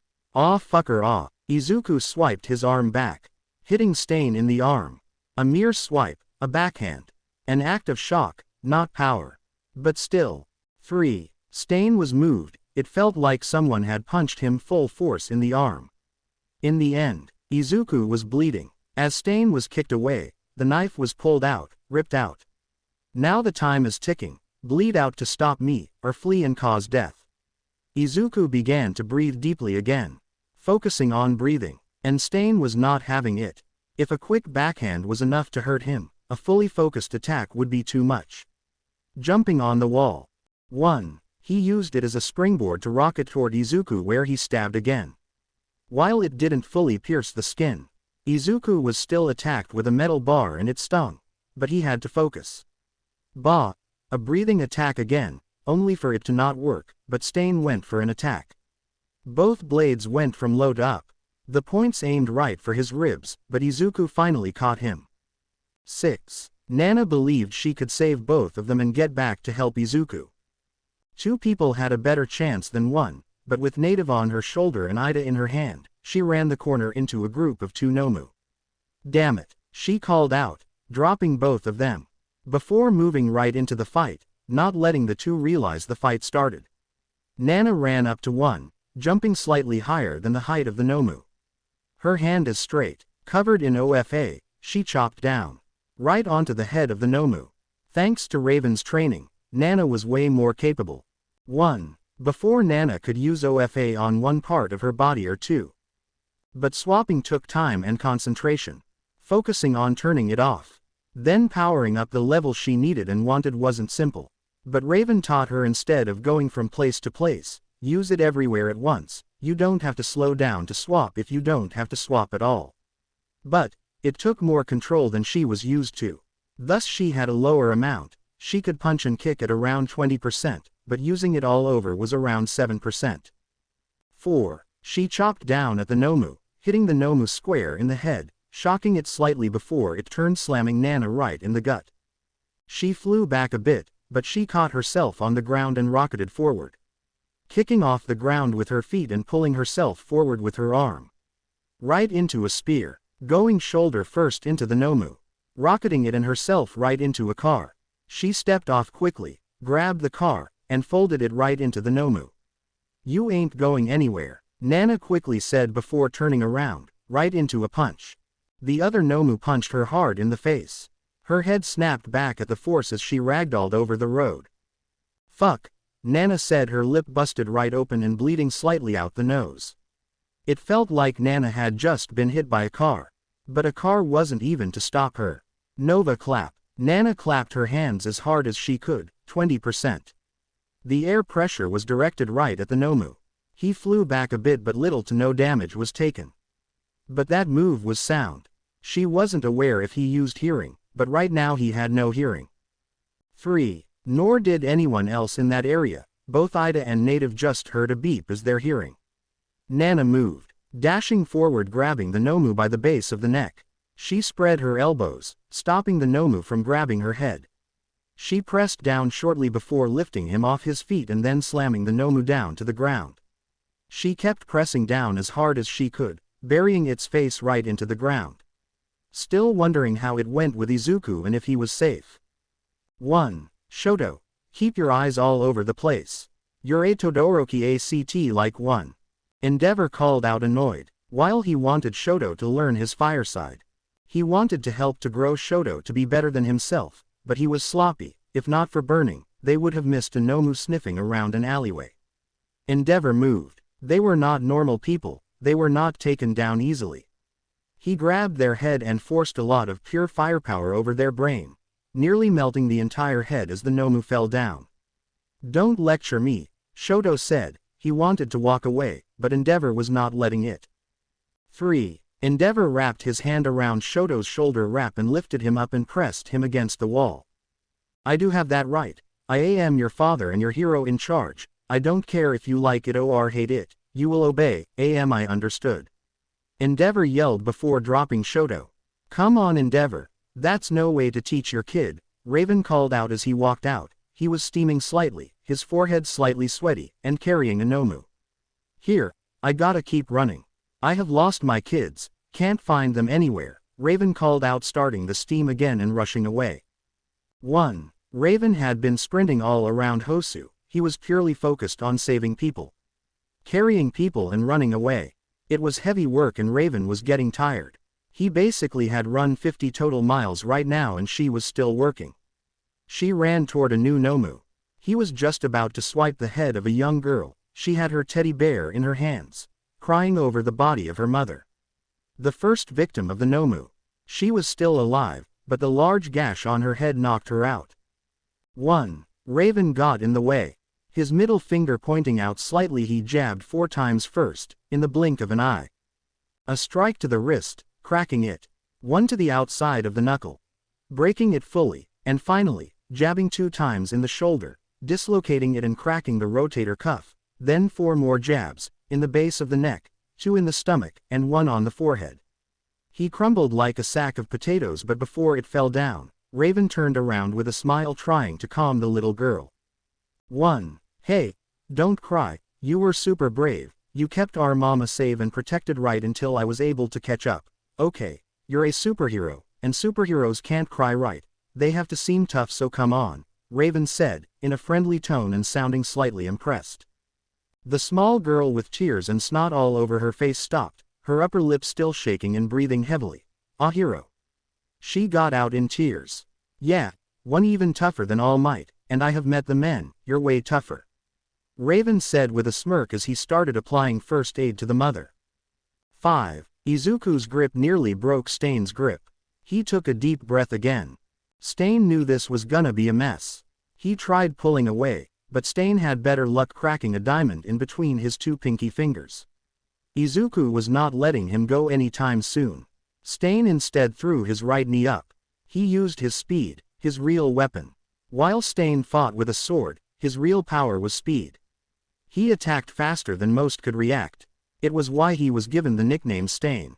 He was too fast to take a picture of, and each picture of him looked just like a stain. 7. He kneed up. One of the points on his knee guard landed right in Izuku's gut, and while with anyone normal, it would cause a perfectly circular hole right in his gut. Instead, the point stabbed in Izuku. But that was it, the rest dented in on itself. Stain was glad. He robbed that jewelry at the start of his criminal life, enough money to get all the weapons, and some extra diamonds to get diamond-tipped weapons, harder than normal steel, able to pierce anything. But it wasn't enough to stop Izuku. 6. Izuku was going to stop Stain. Stain's crusade was going to end. Those sick heroes that cared about fame and money would be left alone. They would allow more innocent lives to be taken. Those fakes like Native. Those fakes are more interested in brand deals and the camera shows than real heroism. Sure, sometimes he made mistakes, like Ingenium. While he wasn't a true hero like All Might, he wasn't a pure fake, like those he normally cut down. He wasn't gonna be stopped here. And if he had to kill this hero just to keep going, it would have to be the case. 106. He kneed again, this time kneeing Izuku's face, but this time the diamond tip did nothing against Izuku. He had transformed into his hybrid form. And he had channeled the energy he felt all over himself. Mostly his chest and his face, as he was channeling the flames there. And he breathed out again. Just now Stain landed a double knee, not piercing Izuku, but moving the head higher. The breath attack Izuku fired off was massive. While the flames did not touch Stain right up, Stain's neck and shoulder were covered with second-degree burns. But that wasn't all. The flamethrower-type attack was fired up toward the sky. 3. It got so close toward some of the buildings that some of the metal drains on the buildings melted. What was that? Endeavor screamed looking at the flame attack. That's near Izuku. Nana screamed in shock, grabbing the heroes and sprinting toward Izuku using 15% of OFA. What the hell? Raven called out, having just brought the girl and her mother to a police officer nearby, before rushing away back toward where the attack came from. Damn, that was one hell of an attack. Shigaraki said, looking down from the purple portal in the sky. Spicy. Izuku said as his head felt light, but making sure his grip was on Stain, who felt the weight vanish, and seeing his time for the final attack he could make to free himself. While Izuku still had a hold on Stain, there was no real power holding him in place. Stain could move and Izuku was out of it. Thanks to the breath attack, Izuku's body temperature started rising, which caused his blood vessels to dilate and his blood pressure to drop, making him extremely dizzy. And thanks to the fact the flame attack used up some of the oxygen, he was also seeing spots, and unable to think clearly. The only thing he was able to do was to steady his grip. 6. But Stain wasn't going down without a fight. He was sad to know a hero of this caliber had to be hurt, but Stain followed the greater good theory. If Stain let those rotten heroes live, they would end up killing far more people than Izuku could ever save. Stain went behind his back, struggling slightly as he pulled Izuku's weight with him. But he grabbed his last resort weapon, a switchblade stiletto. The blade itself was a long thin blade, sharp to a point, and pure tungsten blade. It cost more than a car and took multiple weeks to make, but it was the strongest blade he had. 5. And in his final attempt to free himself, he had to use it. He moved quickly, using his left hand to slice Izuku's right wrist, easily cut through the skin and make it bleed.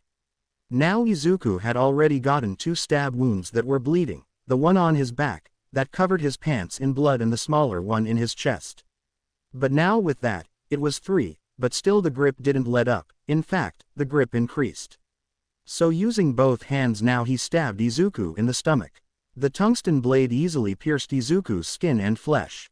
2. Stain's hands quickly made contact with Izuku's skin as the blade fully entered Izuku. But in a way, this was the worst mistake Stain could have made, because before Izuku was out of it, the sharp pain caused everything to be clear, almost as if someone focused the camera lens. Izuku tripled his force on Stain's wrist, a loud crack to be heard as Izuku broke them both. But he wasn't done. In Izuku's final move before losing consciousness, he pulled Stain toward him, both his arms from in front to behind himself as he moved his head forward with force. 2. The result, a devastating headbutt, one that not only completely broke Stain's nose but cracked his entire skull.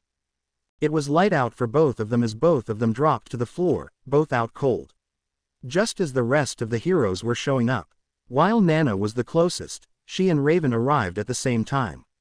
The sight caused her to drop the two she was carrying and recoil in fear and worry. In the middle of the alley, Izuku was prone, face down in a puddle of blood holding onto Stain with his face almost caved in.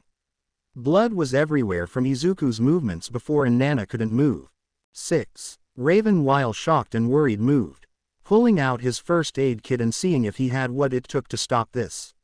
Nova, help me, I need to stop the bleeding. Rush screamed, alerting her back to reality. He was gonna die. She rushed over and ripped the cape off her back. Ooze this, she said, unsure if it would even help. Good. Raven ripped the cape in half before giving one piece to Nana, keeping the pressure on his back. He can't lose more blood. Raven was getting worried. 1. While his experience with Kai meant he knew dragons could take way more than normal people. And Izuku was rare amongst the rare in dragon quirks. This amount of blood was dangerous.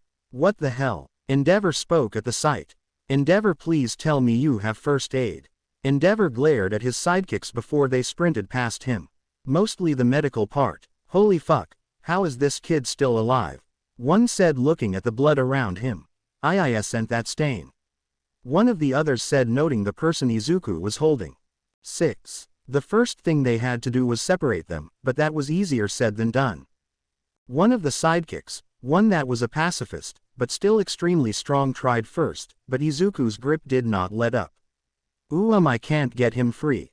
He said. He had been known to lift up cars and move them for cover. Hell, he once almost defeated Endeavor in an arm wrestling match. Don't be silly, the boy is half dead. The leader of Endeavor's medical sidekicks said before trying it himself, without any luck. SSIR, could you please? This kid has a death grip. He felt embarrassed having to ask Endeavor for help. Both Endeavors understood. He isn't your average kid, he is a full-fledged hero in my book. Endeavor said with a smile. While before, when saving Shoto, Enji thanked and respected Izuku. Only now, Endeavor fully respected him. He went to hell to stop a hero killed, and even as he stood on the edge of death. Stain wasn't being freed, but Endeavor grabbed Izuku's hand with both of his and pulled them open. Surprised by the force it took. But with Stain freed, Izuku could finally be treated fully. 13. Don't fret, MidoRyuu. I shall not let Stain escape, your efforts will not go in vain. Endeavor said, grabbing two sets of cuffs and tying Stain down. Triumph, Burnin, keep an eye on this one. I don't want him to even breathe without you seeing it. Endeavor ordered the two of them. Burn instantly grabbed Stain and started removing his weapons. His boots were removed, and his knee guards. Each and every place was searched, removing over a dozen hidden weapons before pulling him 3 feet away from those weapons. Even if Stain wasn't waking up, no chances were taken. 3. Bro, this is gonna give me all the clout, a 25-year-old man said from his window. He and his buddy were chilling, playing some games for their shared YouTube channel when the Hosu attack started. So while they wanted to get some clips of heroes fighting, they started running around their house taking pictures of heroes, but they never saw any. Until they heard something on the back side of the house. It was Stain fighting some kid in armor. Lucky. So they filmed it, going from fighting to their faces reacting with mouths open, shocked eyes. 3. But they caught the entire fight on their camera. And thankfully for them, it wasn't a phone camera. No, they had a high-tech video recorder that captured the entire fight in 4K. And they posted it. They put a clickbait title and over-the-top cringy thumbnail and posted the entire fight. While the first couple of views were to be expected to come in slowly. They only have 4 subscribers and only 10 or so views. It rose exponentially from then on. 10 turned into 100, turning into 1000. And before they knew it, it had millions and millions of views and shares. The fight was everywhere. 4. Before Izuku even made it out of surgery, the information was everywhere. Man, I am so tired, Mina said as she crawled over toward her bed. No fucking way, she heard Saburaba speak. He was already in bed, but on his phone with earbuds in.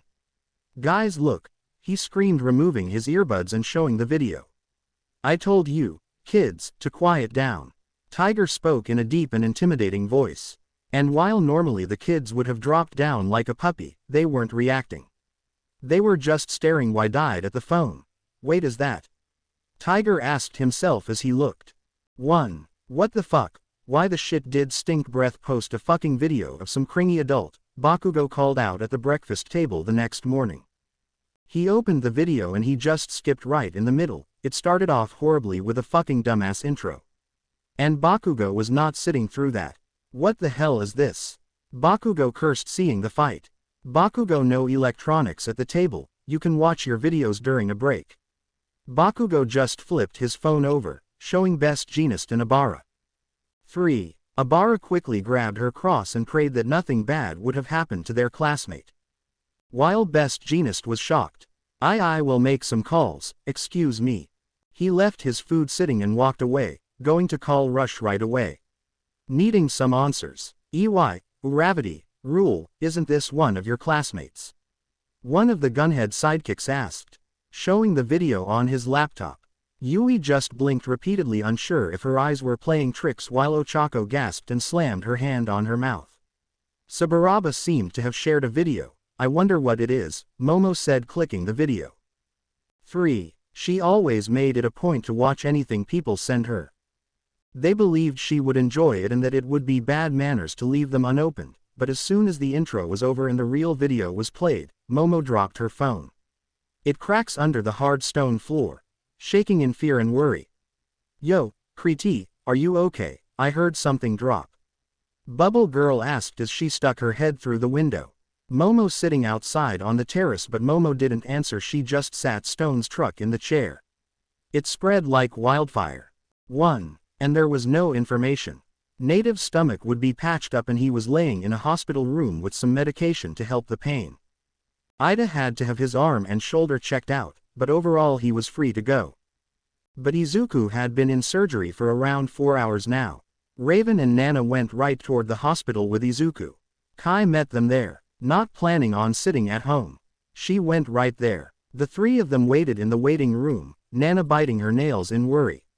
He looked dead, his pale face burned in Nana's head. Each moment she closed her eyes she could see it, when they flipped him on his back. His skin was pale yet stained with red. 7. The surgeon stepped out. Are you his family? No, I am the hero in charge. I contacted his parents but both were around 7 hours away. Raven said. They still had 3 hours to get here, 2 if Aizawa was driving. Well, the surgery was complicated. His thick skin did not allow for much room, but we were able to locate all the metal bits and remove them. 2. The doctor kept speaking. There were some cuts done toward the organs and veins but it's been closed up.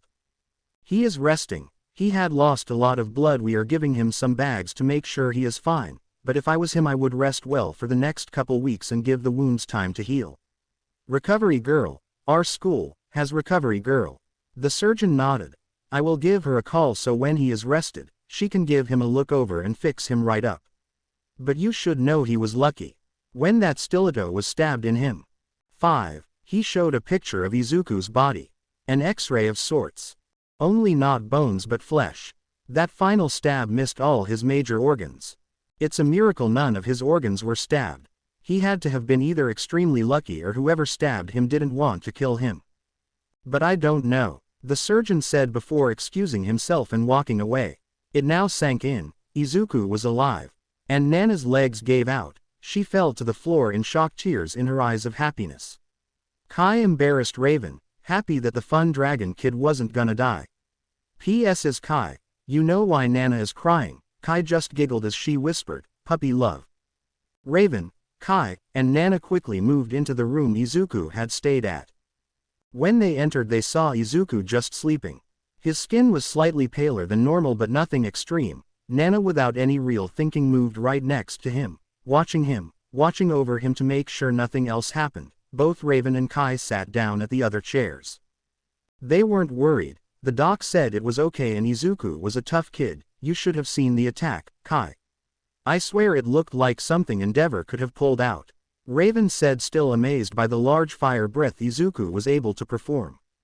2. Wait the fuck, Kai said. She had listened to Raven talk but scrolled through her phone.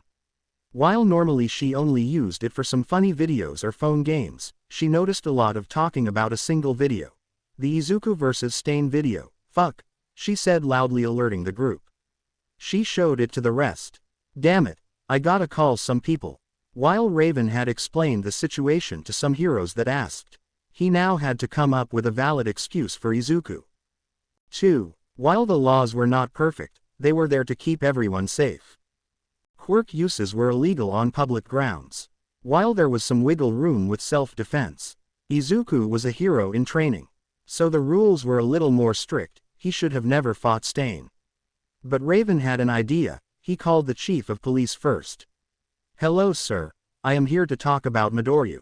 Raven said friendly. He had more than enough contact with the chief of police. Helping the cops was something Raven loved doing. It was his first goal. 4. Raven's quirk was weak as a child. He couldn't control it at all. So he wanted to be a cop, still save people, just not like a hero. But during middle school, he got more control and spent every moment mastering his abilities, which allowed him entrance into UA. But his respect and love for the police force stayed. Oh, the dragon boy, what about wanting him removed from the hero path? He asked. Calls he expected to make. No sir, I want to make sure this won't leave a mark on his record. Raven and the chief talked about how they could fix this for Izuku. 8. Both agreed nothing was done incorrectly. Stain was captured, and his reign of terror was over. While property damage was done, it wasn't extreme like some other heroes did.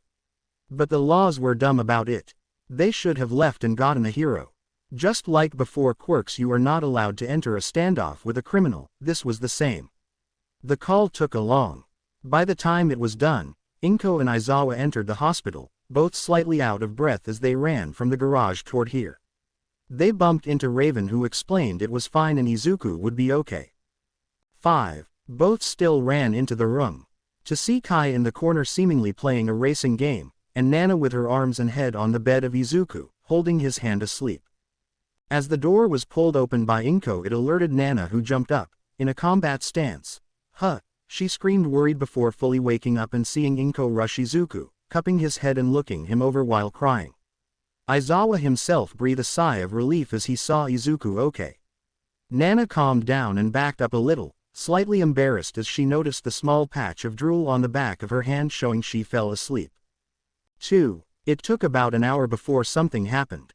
The door was opened again, and a woman with blonde hair slicked back, and 2 men in suits with sunglasses walked in. This room is private, leave, Aizawa said, instantly standing up and getting in front of the group. We are from the HPSC, we are here to discuss the future of Mr. MidoRyuu. The woman said calmly, with Raven backing Aizawa up. What? Mr. MidoRyuu has been videotaped breaking the law, by using his quirk against the hero killer. This alone is enough to kick him out of the hero program. One, a dragon user like him should have never been allowed to join in the first place. 7. Kai and Inko both frowned, annoyed at the treatment. Aizawa and Raven wanted to speak up, but Nana beat them to it. Shut your shitty mouth. He is more a hero than any of you corrupt office workers. If you so much as try kicking him out, I will make sure all might hear of it and goes public. Nana screamed, nearly using OFA with how mad she was. The suits did not seem fazed by this for a second, only whispering softly in the ears of the woman. Only to turn around quickly as the door opened, showing Endeavor with his beard aflame. And I will be sure to back that up. Raven smirked. Same here, so better watch your words. Raven's smirk was a pure facade. They just insulted his student and his wife by talking about dragon quirks. He was extremely pissed. Fine, for now, MidoRyuu can stay, but this threat won't work forever. Any more slip UPS and you can all join him as civilians, the lady said. 9. They turned around and walked away as quickly as they came. Fucking assholes, robots all of them. Kai stated irritated. Didn't expect that from Yoshimura. Aizawa said before bowing his head. Nana just blushed before sitting down, hiding her face. It was nothing, she got out as the room calmed down. I was just stopping by before leaving and wanted to see how MidoRyuu was doing. But seems he is in great hands. Endeavor said, walking away, going back to his own city to file the rest of the hero killer information. 1. Hours passed, and Izuku stayed asleep, seeming to have run out of energy as he slept forever. But as the group stayed in the hospital, the outside world exploded. The video reached the news.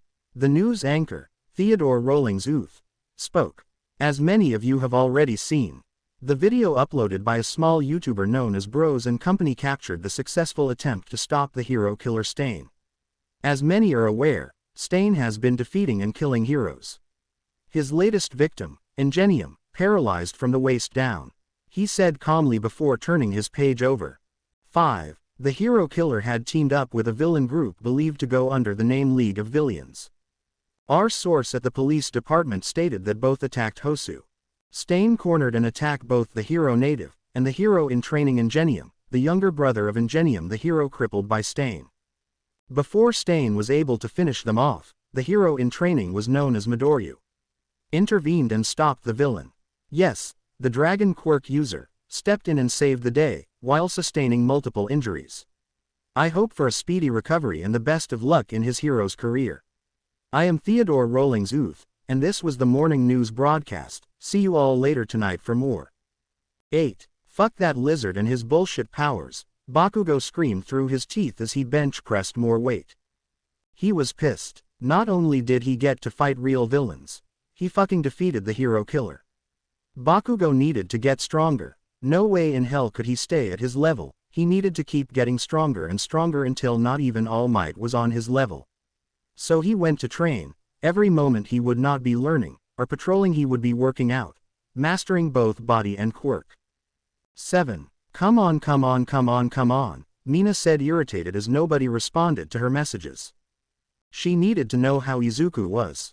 All she could see from that video is that he fell at the end in a pool of blood. Was he injured? Did he die? Was that why nobody responded to her? But finally, at 8, a message was sent to the group chat of UA. Aizawa messaged, "Sorry everyone, it has been a stressful day, but Izuku is alive and well, he is merely sleeping it off.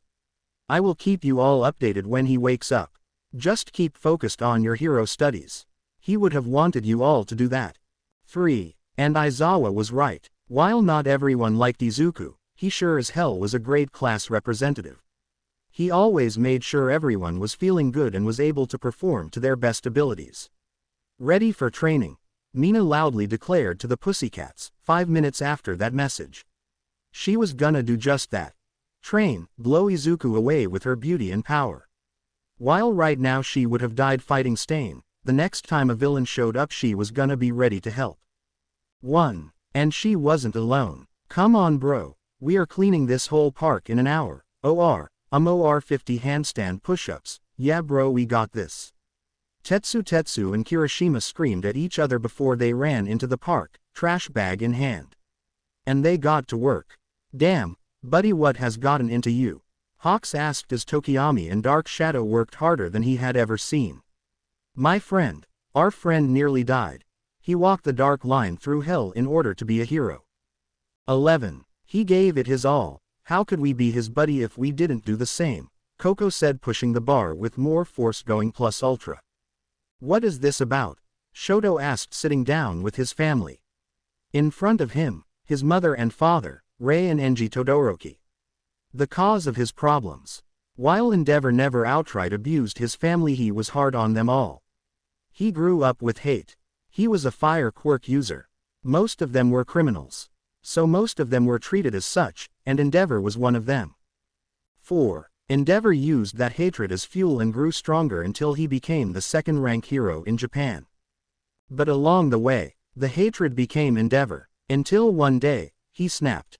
After training, Toya failed in his eyes. And after Shoto kept disappointing him, he punched Shoto in the gut during a spar, causing the boy to nearly puke. Rei, furious at this, stood up to Endeavor, causing him to strike her. Only a backhand, but it stung.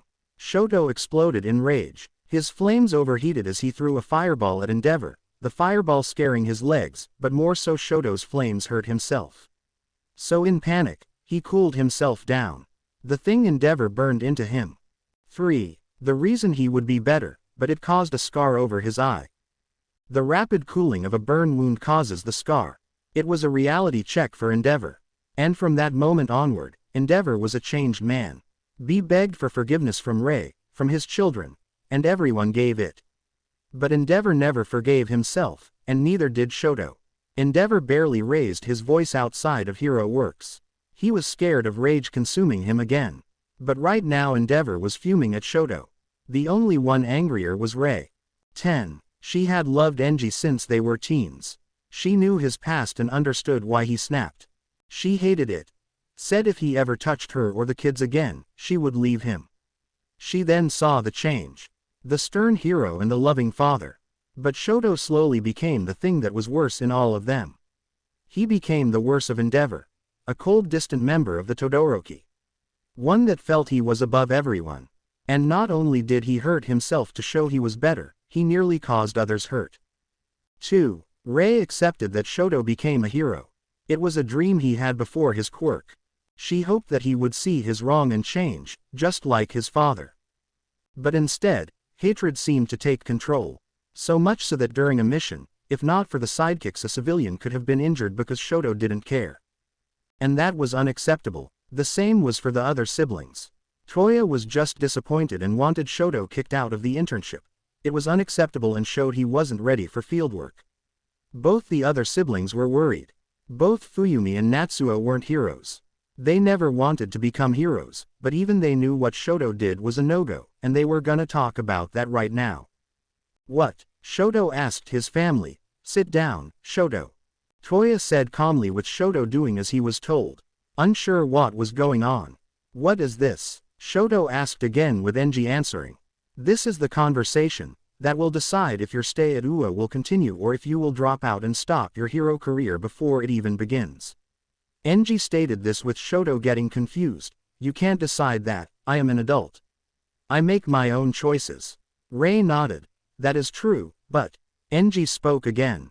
4. I am rank 2, in Japan's hero rankings. When I say something, people listen, and when I make a public statement on how I believe you shouldn't be a hero, you won't be allowed in any hero school. Shoto got up angrily, his fist clenched as he loudly screamed, you don't have that right. Enji, reacting with just as much fire, stood up. I am your father and a pro hero, I do have that right. You are a danger to society and I will not let you do harm. This was sort of new for Shoto. While he had memories of his father raising his voice to him, it had been years for this manner. Rei softly touched Enji's shoulder. He cleared his throat and sat down again. 9. Shoto, I am glad you want to be a hero. But, your actions are not something to be proud of. You nearly for someone hurt, and if you keep going like this, you might end up killing someone. Rei spoke softly, her voice calming Shoto down as he sat back down. You're being a dumbass little bro. Your whole I don't want to become dad bullshit is just you turning into the thing he never wanted to become. The thing you don't want to become. Toya said before standing up and turning around. 1. Either find a way to get rid of that hatred, or embrace it and become a villain. Toya said before walking out. If you can't figure it out on your own, we can contact a therapist. I know you didn't want to before. But perhaps now you see the necessity. Rei asked kindly, with Shoto standing up. I will think about it, mother. Now if you will excuse me, he bowed before walking out and going toward his room, just wanting to sleep. 3. On the other side, Izuku just woke up. His head kind of hurt and the lights were bright, but he sat up. He looked outside and the sun was either going down or getting up, he wasn't sure. But everyone around him was asleep. Raven and Kai sitting in the corner on the floor, Raven acting like a pillow for Kai. Aizawa and Inko lay in a chair, Inko's head on Aizawa's shoulder as his head leaned back. And lastly, Nana, who had her head on his bed and was leaning forward in her chair. 1. Before his brain had fully started, the door opened. The nurse did this slightly loudly, waking everyone up. First Nana opened her eyes. And she saw Izuku with his eyes open. Which scared her, not in the fear kind, but more that they were that close. So springing back up in her seat, causing her to tilt back and fall on her back. Inko and Aizawa opened their eyes slowly, Aizawa already rubbing his neck as it hurt. Before Inko just vanished out of sight, nearly instantly showing up at Izuku's bed. 9. Kai and Raven calmly woke up. Kai, even though she slept calmly, her hair seemed to be at war with multiple nukes dropped on it. Raven shaking his head awake. "EY, you're up," he noted. Yeah, I just woke up, how long was I out?" Raven checked his watch. "Since we got here, 9 hours. Some of which was surgery. It's around 7 now." Izuku tried sitting up a bit more, but he groaned in pain as he moved his hand to his back. 2. Right where the stab wound was. "Please refrain from moving too much. Your wounds are closed, but recovery girl will have to fully fix them before you are able to move again. Overall you're in good health." Izuku just gave the thumbs up as he relaxed in bed. "What are you and Nana still doing here? Work starts at 6, right?" Izuku said toward Raven, who nodded. "Normally yeah, but decided to give us an off day. Just for today though," Raven said as he started helping Kai tame her hair. "You did awesome, kid. I saw the fight, that final breath was dope." Kai said proudly, with Izuku confused. "What? How did you see the fight?" Shota walked up and showed the video. "It was recorded." "So, am I getting kicked out of UA? I know I used my quirk without permission." Raven chuckled as he combed Kai's hair, or according to Kai, tried ripping chunks of hair out of her skull with a brush. "No kid, you're not getting kicked out, you only did what you had to in order to survive." While some assholes tried making a scene, Nova here stood up big time for you, might want to thank her. Kai said with a smirk before it turned into a scowl at Raven for the pain he was causing. Nana however was bright red and turning around and looking out the window. 1. Half trying to not show her face, and half thinking if she jumped would she survive. "Shimura, thank you, it means a lot to me." Izuku only caused her blush to explode. Instead of her face, it had turned into a full-body blush. 3 need snacks, Nana whispered, screaming before promptly power walking her way out of the room. Kai bursted into laughter as she had a clear view of the blush. Izuku was slightly confused. "Weird, snacks this early, not the best diet for a hero student." As a result, a volley of faceplams was heard in the room. 13. "Oh, how well he has grown since our last meeting," Shigaraki smirked as he watched the video of Izuku again. Mainly the fire breathed. The power behind it was beautiful. He was growing so well. "Shigaraki." The screen turned on and the voice spoke. Shigaraki spun around instantly and faced the screen. "Master, while I agree, our project is growing nicely, I think we should help him out, both with his decision and his growth, don't you agree?" Shigaraki nodded quickly. "Yes, I agree, so he can finally join your side, where he belongs." 1. The voice spoke again. "Gather troops. Contact Jiren for some people, we need those that are strong enough to nearly kill him, but not strong enough to kill. You then can decide who joins us for good and who will be used as fuel for his growth." The voice spoke before the screen turned off. "You heard the master. Kurogiri, get Jiren," Shigaraki said, turning the video on again and giving a sickening smile as he for the 10th time looked at Izuku's headbutting Stain. A headbutt that forced Stain's jaw to be sewed shut for it to heal. 3. "No dinner for you, brat," a voice called out as they threw the small white-haired child into the dark room. The small white-haired girl had a single horn on her head and she had been crying. The girl had gotten her quirk and was promptly given away for cash. Right into the hands of the evil group that owned her now. Each day she was removed from her room, tested on repeatedly before then being kicked back into the room. As she wiped away the tears, showing her eyes, her pupils had been turned into slits. One that looked like 8. "Izuku, get your butt back in this chair," Ink screamed as she saw Izuku walk instead of getting in the wheelchair. She did not care how well he believed he was, so long as recovery girl had not checked him out he was gonna be pushed around. Izuku might be okay with fighting villains, but going against his mother would be the death of him.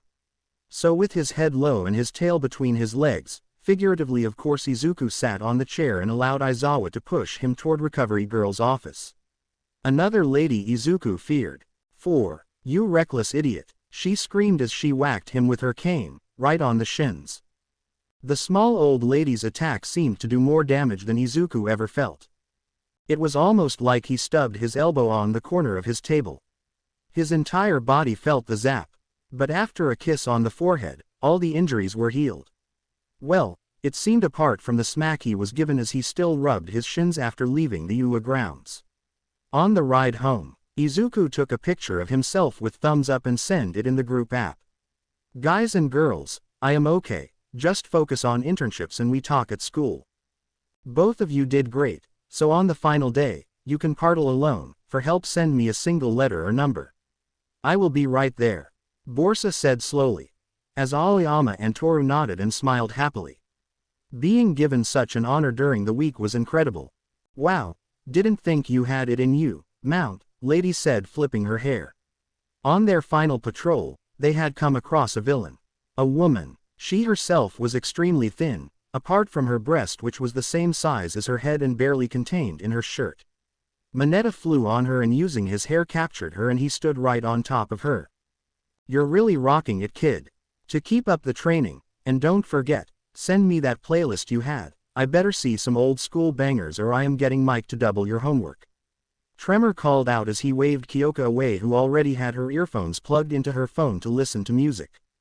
Well done, pups, you are on your way to becoming full-blown great white sharks. Keep on the manly spirit. Fourth Kind spoke loudly as he looked over their final training session. Both looked tired and sore, but they were standing tall with their hands behind their backs and chests pointed high.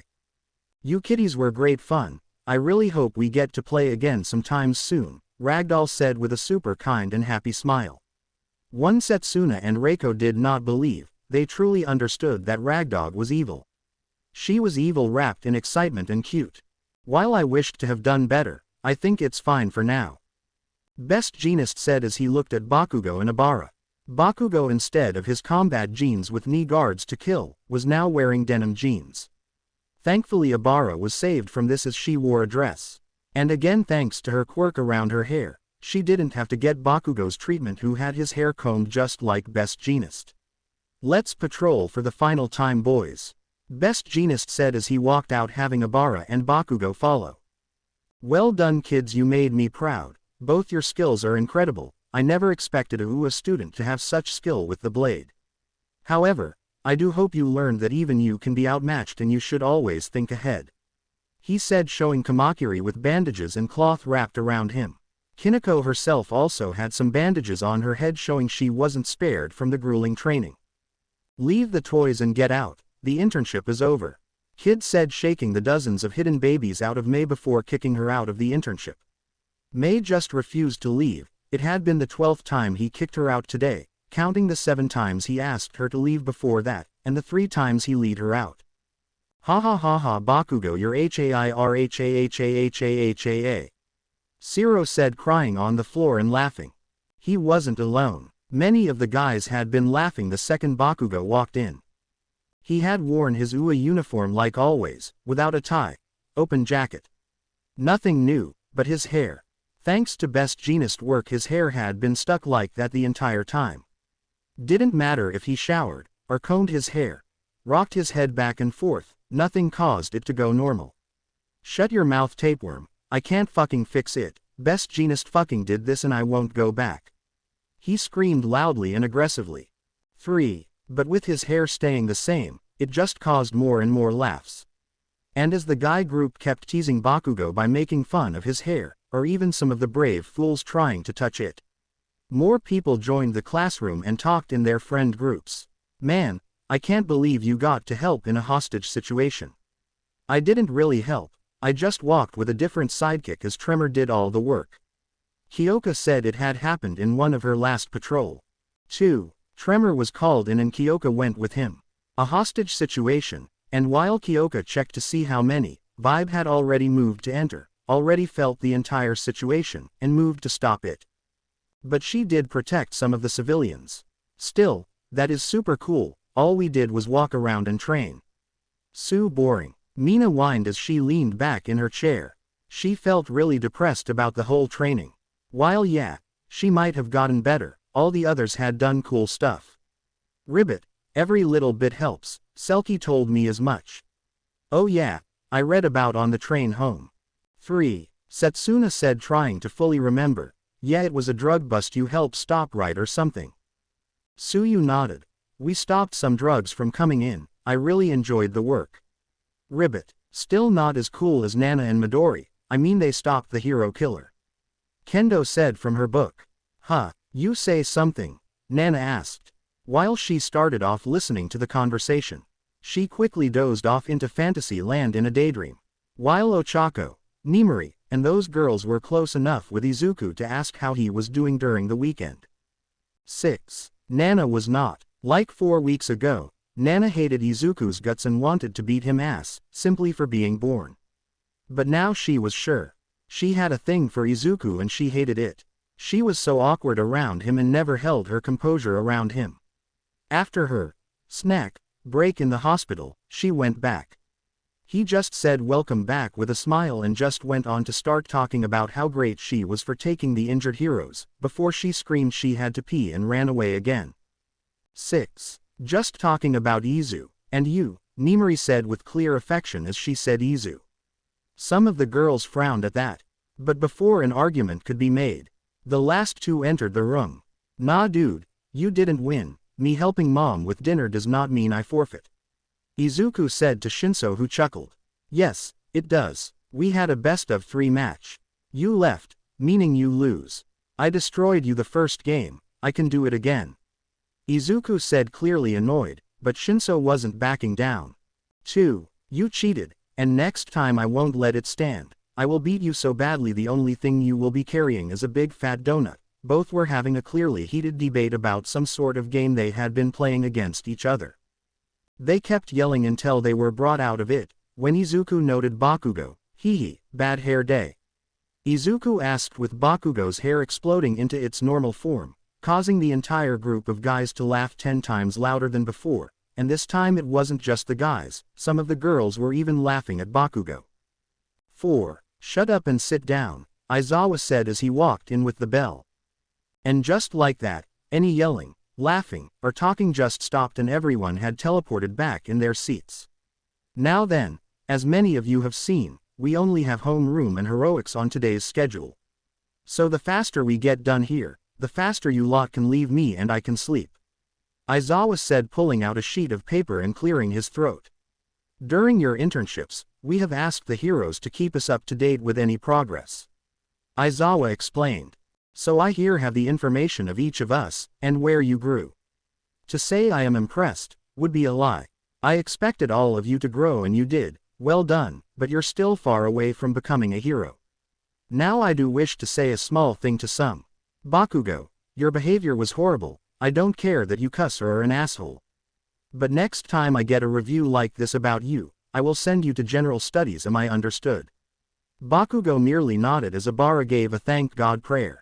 4. Yaoruzu, thanks to your statement about your hero outfit, an investigation has been started into the creation of hero outfits. So some students here might get an option to redesign their style with a competent designer. Hagakure, you will be one of them, but that will have to happen when you are able to turn your quirk on and off, as sadly, invisible clothing would get lost, Toru nodded. Sure, she didn't like being naked. But then again, having clothing stopped her quirk from really taking effect. 4. Kodai and Uraraka, well done on your combat report. Gunhead gave you both a great rating, so it's very impressive. I expect well from both of you in upcoming hand-to-hand lessons. Asui and Jiro, well done in your respective internships. You seem to have left a great impression on police and civilians alike, well done truly. Aizawa said, with both girls blushing slightly at the praise they were getting. Now the elephant in the room. Midoriya. This had been the thing everyone had been waiting on. Would Izuku be expelled for using his quirk? Would he gain special stuff cause he stopped a hero killer? Would he just instantly be put a grade higher? 2. Your actions were rash but understandable. You won't be given any punishment, however, you're on thin ice. Trouble can only look you up so often before people will assume you are just looking for trouble. Izuku nodded. He did sigh a breath of relief as Aizawa finally spoke about it. The entire weekend Aizawa had been quiet about the stain incident and it was freaking Izuku out. Ida, you endangered not only yourself but also the hero you interned with in Rin when you left them. Then you risked your life to try and get vengeance for your brother. This cannot go unpunished. So for the upcoming 6 months, you are on cleanup duty in the class. Single quote. 2. Ida bowed in thanks. He was aware he could have been kicked out. He knew he should have been expelled and blacklisted from any hero school. His actions were less than heroic. They were appalling. He hated what he had done after the fact, but it had been too late. Right now he was thankful he was coming away with such a light punishment, but he knew that just like Izuku, he was on thin ice. Hopefully, a slightly thinner ice, as Izuku's actions were truly heroic. 4. Now then, that was it from me. You can spend the rest of the time outside or stay here and read. I am just gonna nap, Aizawa said as he gave the students freedom. They could either move toward the break room, move outside, or stay in class and work on stuff. He didn't care. Izuku, however, was planning to go outside and maybe play a game of catch. That was his plan until he was stopped by Ida. By the time he was turned around, Ida had already been bowed. As deep as he could force himself. 1. MidoRyuu, I must apologize for my behavior. Because of your quirk, 2. Hated you before knowing you. I now know my mistake. You have every right to hate me, but thank you for saving my life. I will try and live up to your heroics. Izuku just touched his shoulder softly. I don't hate you. I don't hate anyone. I know what it's like to be hated, and I don't wish that upon anyone. But thanks, I appreciate your apology, Izuku said as he offered his hand. The two shook and parted ways. 10. Ida goes back toward the classroom and Izuku goes outside. Seemingly one of the last, and Rumi was waiting with the ball in hand. While he didn't have a chance to talk to her yet, seeing he was on house arrest the entire weekend and she had gone to school earlier than him. Something about her seemed different. But she wanted to play catch, so Izuku removed his jacket and backpack before opening his arm to catch. And Rumi threw the ball. Threw was even too soft of a word. She launched it right at Izuku. 9. His arm was pulled back slightly at the force, which kinda shocked many. Izuku was able to stop a car from going full speed. He could crush rocks and pull out stones from the ground. And here his arm had to give from a throw of Rumi. She had shown her teeth and was breathing heavily, almost like a predator, her red eyes shining brightly as she either wanted the fight of her life, or had just run for her life. Rough, okay. Izuku threw his leg up as he pulled the ball toward his chest, leaning his left arm upward before stepping in with his left leg. 2. His right arm pulled back before, when he stepped in, he threw the ball. Rumi didn't catch it, and she was glad she didn't, because Rumi did grow stronger, thanks to Izuku's near-death experience. He had once again just gained more power, and as the ball zoomed past Rumi's head, it buried itself inside a tree, nearly breaking the tree in half with the force. Oops, sorry, Izuku called out. Rumi, instead of grabbing the ball, grabbed her bag and ran away. She wasn't scared or in fear for her life. No, from that display of power, Rumi felt one thing: lust. 6. Rumi wasn't sure if it was a kink or something to do with her quirk. But whenever Izuku showed his insane feats of strength, it just hit some sort of button deep inside her. And seeing she shouldn't hump him right out in the open, no matter how much she liked to, she just decided to flee and gain her composure. She wasn't alone. MidoRyuu opened up and loved Izuku's strength, much to the girls around her dismay, because if she loved it, she talked about it, which just got the girls to think about it more and more. 2. Ryuko thought it best to flee from MidoRyuu and went for the ball. Perhaps toning it down slightly would allow us to play, she asked, with Izuku nodding. They went for a calm, easy ball throw. Between dragons at least, any normal person would have needed a minute or two between throws to catch their breath. But as they did so, Izuku started to think. What sort of dragon would Ryuko be? What rank would she be? From what Kai told him, he wasn't sure. I wonder what heroics is gonna be like, Pony asked, with Toru nodding. I hope nothing is boring. I want to show my stuff. Toru laughed as she flexed her invisible arms. All Might stood waiting for all the students. Each of them was dressed in their hero outfits. As they came back, most of them talked about the new improved hero outfits some had. The most notable Momo, who had a complete revamp of her outfit. Cool Yaoyorozu, it reminds me of that sidekick of Night Eye, Bubble Girl, or something. Izuku said with a kind smile. Momo was thankful that Izuku had been walking behind her so that he could not see her bright red face. Then again, she had also been lucky at the fact she could not see the girls. Izuku was already close with nearly hugging him as they walked around him. 2. Ha ha ha, welcome students, I can already see how far each of you has grown in that short week. All Might said, looking them all over. While none of them had really grown much, they all had become better, and All Might could sense that, after years of fighting, training, and being around heroes, he had sort of like a sixth sense, one he liked to call power gauze. Of course, it had been wrong from time to time. One that burned deep inside of his mind was when he saw a young 12-year-old boy with glasses hold up a store. All Might calmly told the boy to relax, and as he laid his hand on the boy's shoulder, he was kicked out of the building with the might of a million guns. He of course later found out, the boy was 44-year-old Benjamin Brock's. Convicted murder of 12 heroes, 3 cops and 21 civilians, but thanks to his quirk he just always looked like that, even if he had the power of death arms in his fist. 6. All Might looked them all over, and while some had grown a lot, none more than Izuku. All Might nearly take a double take. While none of All Might's senses gave off a dangerous vibe to any students. His senses took note of Izuku, which was saying enough. All Might knew Izuku was strong enough to be taken note of. WWE have a fun exercise for you all today. All Might clear his throat as he spoke, hiding his shock. Today we will do an hunt of sorts. Now you All Might. All Might winked as he made the bad pun. Be wondering, oh, but what will we hunt? Me. You all will be hunting me. Ha. 3. Some of the students laughed, and Nana groaned and facepalmed hard. But All Might kept talking. We will split into groups of 5 or so. Then each of you will be placed somewhere random on the outskirts of our lovely exam site behind me. And the first one to me wins.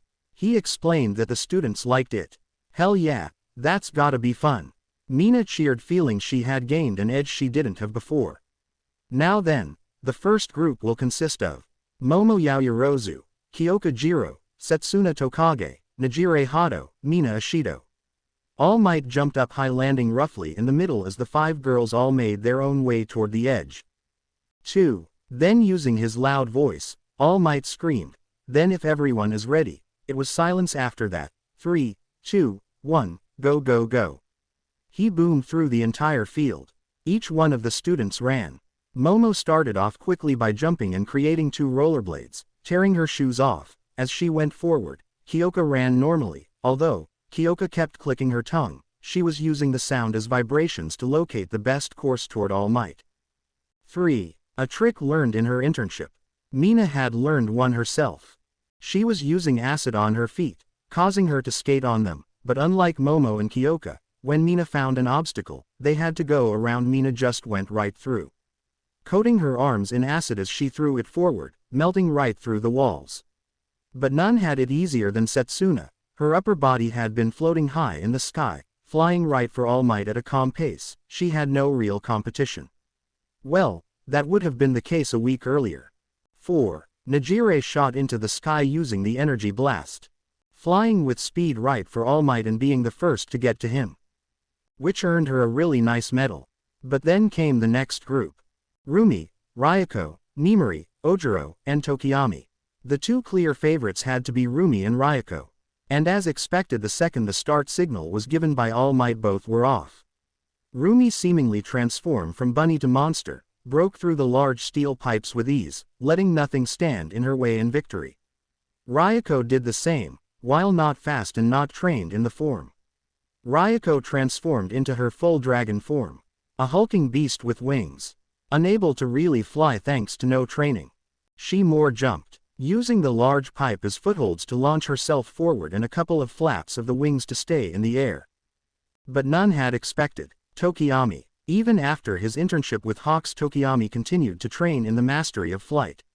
And while they had no way of doing it for long periods of time, just a short bit was easy. Tokiyami was more like a rocket as he easily reached All Might. This time, both Dark Shadow and Tokiyami were given the medal, with Rumi coming in second only a few seconds late. 4. After them, it was Rin, Kuwar, Fukidashi, Yui, and Awase chance to race.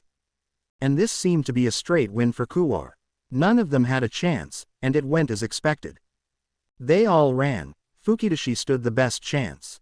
Rush, he called out, jumping onto the laders as they rushed forward. He tried his best, but it was too hard to keep track of his surroundings as he rushed from place to place, so he even turned around once, going back to spawn instead. But Kuwar just moved from shadow to shadow, the large metal pipes all over the place easily making enough shade for him. 2. And he came out with the medal, which allowed Monoma, Kaibara, Tsuyu, Toru, and Sato to race. And while Monoma could have easily taken a quirk of one of the winners, that wasn't fun. That wasn't a good showing of what he could do. Yes, he could easily copy one of them, but he learned that he could be better. So he swapped the quirk of Tsuyu. And that was the smart choice. It wasn't even 1 minute in the race and both were already in the lead. Kaibara and Toru just ran. 2. Sato charged headfirst into everything, only getting stuck from time to time, but none were near as fast as Tsuyu and Monoma, hoping from beam to beam. Tsuyu expertly used her tongue to swing, Monoma mentally mapping the perfect route, but experience classed smarts as Tsuyu had just beaten his time by a small 4 seconds. Well done Asui. Call me Tsuyu, she quickly said back with Monoma nodding. Well done Tsuyu, you're really skilled. Thanks, you weren't bad yourself Ribbit. 6. But the next race got them excited. Izuku Midoriya, Katsuki Bakugo, Honta Shiro, Nana Shimura, Reiko Yanagi. Each of them had the ability of speed on their hand, but all of a sudden it didn't seem like a free-for-all, it more gave the feeling, we have to beat Midoriya, I will destroy your time lizard shit. Bakugo growled out through his teeth as he stepped face to face with Izuku, who just smiled. Sure thing, just be safe. That pissed Bakugo off the most. He was fuming by the time he made it to his starting position. 3. The countdown was feeling slowed down for most, their adrenaline rushing through their minds. The second go was heard, and they exploded. Nana had activated as high a percentage as she could with OFA. Cracking the ground as she basically flew out of her location, Bakugo blackened the ground below him as he let off a massive explosion. A missile going right for All Might. Shiro launched himself with tape, feeling he had the biggest advantage out of anyone. And Reiko calmly floats around, not really caring to win or lose, just wanting to do her job. But 4. None were even close to Izuku. Out of the gate Izuku had chosen a remote location sort of blocked off. And when that goes was heard, Izuku transformed. Not to his hybrid form, not to just him with wings, no, Izuku went full dragon. He broke free, all the metal pipes bending till broken as his massive form appeared. This of course shook everyone as they froze in fear. A beast with a size none had ever seen had just appeared, and unlike Ryuko, Izuku flew. His powerful wings flapped, the wind pressure, nearly flattening the entire exam site, with the wind pressure nearly kicking out the other racers. But Izuku went forward. It took 2 flaps before he transformed back. Already at All Might. 3. All Might was dumbfounded. It was the second time he had seen a dragon of that size. The one before had been larger, easily the size of Ua, but still impressive. Was that not allowed? Izuku asked with All Might just bursting into laughter. It was young Midoriya. Well done, you will make a fast hero someday, ha ha ha, just don't look at your bank account too much, ha ha ha ha. All Might laughed. 9. As the other made it to him, he had thought that Izuku might be the one to take that dragon down for good. The others didn't want to race after that, but they had to. Even with half the exam site now being turned into rubble, they still had to. So Mineta, Aoyama, Kaminari, Ochako, and Kirishima were up next. And much like some had guessed, Mineta is easily won. His quirk just gave him more movement and agility than the rest. Something he was gloating. Come on girls, who are giving the winner a kiss on the cheek? He said with a smirk, with Nimari sighing. In your dreams perv, Mineta just laughed, you know it. 5. Ida, Todoroki, Komori, Bondo, and Kamakiri walked up as they were next, and Nimari was caught laughing. Why are you laughing? Mina asked with MidoRyuu pointing at Mineta, who was trying to hit on Reiko who was clearly staring at Shinso. That little idiot never stops. Did you know he hit on Mount Lady nearly 100 times that internship, and not once did the directly turn him down. She just used it as a weapon to make him do stuff. That power, I want it, MidoRyuu said confidently. 5. As the race started it was just shown to be unfair. Shoto moved faster than anyone in his group, using a mountain of ice to win and walk away. Acted colder than normal, but he was deep in thought. He was going to have to talk with a therapist later that week and he didn't like that, but his mother believed it was best so he accepted. By the time Komori entered the waiting area, the next group started walking. Pony, Saburaba, Tetsu, Shishida, and Honanuki. None of them fast but each had a great chance to win. 4. If Pony had not learned how to move faster. 4 horns. 2 under her arms and 2 under her feet as she used them to fly, right toward All Might who was pleasantly surprised at the quick victory of Pony. With now the final 5 beings called up. Abara, Kendo, Hatsume, Himiko and Shinso. None were known for their speed, but one had a clear advantage, Himiko and Hatsume. It would really depend. When the go signal was given, they started off quickly. Hatsume's power suit had a new build-in hover system as she moved. Taking first quickly and kept that for as long as she could, but 3/4 on the way, one of her boots exploded and she crashed into some pipes. Which allowed Himiko to take the victory for herself, as Shinso tied with Kendo and Shiosaki came fourth. Mei came in last, limping as she wore only one boot having now a height difference of 2 inches with each step but the race was done and the lesson over, each student was allowed home. But Izuku stopped the girls. Hey, can I speak with you all real quick? Izuku had asked this publicly, each student taking note, and a couple wanting to see what it was about. Izuku walked toward the side and saw almost all the girls near each other. Only Momo and Nana weren't in the middle, so they all followed Izuku. Nana and Momo however weren't that far behind, neither were many of the other guys. They were interested in what this was. Each of them was in earshot. All of them were waiting for Izuku to speak. He was just standing there awkwardly scratching his arm. What is it that you wanted to talk about? Ochako asked with a smile. 2. Izuku coughed. I am not sure if it's correct, but I am pretty sure some of you girls are in love with me. Izuku sounded unsure. He had been questioning himself. He had never been good at reading the emotions of women. They were confusing to him. Even right now, they were blushing in front of him, blushing and trying their best to hide their face from Izuku. And Izuku was pretty sure it was because of embarrassment. But he just wasn't sure if that was because they were in love, or if they were embarrassed about the fact he believed such a fact. 2. Is it true? Izuku asked, wanting some form of an answer from the girls. MidoRyuu spoke up, clearing her throat first. Perhaps that is true. Why? While she and the other girls had talked about their shared love for Izuku.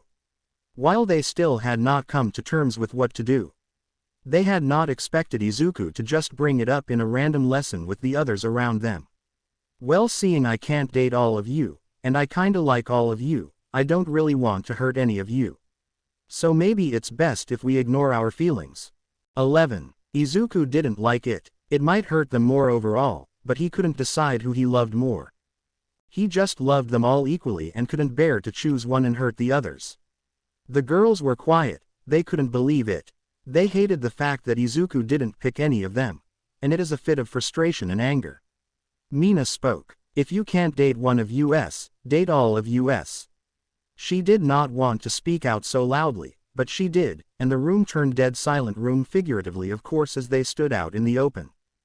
5. Is that even legal? Izuku asked, unsure of his feelings about Mina's declaration. Why you can't date them all? Momo yelled out, stepping in. All of them looked at her. The girls that didn't have any feelings for Izuku decided this was the best chance to step back. They didn't walk away, they just stayed close but out of the way. And why is that? Ochako snapped back. The girls had started almost fighting between themselves. And right now Momo was stumped. She yelled out purely because she didn't want Izuku to date anyone but her. 3.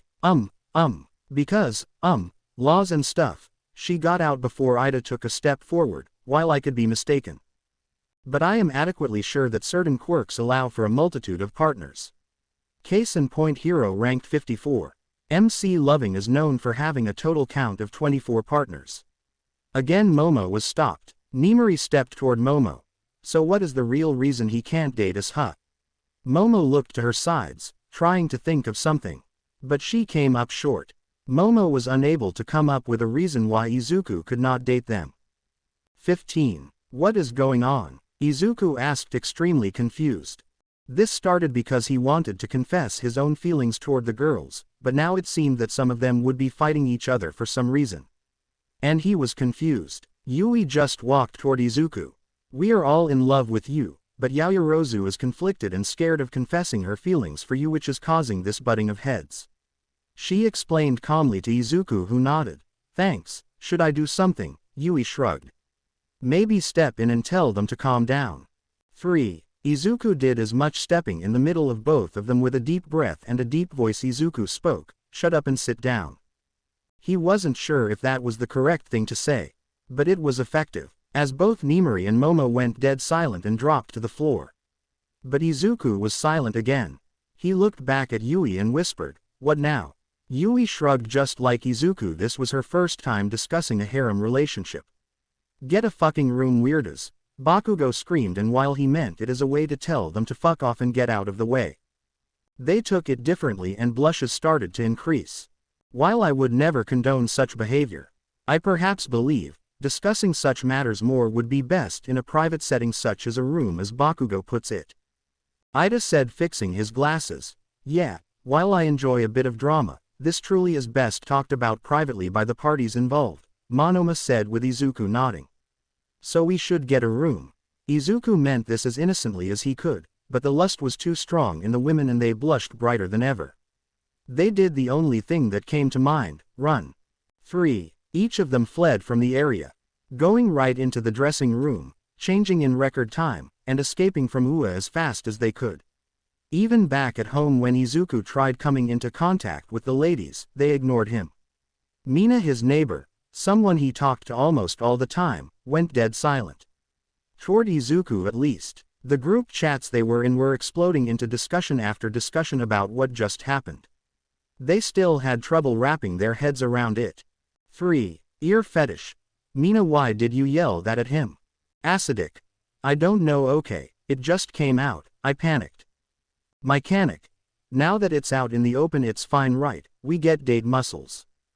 Vampire. May sweetie, your caps were on, but she has a point. Now that it's out in the open we can just date him. You heard Ida, it's fine. 1. Buff Bunny. Fine, you tell Izuku that we are all fine with dating him. The chat went sort of silent after that, mostly because none of them had the guts to tell Izuku that. None of them were woman enough to face him and confess. 4. Yaoyorozu. Why am I here? Mochi monster. Cause you are in the same boat as us. Largerthan it looks. Yes, you are also in love with MidoRyuu. So I added you. 10. Purple mist. Totally change your name, by the way, anything is allowed as you can guess. Yaoyorozu. Alright then, how do I do it? Wyvern. Right-click your name, it should give some pop-ups, the one at the bottom is change nickname, click that and type what you want your name to be. 4. Bonnie Builder. Like this. 2. Firefly. Totally like that, but back to the matter at hand, who is gonna confess? We can't ignore him all the time. 5. Najire had asked the question they all wanted to know, who was gonna confess, but one girl wanted to know this more than the rest, that girl was Nana Shimura. 4. The young successor of All Might was in her room, boxing the air and screaming at herself for being too much of a pussy and not speaking up like Yaoyorozu. Now her crush was going to be stolen from under her nose and she won't be able to do anything against it. Well, she could confess, but then she would have to be honest about her feelings and lying was just easier. While this was happening, Izuku sat in his room confused. 2. He was 95% sure the girls liked him. They never outright claimed they disliked him, and even Yui said as much toward him. So if they liked him, why did they run away? Izuku smelled under his arms and smelled his feet. They smelled okay. Sure, his mom often said it was worse enough to knock out a full-size horse with the smell of his shoes. But he didn't think that was the problem. He looked in the mirror to check his teeth and hair. While his teeth were clean, his hair was the same mess it had always been. 3. And Izuku was unable to see why the girls would run away. So he went to the one person he hoped could help him. Mom, I might need some help," Izuku asked as he walked into the kitchen. "Sure baby, what can I help you with?" Inko tapped the counter in front of her. "Where the chairs were. Talk to mommy." Well, I might have confessed to the girls today." Inko didn't let Izuku finish. She opened a drawer in the kitchen and pulled out a box before sliding it toward Izuku. 5. It was filled with sex ed books, condoms, lube, the whole 9 yards. "Be safe baby, oh my baby is all grown up." "Mom, calm down. I don't think I need any of that." After I said that I liked them as well, some stuff happened and they kind of ran away. I checked and nothing is weird with me, and I am kinda sure that's not a good thing, right?" Just as quickly as the box showed up. The box was gone. "Oh baby. Oh no, tell me exactly what happened, don't leave out a single detail." "Babe, I was Izawa stood still as he saw Inko and Izuku on the couch. Dating talk. Izawa ran up the stairs, he was not dealing with that. 16. The news had already spread that Izuku was basically growing a harem. And one person that took a slight interest was Nezu, not because of anything weird. But Nezu loved to know stuff, and he loved drama. Izuku at UA was a drama of the highest tier. Now getting Izuku a good hero would be easy. Getting Izuku a top 10 hero, possible. Getting Izuku top 5 or number 1, drama heaven. But for that, Nezu did some research into dragon quirks. 6. Very little was known about them, but thankfully thanks to learning some Chinese, a little Russian, Spanish, and Green, he was able to uncover a lot. Dragon rankings. He was able to deduce that Izuku was a dragon emperor, the growth he showed after tough fights were case in point. But then came the one thing he found. A rumor of a myth, hidden deep in a legend that came from folklore in some Russian fishing village heard from merchants. So unreliable to say the least. But Nezu was interested. 4. It said that certain dragons had an ability that strengthened them when they had a mate. One part of the legend said the fact the number of numbers in a person's name matter with how many partners that dragon needed to have. Taking account of Izuku's name, that would be 13 mates. Nezu then took account of the rumor going on in UA, on which girls were going to date or were already dating Izuku. 1. Ochako Uraraka, 2. Mina Ishido, 3. Momo Yaoyorozu, 4. Yui Kodai, 5. Setsuna Tokage, 6. Najire Hado, 7. Mei Hatsume, 8. Himiko Toga, 9. Kyokujiro, 10. Nimori Kayama, 11. Rumi Usagiyama, and 12. Ryuko Tatsuma. 7. I wonder if that rumor holds any water. Well, we can only wait and see, Nezu said, closing that tab and continuing the 16 games of 3D chess he was playing at the same time. All while mentally coming up with possible matchups that would be an effective training method for the students. For the first term finals, checkmate here and here, we normally have the students fight robots, but this class won't really get any challenge out of that. Perhaps upping the difficulty meter by a few would be fun. Oh, I could even have All Might fight with MidoRyuu to see if that grows him stronger. Nezu mused to himself joyfully as he defeated high-ranked chess player after high-ranked chess player. "Hello Todoroki," a voice spoke as Shoto entered the office. He closed the door and turned around. The room was neatly made. A multitude of rewards placed on the walls. Multiple pictures as well. In the room, you had a desk which was placed in a corner. And in the middle of the room you had 2 chairs with 2 tables. 1 seat was taken. The therapist pointed at the other seat. "Please sit," the woman said with a soft voice as she pointed it with her hand. 2. The woman herself was at least double the normal height. She had a lot of fox-like facial features. Her skin was more like fur, with a light green fur with a mix of white at the chin and belly, her large curves clearly visible. Shoto sat down. His arms crossed as he sat silently. "I can see you are not happy to be here. Could you perhaps inform me why that is?" The woman spoke in a calm and soft voice. Her face had a soft smile. "Who says I am not happy to be here?" Shoto said dry. Sure, he wasn't happy to be here. He wanted to be somewhere else. 3. Your body language, of course. Your crossed arms are a sign you don't want to open up. The fact you're leaning back shows you are trying to distance yourself from me in this conversation. So please, why don't you want to speak with me? Shoto leaned slightly forward and placed his hands to his side before clearing his throat. It's just that I don't really like a therapist. I don't see what talking about my feelings would do. And the fact you most likely know the answer to some of my problems but won't share them with me is concerning. 2. Shoto wasn't finished and the woman kept silent. The simple fact that you earn money off the longer this goes doesn't really give me the feeling you want to fix this, nor does the fact that you need people with problems in order to keep your job. The woman chuckled. Those are some really good points. I will answer them. Talking about your feelings might not help right away, but hopefully, it will make you understand them, which will help. I don't know all the answers, but it's the same with teachers.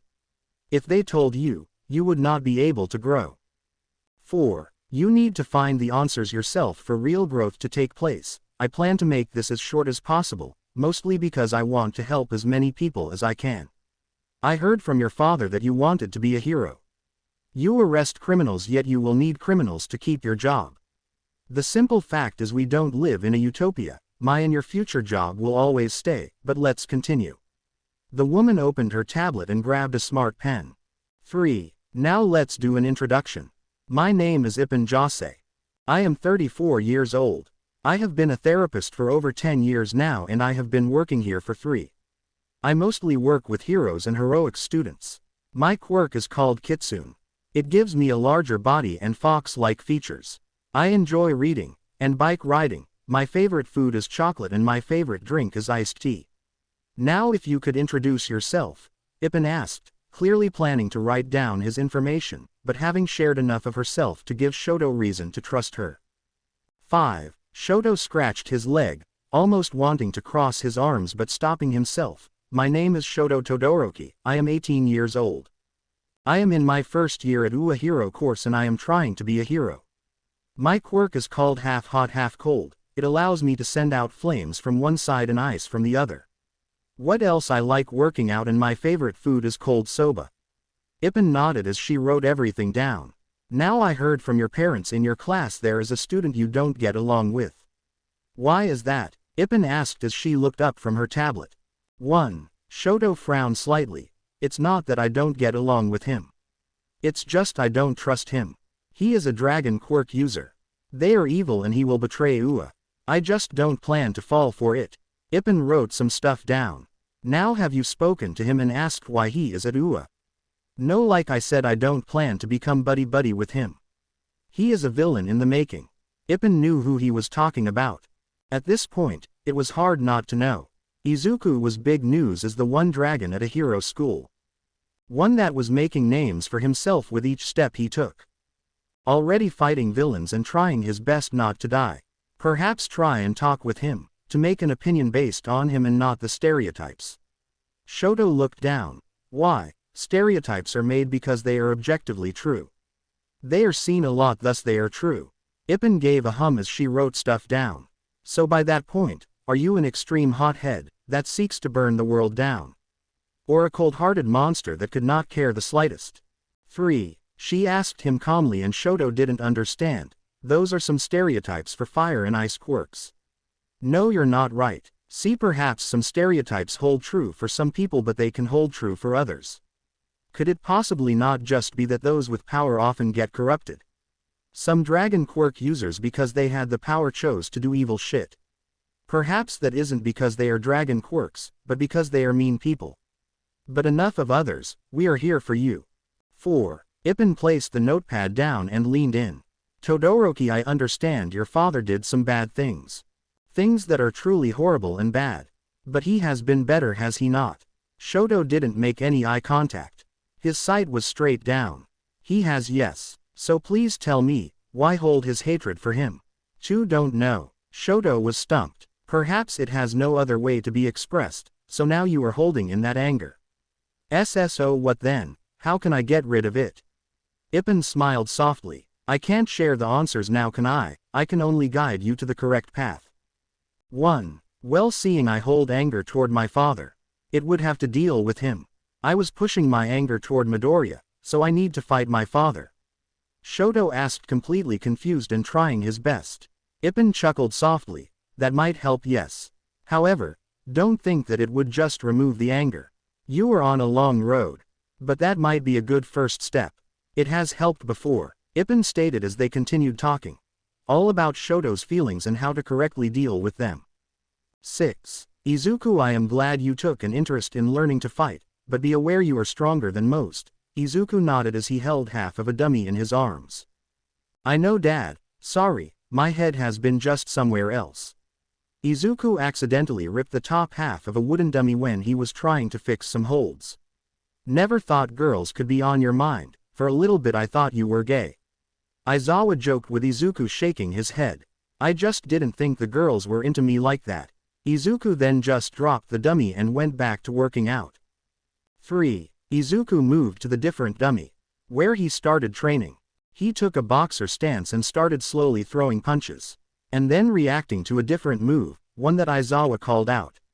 And it didn't matter if Izuku was in the middle of his own move, the second something was called, he had to dodge, block, or both. Of course, what both didn't know. As Izuku shadowboxed against himself with Aizawa's help, he was being watched. He was being watched by the girls, all from Mina's room peeking through the window. 3. While they all had the idea to date Izuku together, none of the girls had the guts to tell them their idea. None of them wanted to walk up to Izuku and share the idea that they were open to Izuku dating them all. None were opened, and while normally the girls had their methods of getting the others to do their jobs, this time it wasn't working. Normally Rumi would do anything you asked, if you ended it, or are you too scared? But Rumi wasn't falling for it. Nimari would do nearly everything if you said mount, Lady would do that. But again didn't work. 1. So the girls were stuck. Because at the same time, none could talk with Izuku. When they were into him, it was doable talking with Izuku. Sure, times their heart would skip a beat when he did something so sweet and adorable they nearly fainted, but most times it was just being friends with a hot person. But now that they knew Izuku was in love with them as well, but he just couldn't decide on one. It made everything a billion times worse. Nothing they could think of would have worked to make that normal. 7. The worst part was true that Izuku acted normal. As if nothing changed, because in his mind nothing did change. He still had the same feeling for the same person. So why did it need to be different? But of course, they had trouble speaking up to Izuku. One person had the same problem but was so glad that the girls didn't confess yet. Nana herself was now sitting in her room, face to face with a dressed-up pillow and balloon. Nana had used the pillow from her bed and placed it on its side, so it stood up. She placed a shirt on that, her PE shirt. A shirt Izuku himself had. 1. Then on top of the dressed pillow, Nana placed a blown UP balloon on which she drew Izuku's facial features on. Before placing a rolled UP green shirt as the hair, she sat on the other side of the bed and cleared her throat. Mido no Izuku. To know that we didn't start this school year off as the greatest of friends, which was mainly my fault as I was a massive bitch, but… Nana's blush grew as she spoke. Over the days and weeks that we have been in class together. 3. I was able to get to know you. And was able to see what a great guy you were. So great in fact, that before I knew it, I stopped hating you, and started loving you. Nana was bright red as she stuttered out the words to the pillow balun Izuku. Yeah, to love you Izuku. I know you might what, you love me back, oh Izuku. Nana acted as if it was the real Izuku and he shared her love. She jumped the pillow balloon Izuku and started kissing him. This was the first time Nana had ever kissed someone or something in this manner, so it didn't go smoothly. 4. As around 5 seconds into the kiss, Nana popped the balloon, which caused her to scream, which alerted All Might, who came bursting in, which shows Nana's room is messy. Nana is on top of her pillow dress in a PE outfit. Green thin silicone all over the bed and Nana with a bright red face. Get out, get out, get out, GETOUT. She screamed out of embarrassment at All Might, who vanished as fast as he could, dodging the multitude of clothing items thrown at him. Yo, Midoriya, you wanna spar?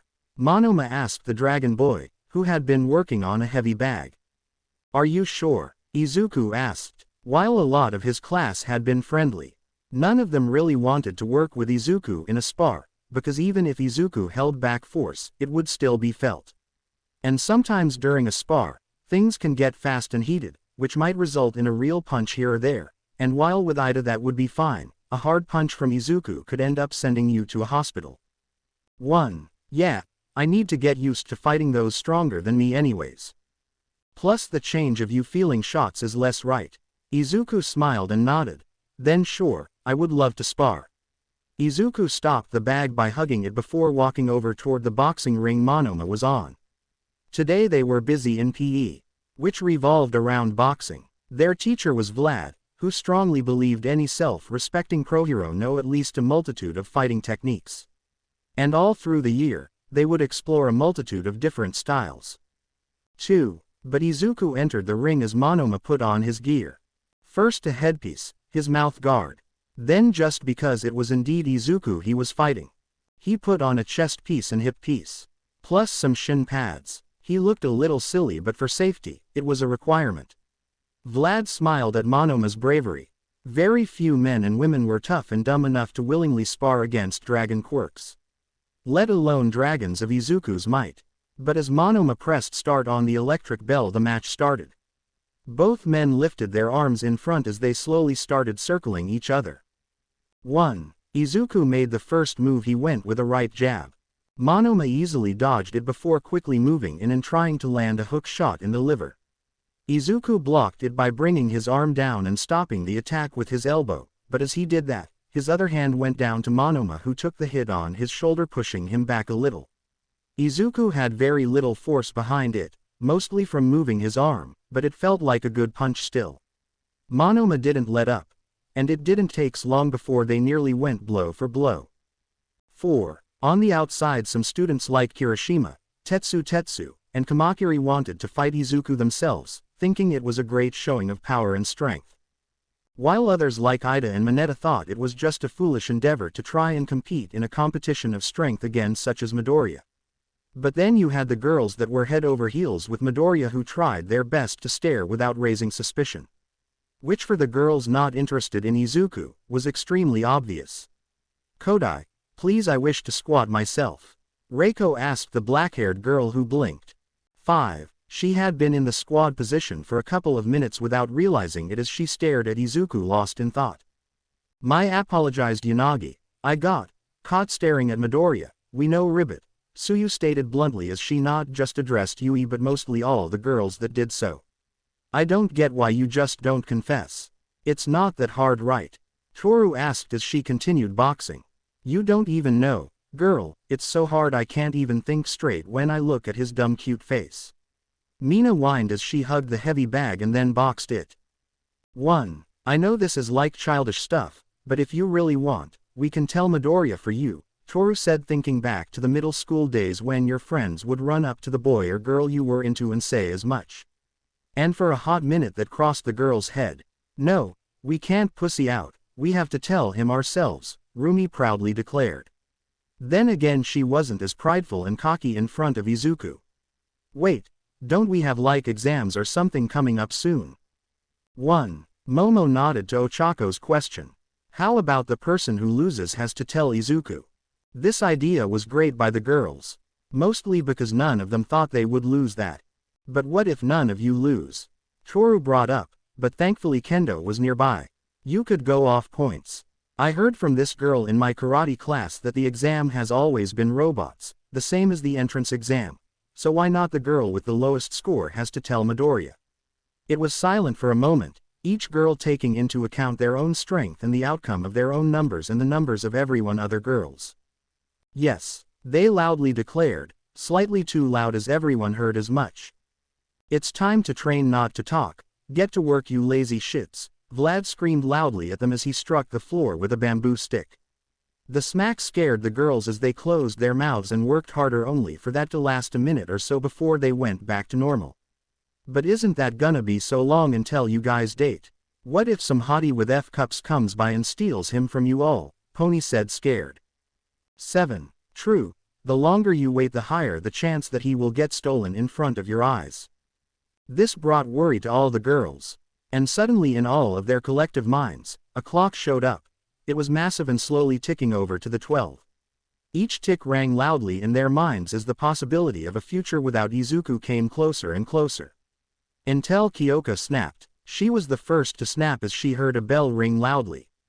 In her mind, it called the ending of her chance, but in reality, it was the signal that Izuku and Monoma finished their first round together. 2. While Izuku walked to his corner, sweaty but overall fine, Monoma more than stumbled to his, dropping on the ropes as the three boys that wanted to spar walked up to ask for a round themselves. Kyoka however sprinted toward Izuku, dropping her gloves on the ground as she went full sprint toward Izuku. She with unfound might jumped up to the ring, right toward Izuku before roughly grabbing his head, pulling it down and giving him a deep kiss. 7. Shocking everyone, including herself, and Izuku. Izuku had wide eyes as his brain broke apart. Kyoka was similar, only her eyes were closed and she was enjoying the kiss extremely. All her worrying and fear vanished. And they parted. "We all want to date you." Kyoka got out before the weight of her action caught onto her and she promptly collapsed to the mat. Only for Izuku to stand there wide-eyed, his mouth still opened from the kiss, processing everything that just happened. The girls were grateful to Kyoka. They knew each and every single one of them was having the same fear, and 1 second more they would be running toward Izuku to kiss him. 2. Vlad had no idea what to do. Someone check on Jiro and then get back to work. It's school time, not date time, Vlad yelled, hoping they would just do this one in someone else's class and not his. He didn't know how to deal with that. But Tsuyu and Kendo came to collect Jiro before whispering to Izuku.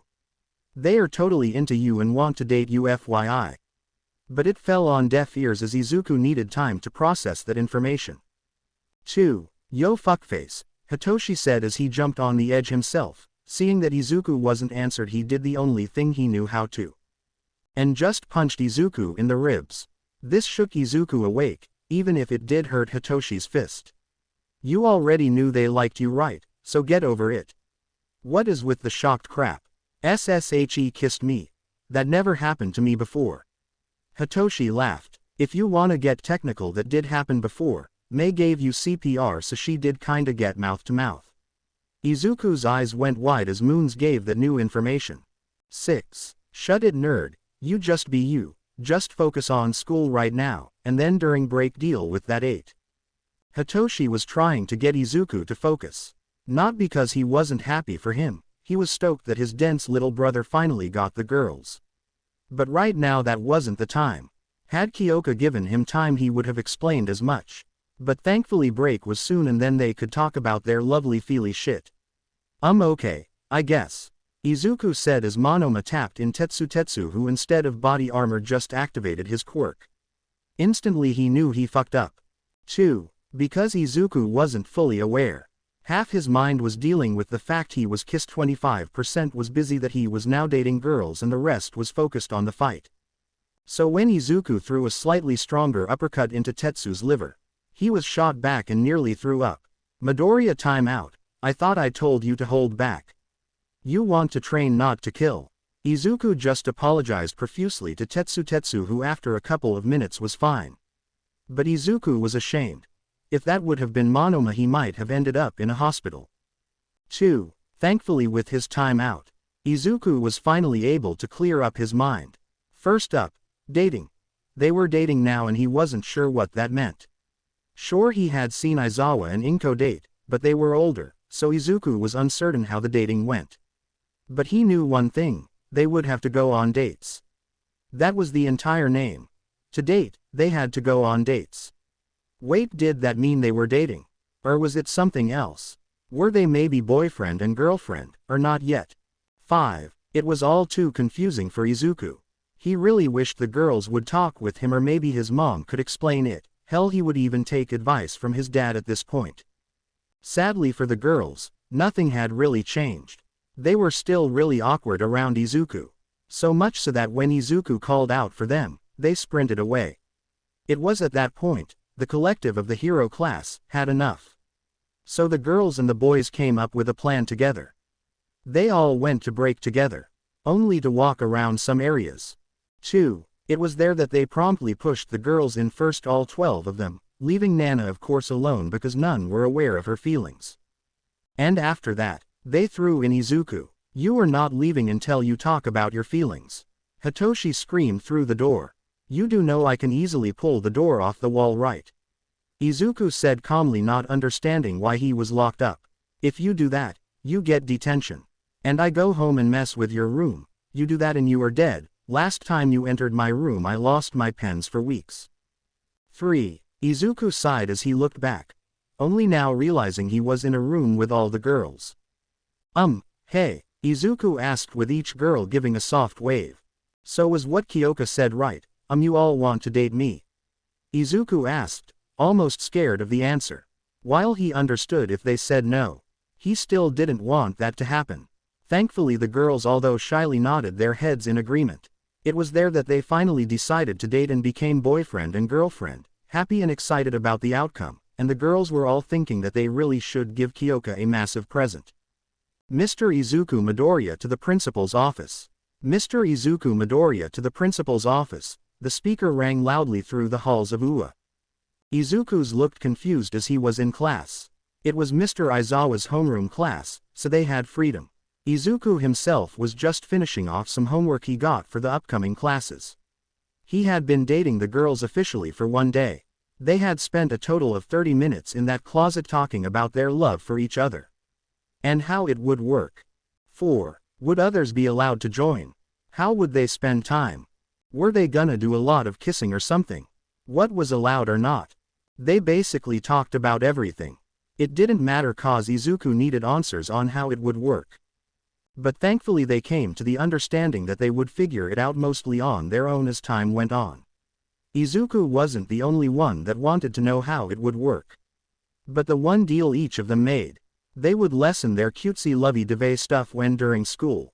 They were hero students first and none of them would feel good if they knew one of them would get kicked out purely because they focused too much on dating. 3. MidoRyuu, get going. You know Nezu's office? Yes sir. Excuse me. Izuku said, leaving class, still hearing Hitsushi. Oh, someone got in trouble.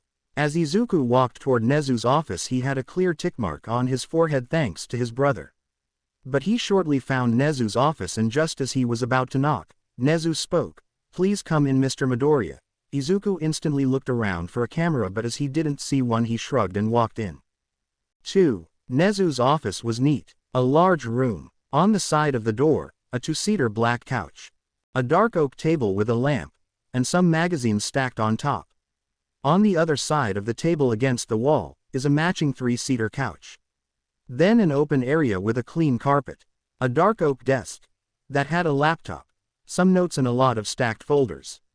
Behind him, around 4 cabinets all made to look like dark oak held some pictures of Nezu with some classes past the years and some high-ranking heroes from all across the world. 3. On the opposite wall from the couch, Nezu had even more picture frames. While some were pictures of him with classes through the years, most of them were a multitude of different diplomas. It showed his academic abilities and he had them in spare. Please sit. Nezu pointed to one of the 2 sleek black chairs. Izuku nodded as he sat down. You wished to talk with me? Nezu nodded. I did indeed. But first, a cup of tea perhaps. I have a wonderfully soft Chinese green tea. Oh, please, and thank you. Izuku said, smiling. Nezu poured his students a cup of tea before then making a cup for himself. 2. Now first of all, I wish to congratulate you and the 12 women you have started to date. Izuku's eyes went wide. How did you know? Nezu gave a soft chuckle before sipping the still very hot tea. Just assume from now on that I know everything about everyone at all times. Izuku just nodded. That was totally a possibility at this point. I hope that it's not a problem. We won't do any couple of things during school time, I swear. That is not the reason for our conversation. I just wanted to tell you best wishes. 3. Izuku wasn't sure why but he thanked Nezu. Nezu of course gave him best wishes because some men had trouble dating a single woman. Dating a single woman and keeping time for himself. Izuku was planning to date 12 of them. He would need the best wishes of every person he met. But the reason I wished to talk with you is not what you expect. I wish to discuss that group. The League of Villains. Izuku nodded as he sipped the steaming tea. While Izuku had always had good durability and resistance to hotness. 2. Nezu had gifted Izuku a hot tea. The water was just under boiling. And the tea was spicy. It in fact added to the flavor profile, but most would not be able to stand that heat. But Izuku's new heat-based ability seemingly meant his heat threshold increased. If Izuku agreed, Nezu also wished to see how pepper spray would work against Izuku, but that was for later. Now, if I am correct, you have stated the League of Villains wishes for you to join them. That they did, sir. Interesting. Nezu smiled before continuing to speak. Hello, good sirs and ladies. I will be your heroics teacher today. It seems All Might was called away. The hero best genist spoke. He was glad to have the opportunity to teach the students at UA. Now good students, to test your abilities, please make your way to run across the gym area. Bravo. I want you all to run a total of 5 times. And each time you make your way around, you are required to do 50 push-ups. Only after that, we can start to explore your other abilities and master them. Best genist spoke, showing this was not a democrat. They would have to do as they were told, which would be final. 2. Sir, should me and Ryuko do double that to make it fair? Izuku asked. He knew both of them had more strength and more speed than most of the others, but best genist shook his head. No, your classmates are heroes, just like you. They earned their spots. If you wish to hold their hands through their entire heroics career, go right ahead. Izuku nodded. While it might have been easier for him to complete, it would be disrespectful for him to just do double that. 1. Welcome to today's meeting, everyone. I wish to thank the boss for taking a moment out of his extremely busy schedule to join our meeting today. A woman spoke. The same woman entered Izuku Midoriya's hospital room after the stain incident. She worked at the HPSC. She was in higher management. The boss wasn't inside the room with the suits. It was just a simple black computer screen that read audio only. Just get to it. The woman bowed and held her head down. My apologies, sir. Today's meeting is about Izuku Midoriya. Sadly, he fully recovered and is back at UA. 10. While our first opportunity to get him kicked out of UA we failed thanks to Endeavor and the Daughter of All Might. Both seemed to stand together with him. I know it was your wish, boss, but it seems impossible. The woman spoke to the screen. While before, the HPSC had gotten some direct requests from the boss over the years. Mostly the boss had been hands-off. That was until recently. He had taken a clear hatred for Izuku Midoriya. He had seemingly one wish. Expel Midoriya from any hero school out there. 2. He even fired one of the board members who said having Izuku Midoriya as a hero might be perfect as a secret weapon against villains. The boss hated that and fired the man right away. Have you tried creating something to get him expelled? Some gossip to get rid of him? Hell, get rid of both All Might and Endeavor. Boss, while we could try that. A lot of the public loves them, and they might declare their discomfort with those actions. True. Those sheep while pathic might cause some problems if they work together. Just find a way to get rid of him. I have no use for him as a hero. 4. Test day students, are you ready? Present Mike loudly declared, far too loudly as the students walked toward gym site Omega, which was perfectly in the middle of all the gyms. Yeah, bring on those robots, I will solo them all, ha ha ha ha. Denki laughed as he caused a slight bit of electricity over his hands. Nezu chuckled as he popped out of Aizawa's scarf. That won't be the ones you will fight. Your opponents will be us. The teachers. The students' faces dropped as all the teachers seemed to stand shoulder to shoulder, almost posing for them. 2. Sadly, our number of teachers might not be perfect for the amount of students we have. So being a good principal, I did call in for some extra help. Please welcome your other opponents. The top 10 heroes, Nezu said with a joyful smile as the gate opened up. And it showed the 9 pro heroes. Each of them dressed in their hero outfits and each ready for a fight. And the student got worried. Well, some did. Oh fuck yeah, I want to fight All Might solo. Bakugo screamed proudly, declaring to face the number 1 hero alone. 2. Ha ha ha. While I truly enjoy your happiness to try and face someone like All Might all alone, I decided to choose who you face and with who you face.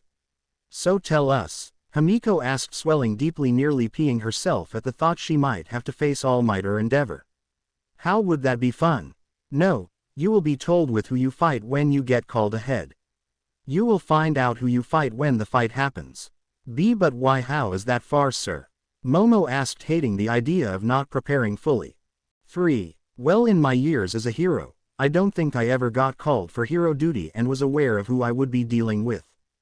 Have any of you? Nezu asked the heroes, who all went into thought before shaking their heads, all except All Might. I have once before. This was years ago. Many years ago, however. A rare once-in-a-lifetime moment. Nezu nodded. Indeed. So no information for any of you. You all must try your best and figure it out on your own. Please do your best, and also please be aware that perhaps not all heroes will fight. And perhaps some fight twice or 3 times. 2. None of the students liked the idea, but they had to do what they were told. So each of the students nodded their heads as they came to the understanding that they will pass. Oh, also, this is a final exam. So be aware, anyone that fails, they won't be allowed to come with us to camp. Camp, oh yeah, I forgot to tell you all that. Everyone that passes gets to come alone toward camp. Anyone that fails will be forced to sit through a couple of weeks of extra schoolwork. So try your best.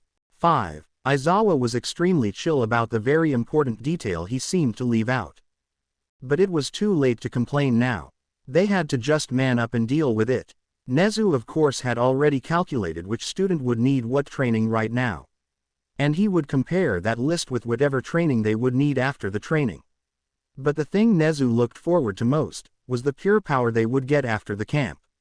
It again was a lie that the students were not gonna come to camp. While yes, some camp would have fun. Ice creams, s'mores, campfire songs. But 4. It would also be an insane amount of training. Oh, Mr. MidoRyuu, I wish to get an autograph before we start of you. For what, sir? During our talk last time, you told me you growed you to near-death situations. I wish the hero that fights you to hold back less, but to not get sued and to be safe. I wish to get your consent. Wait, you want my consent for one of the pro heroes to possibly beat me to near death, so I get stronger?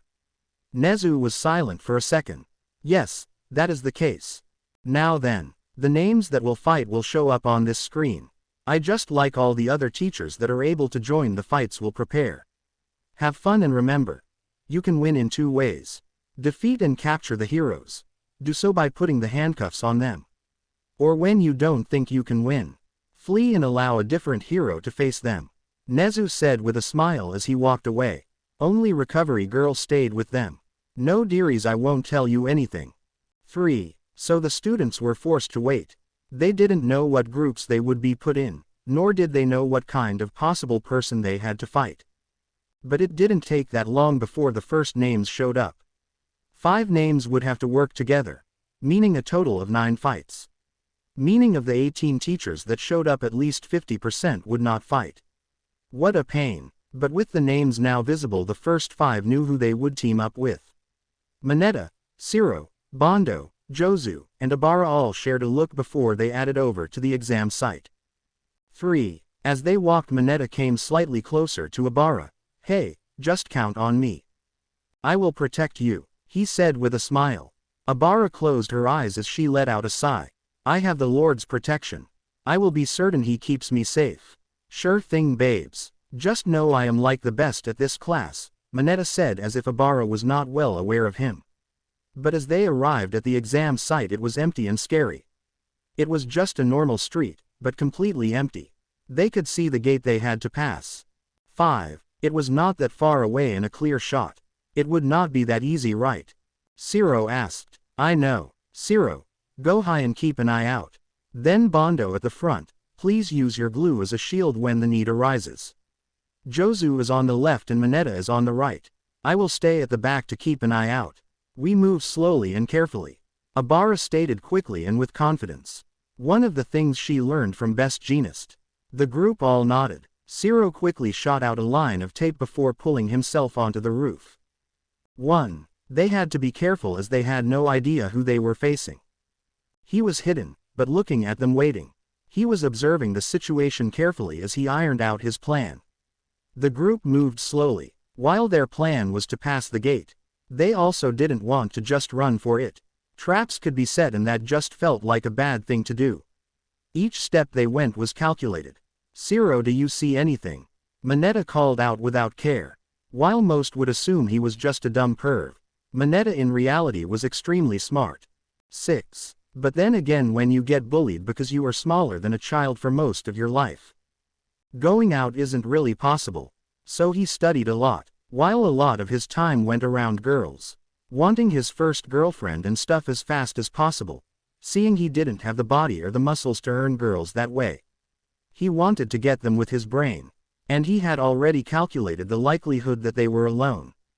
It was 0%. The hero they were fighting was looking at them right now, so being sneaky about it was pointless. 5. Both Jozu and Bondo shushed Mineta, worried they would be found out. And just as they thought, the hero showed up behind them. He has now. Each of them spun around.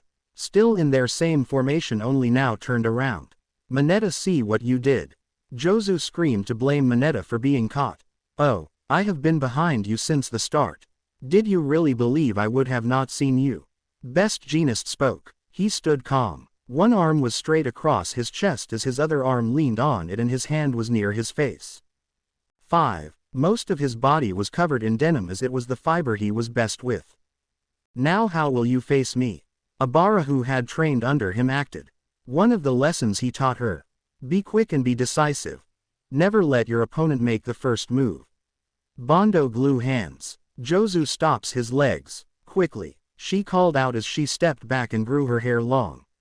Bondo stepped past Abara, and out of the many holes in his face a thick white substance came out, fired right at Best Jeanist. But with a twitch of his index finger, Mineta shot against Bondo's head, ringing his bell as the glue missed. Jozu had already placed his hands on the ground and it started to soften. Perfect for Abara as her vines went into the floor. Zero was still a part of the rest. And while he could run for the gate and make it, that was the least heroic thing he could do. He smiled as he knew what one classmate would do without thinking. Zero jumped off the building, firing 2 small strips of tape at Best Jeanist. He was gonna go on offense. 4. But Best Jeanist had already won 12 moves before. He was toying with his victims now, playing with his food. Using his own denim, he hooked himself on a light post and a wall, causing him to float midair, holding himself up by a multitude of thin but powerful wires, making Jozu useless. Only Abara and Zero were left. Zero, as he should have gone and fired tape around Best, but before the tape could get close, Best Jeanist finished the match. Clutching his hand, a thin piece of fiber snuck its way around everyone's neck and within seconds cut off the oxygen flow to the brain, causing them all to pass out and collapse to the floor. 2. A hero must act before the villain, as the best fight is the fight that is over. Best Jeanist spoke to the knocked out students as he held them up by their fibers. An automatic voice spoke. The first match has concluded. Results will be posted afterward. Please return to your seating area as the second exam starts. 2. Right then the next names showed up. Finally, both Bakugo and Rumi spoke. Both wanted to fight right off the bat. It seemed so much fun. How could it not have? Best Jeanist didn't seem to hold back anything. They just wanted to fight. But they were joined by Aoyama, Rin, and Pony. While before the team was easy to see, they were all trappers, against the best trapper of them all. A real showing of how outmatched they were. But now, Bakugo and Rumi were brawlers. They loved getting their hands dirty as they fought. But Aoyama, Rin, and Pony were ranged fighters. The matchup seemed weird. Better get out my way, Duracell. I don't need your weak karate-loving ass near me holding me back. The same goes for you extras. 2. Bakugo screamed loudly as they walked in. Rumi didn't back down. Fuck you, bitch. You better fuck out of my way before I stick your head so far up your ass, you see light at the end of the tunnel. Both started the screaming match as their match started. Their opponent had, instead of hidden in the shadows like Best Jeanist, decided to meet them on the street. I love your energy. Give me a fight worthy of ooh ha ha ha ha. Crust laughed. The 3 students looked worried. They didn't have a plan yet. 10. But Bakugo and Rumi didn't care. Crust was a good build man. His black hair combed back, a streak of white hair in the middle. His quirk was visible on his knuckles as grayish hexagons were on his knuckles. Both Bakugo and Rumi cracked the floor as they rushed for Crust. He laughed at their speed. Rumi went for a right mid-kick.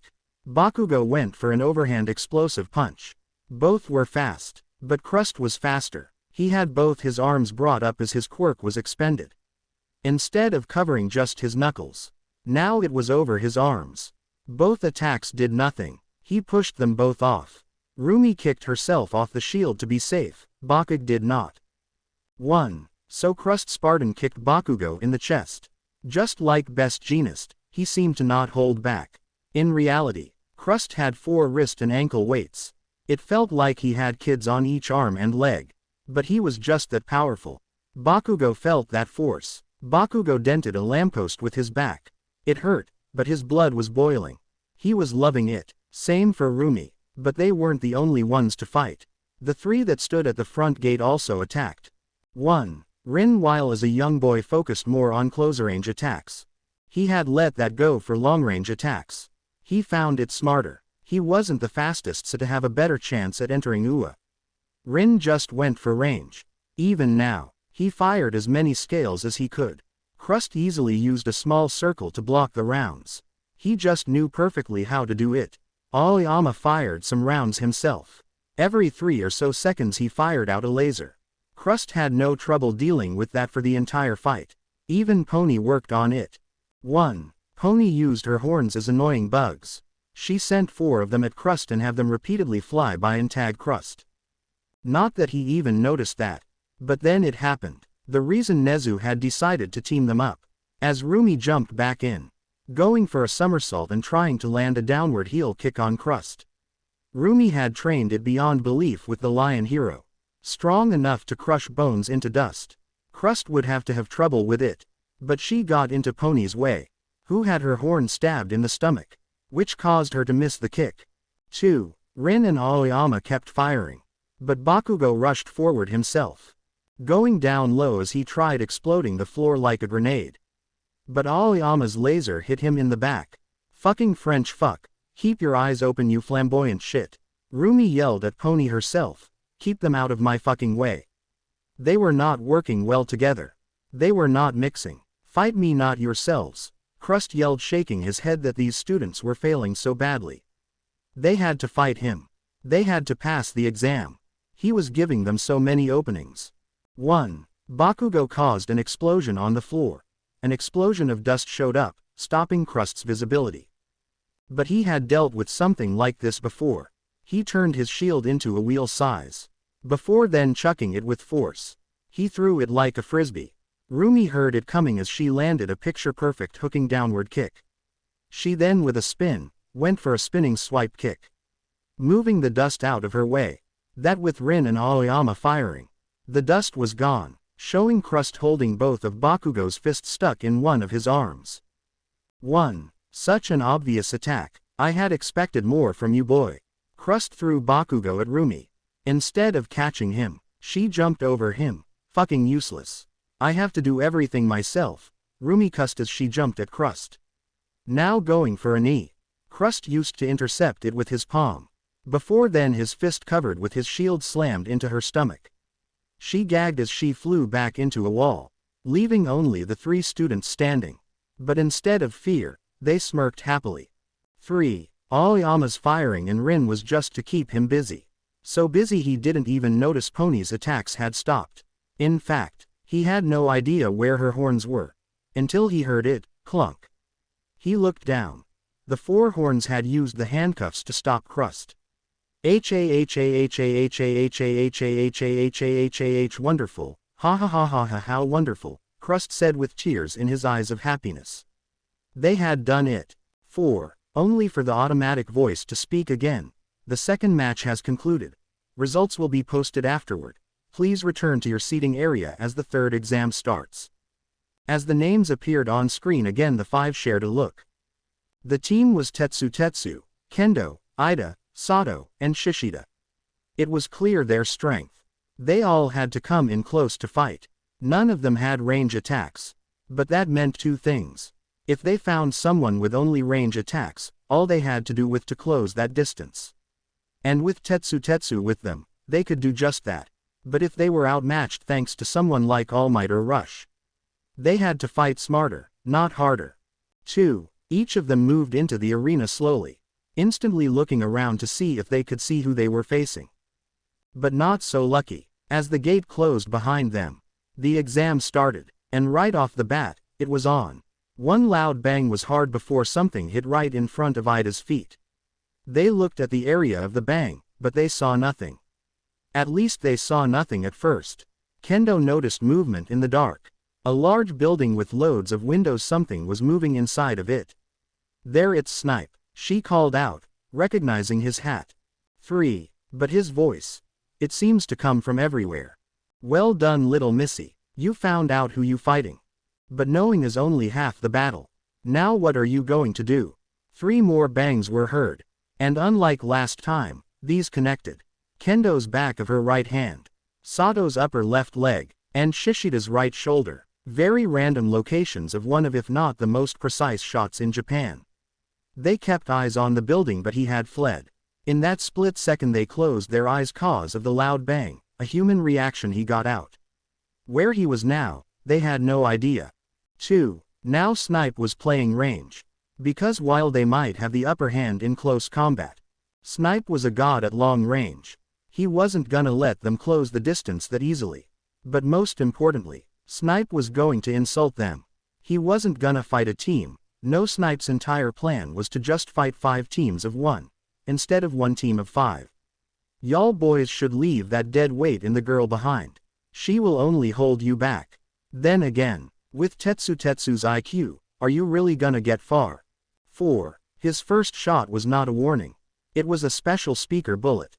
If I was Ida, I would cut my losses and run away. Then again, how you all trust him after his stunt with Stain is beyond me. While Snipe was not a fan of insulting his students, and he kinda hated himself for it, each of them had a strong personality that didn't really like when they or their friends were insulted, which caused them to act rashly. Then again, Sato doesn't really wanna be here, do you, big fella? I have noticed the extra pounds you gained quirk training. Sato looked down in shame as he poked his own belly. He was by no way fat, and some fat he was gonna have thanks to the sugar. But this was all a mental game. 4. And he was winning it.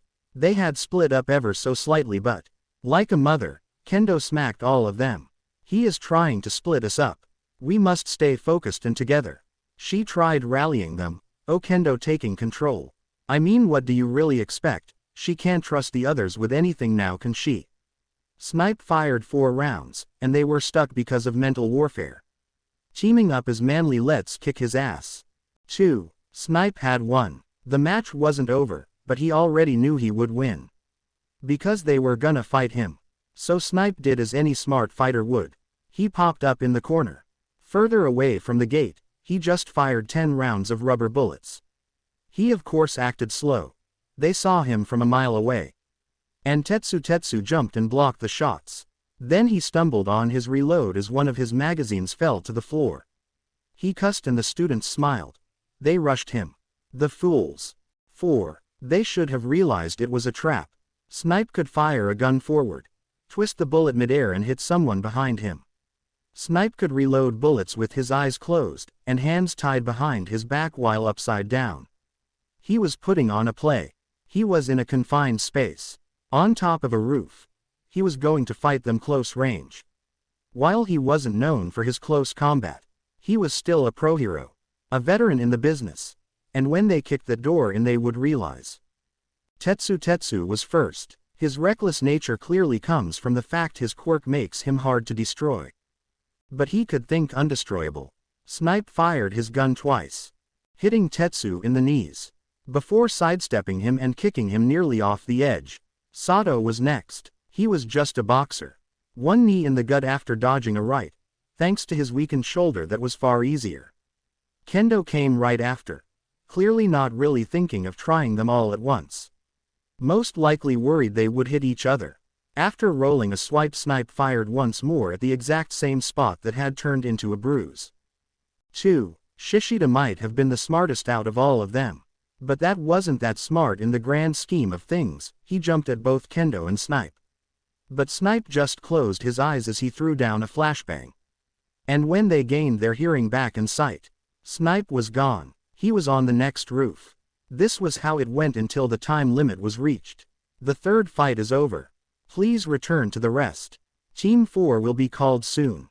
3. Each student felt bad for that team, even if Snipe apologized. That was rough. But they could not stand around too long as the next team appeared. Kirishima and Kaminari both high-five. They loved working together.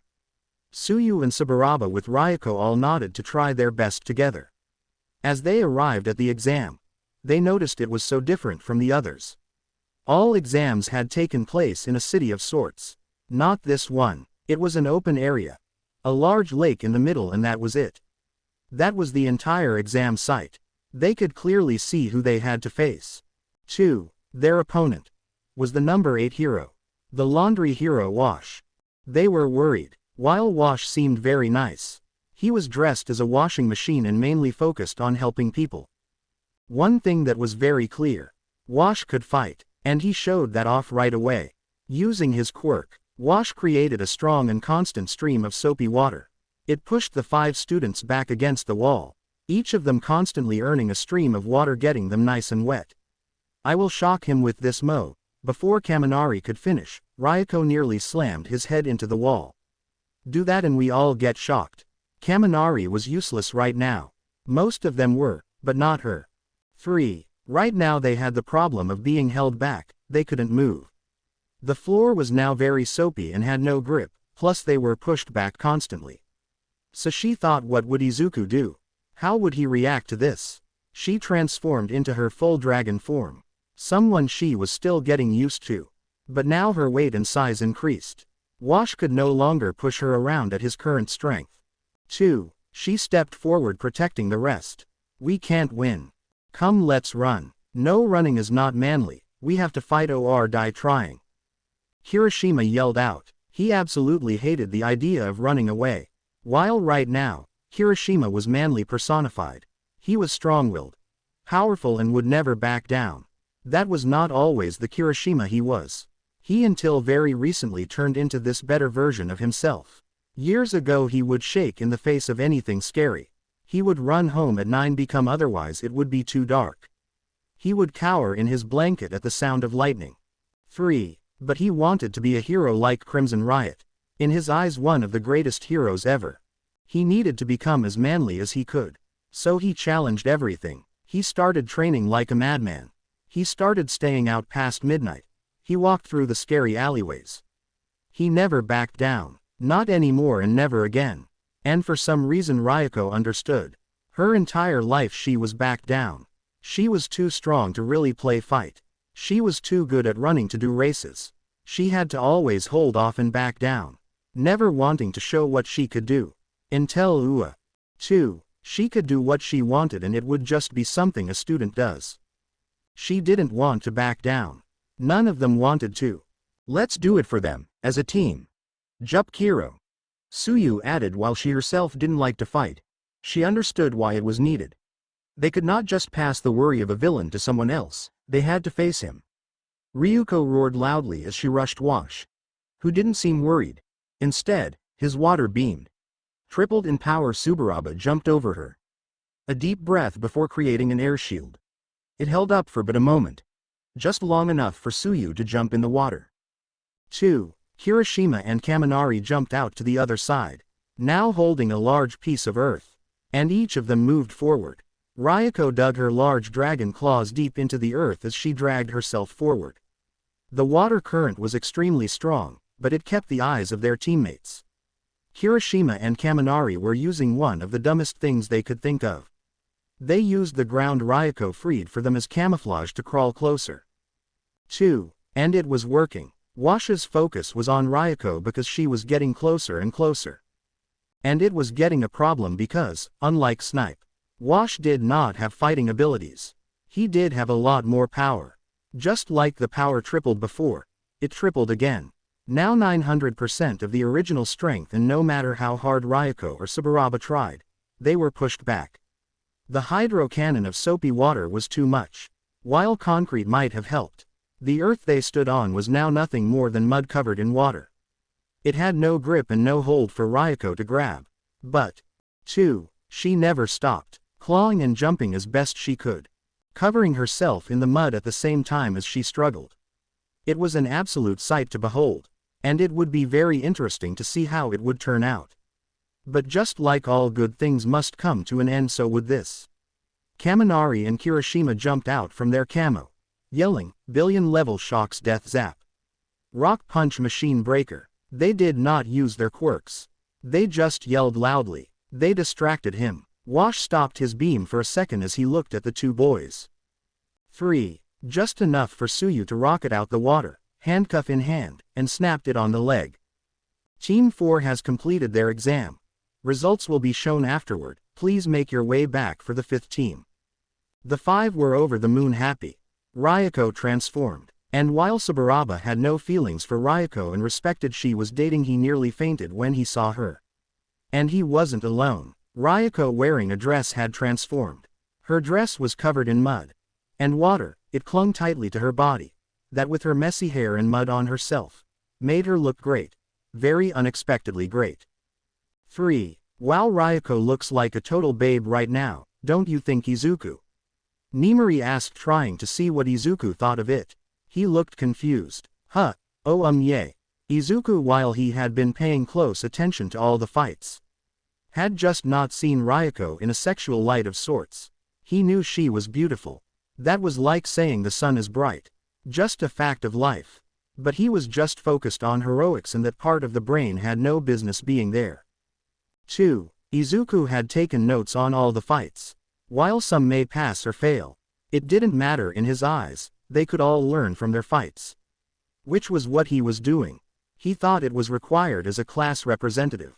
To be continued. I hope you guys enjoyed this video. Drop green hearts in the comments so I can know who watches the video till the end, and make sure to like and subscribe to the channel. Now we will see you in the next video.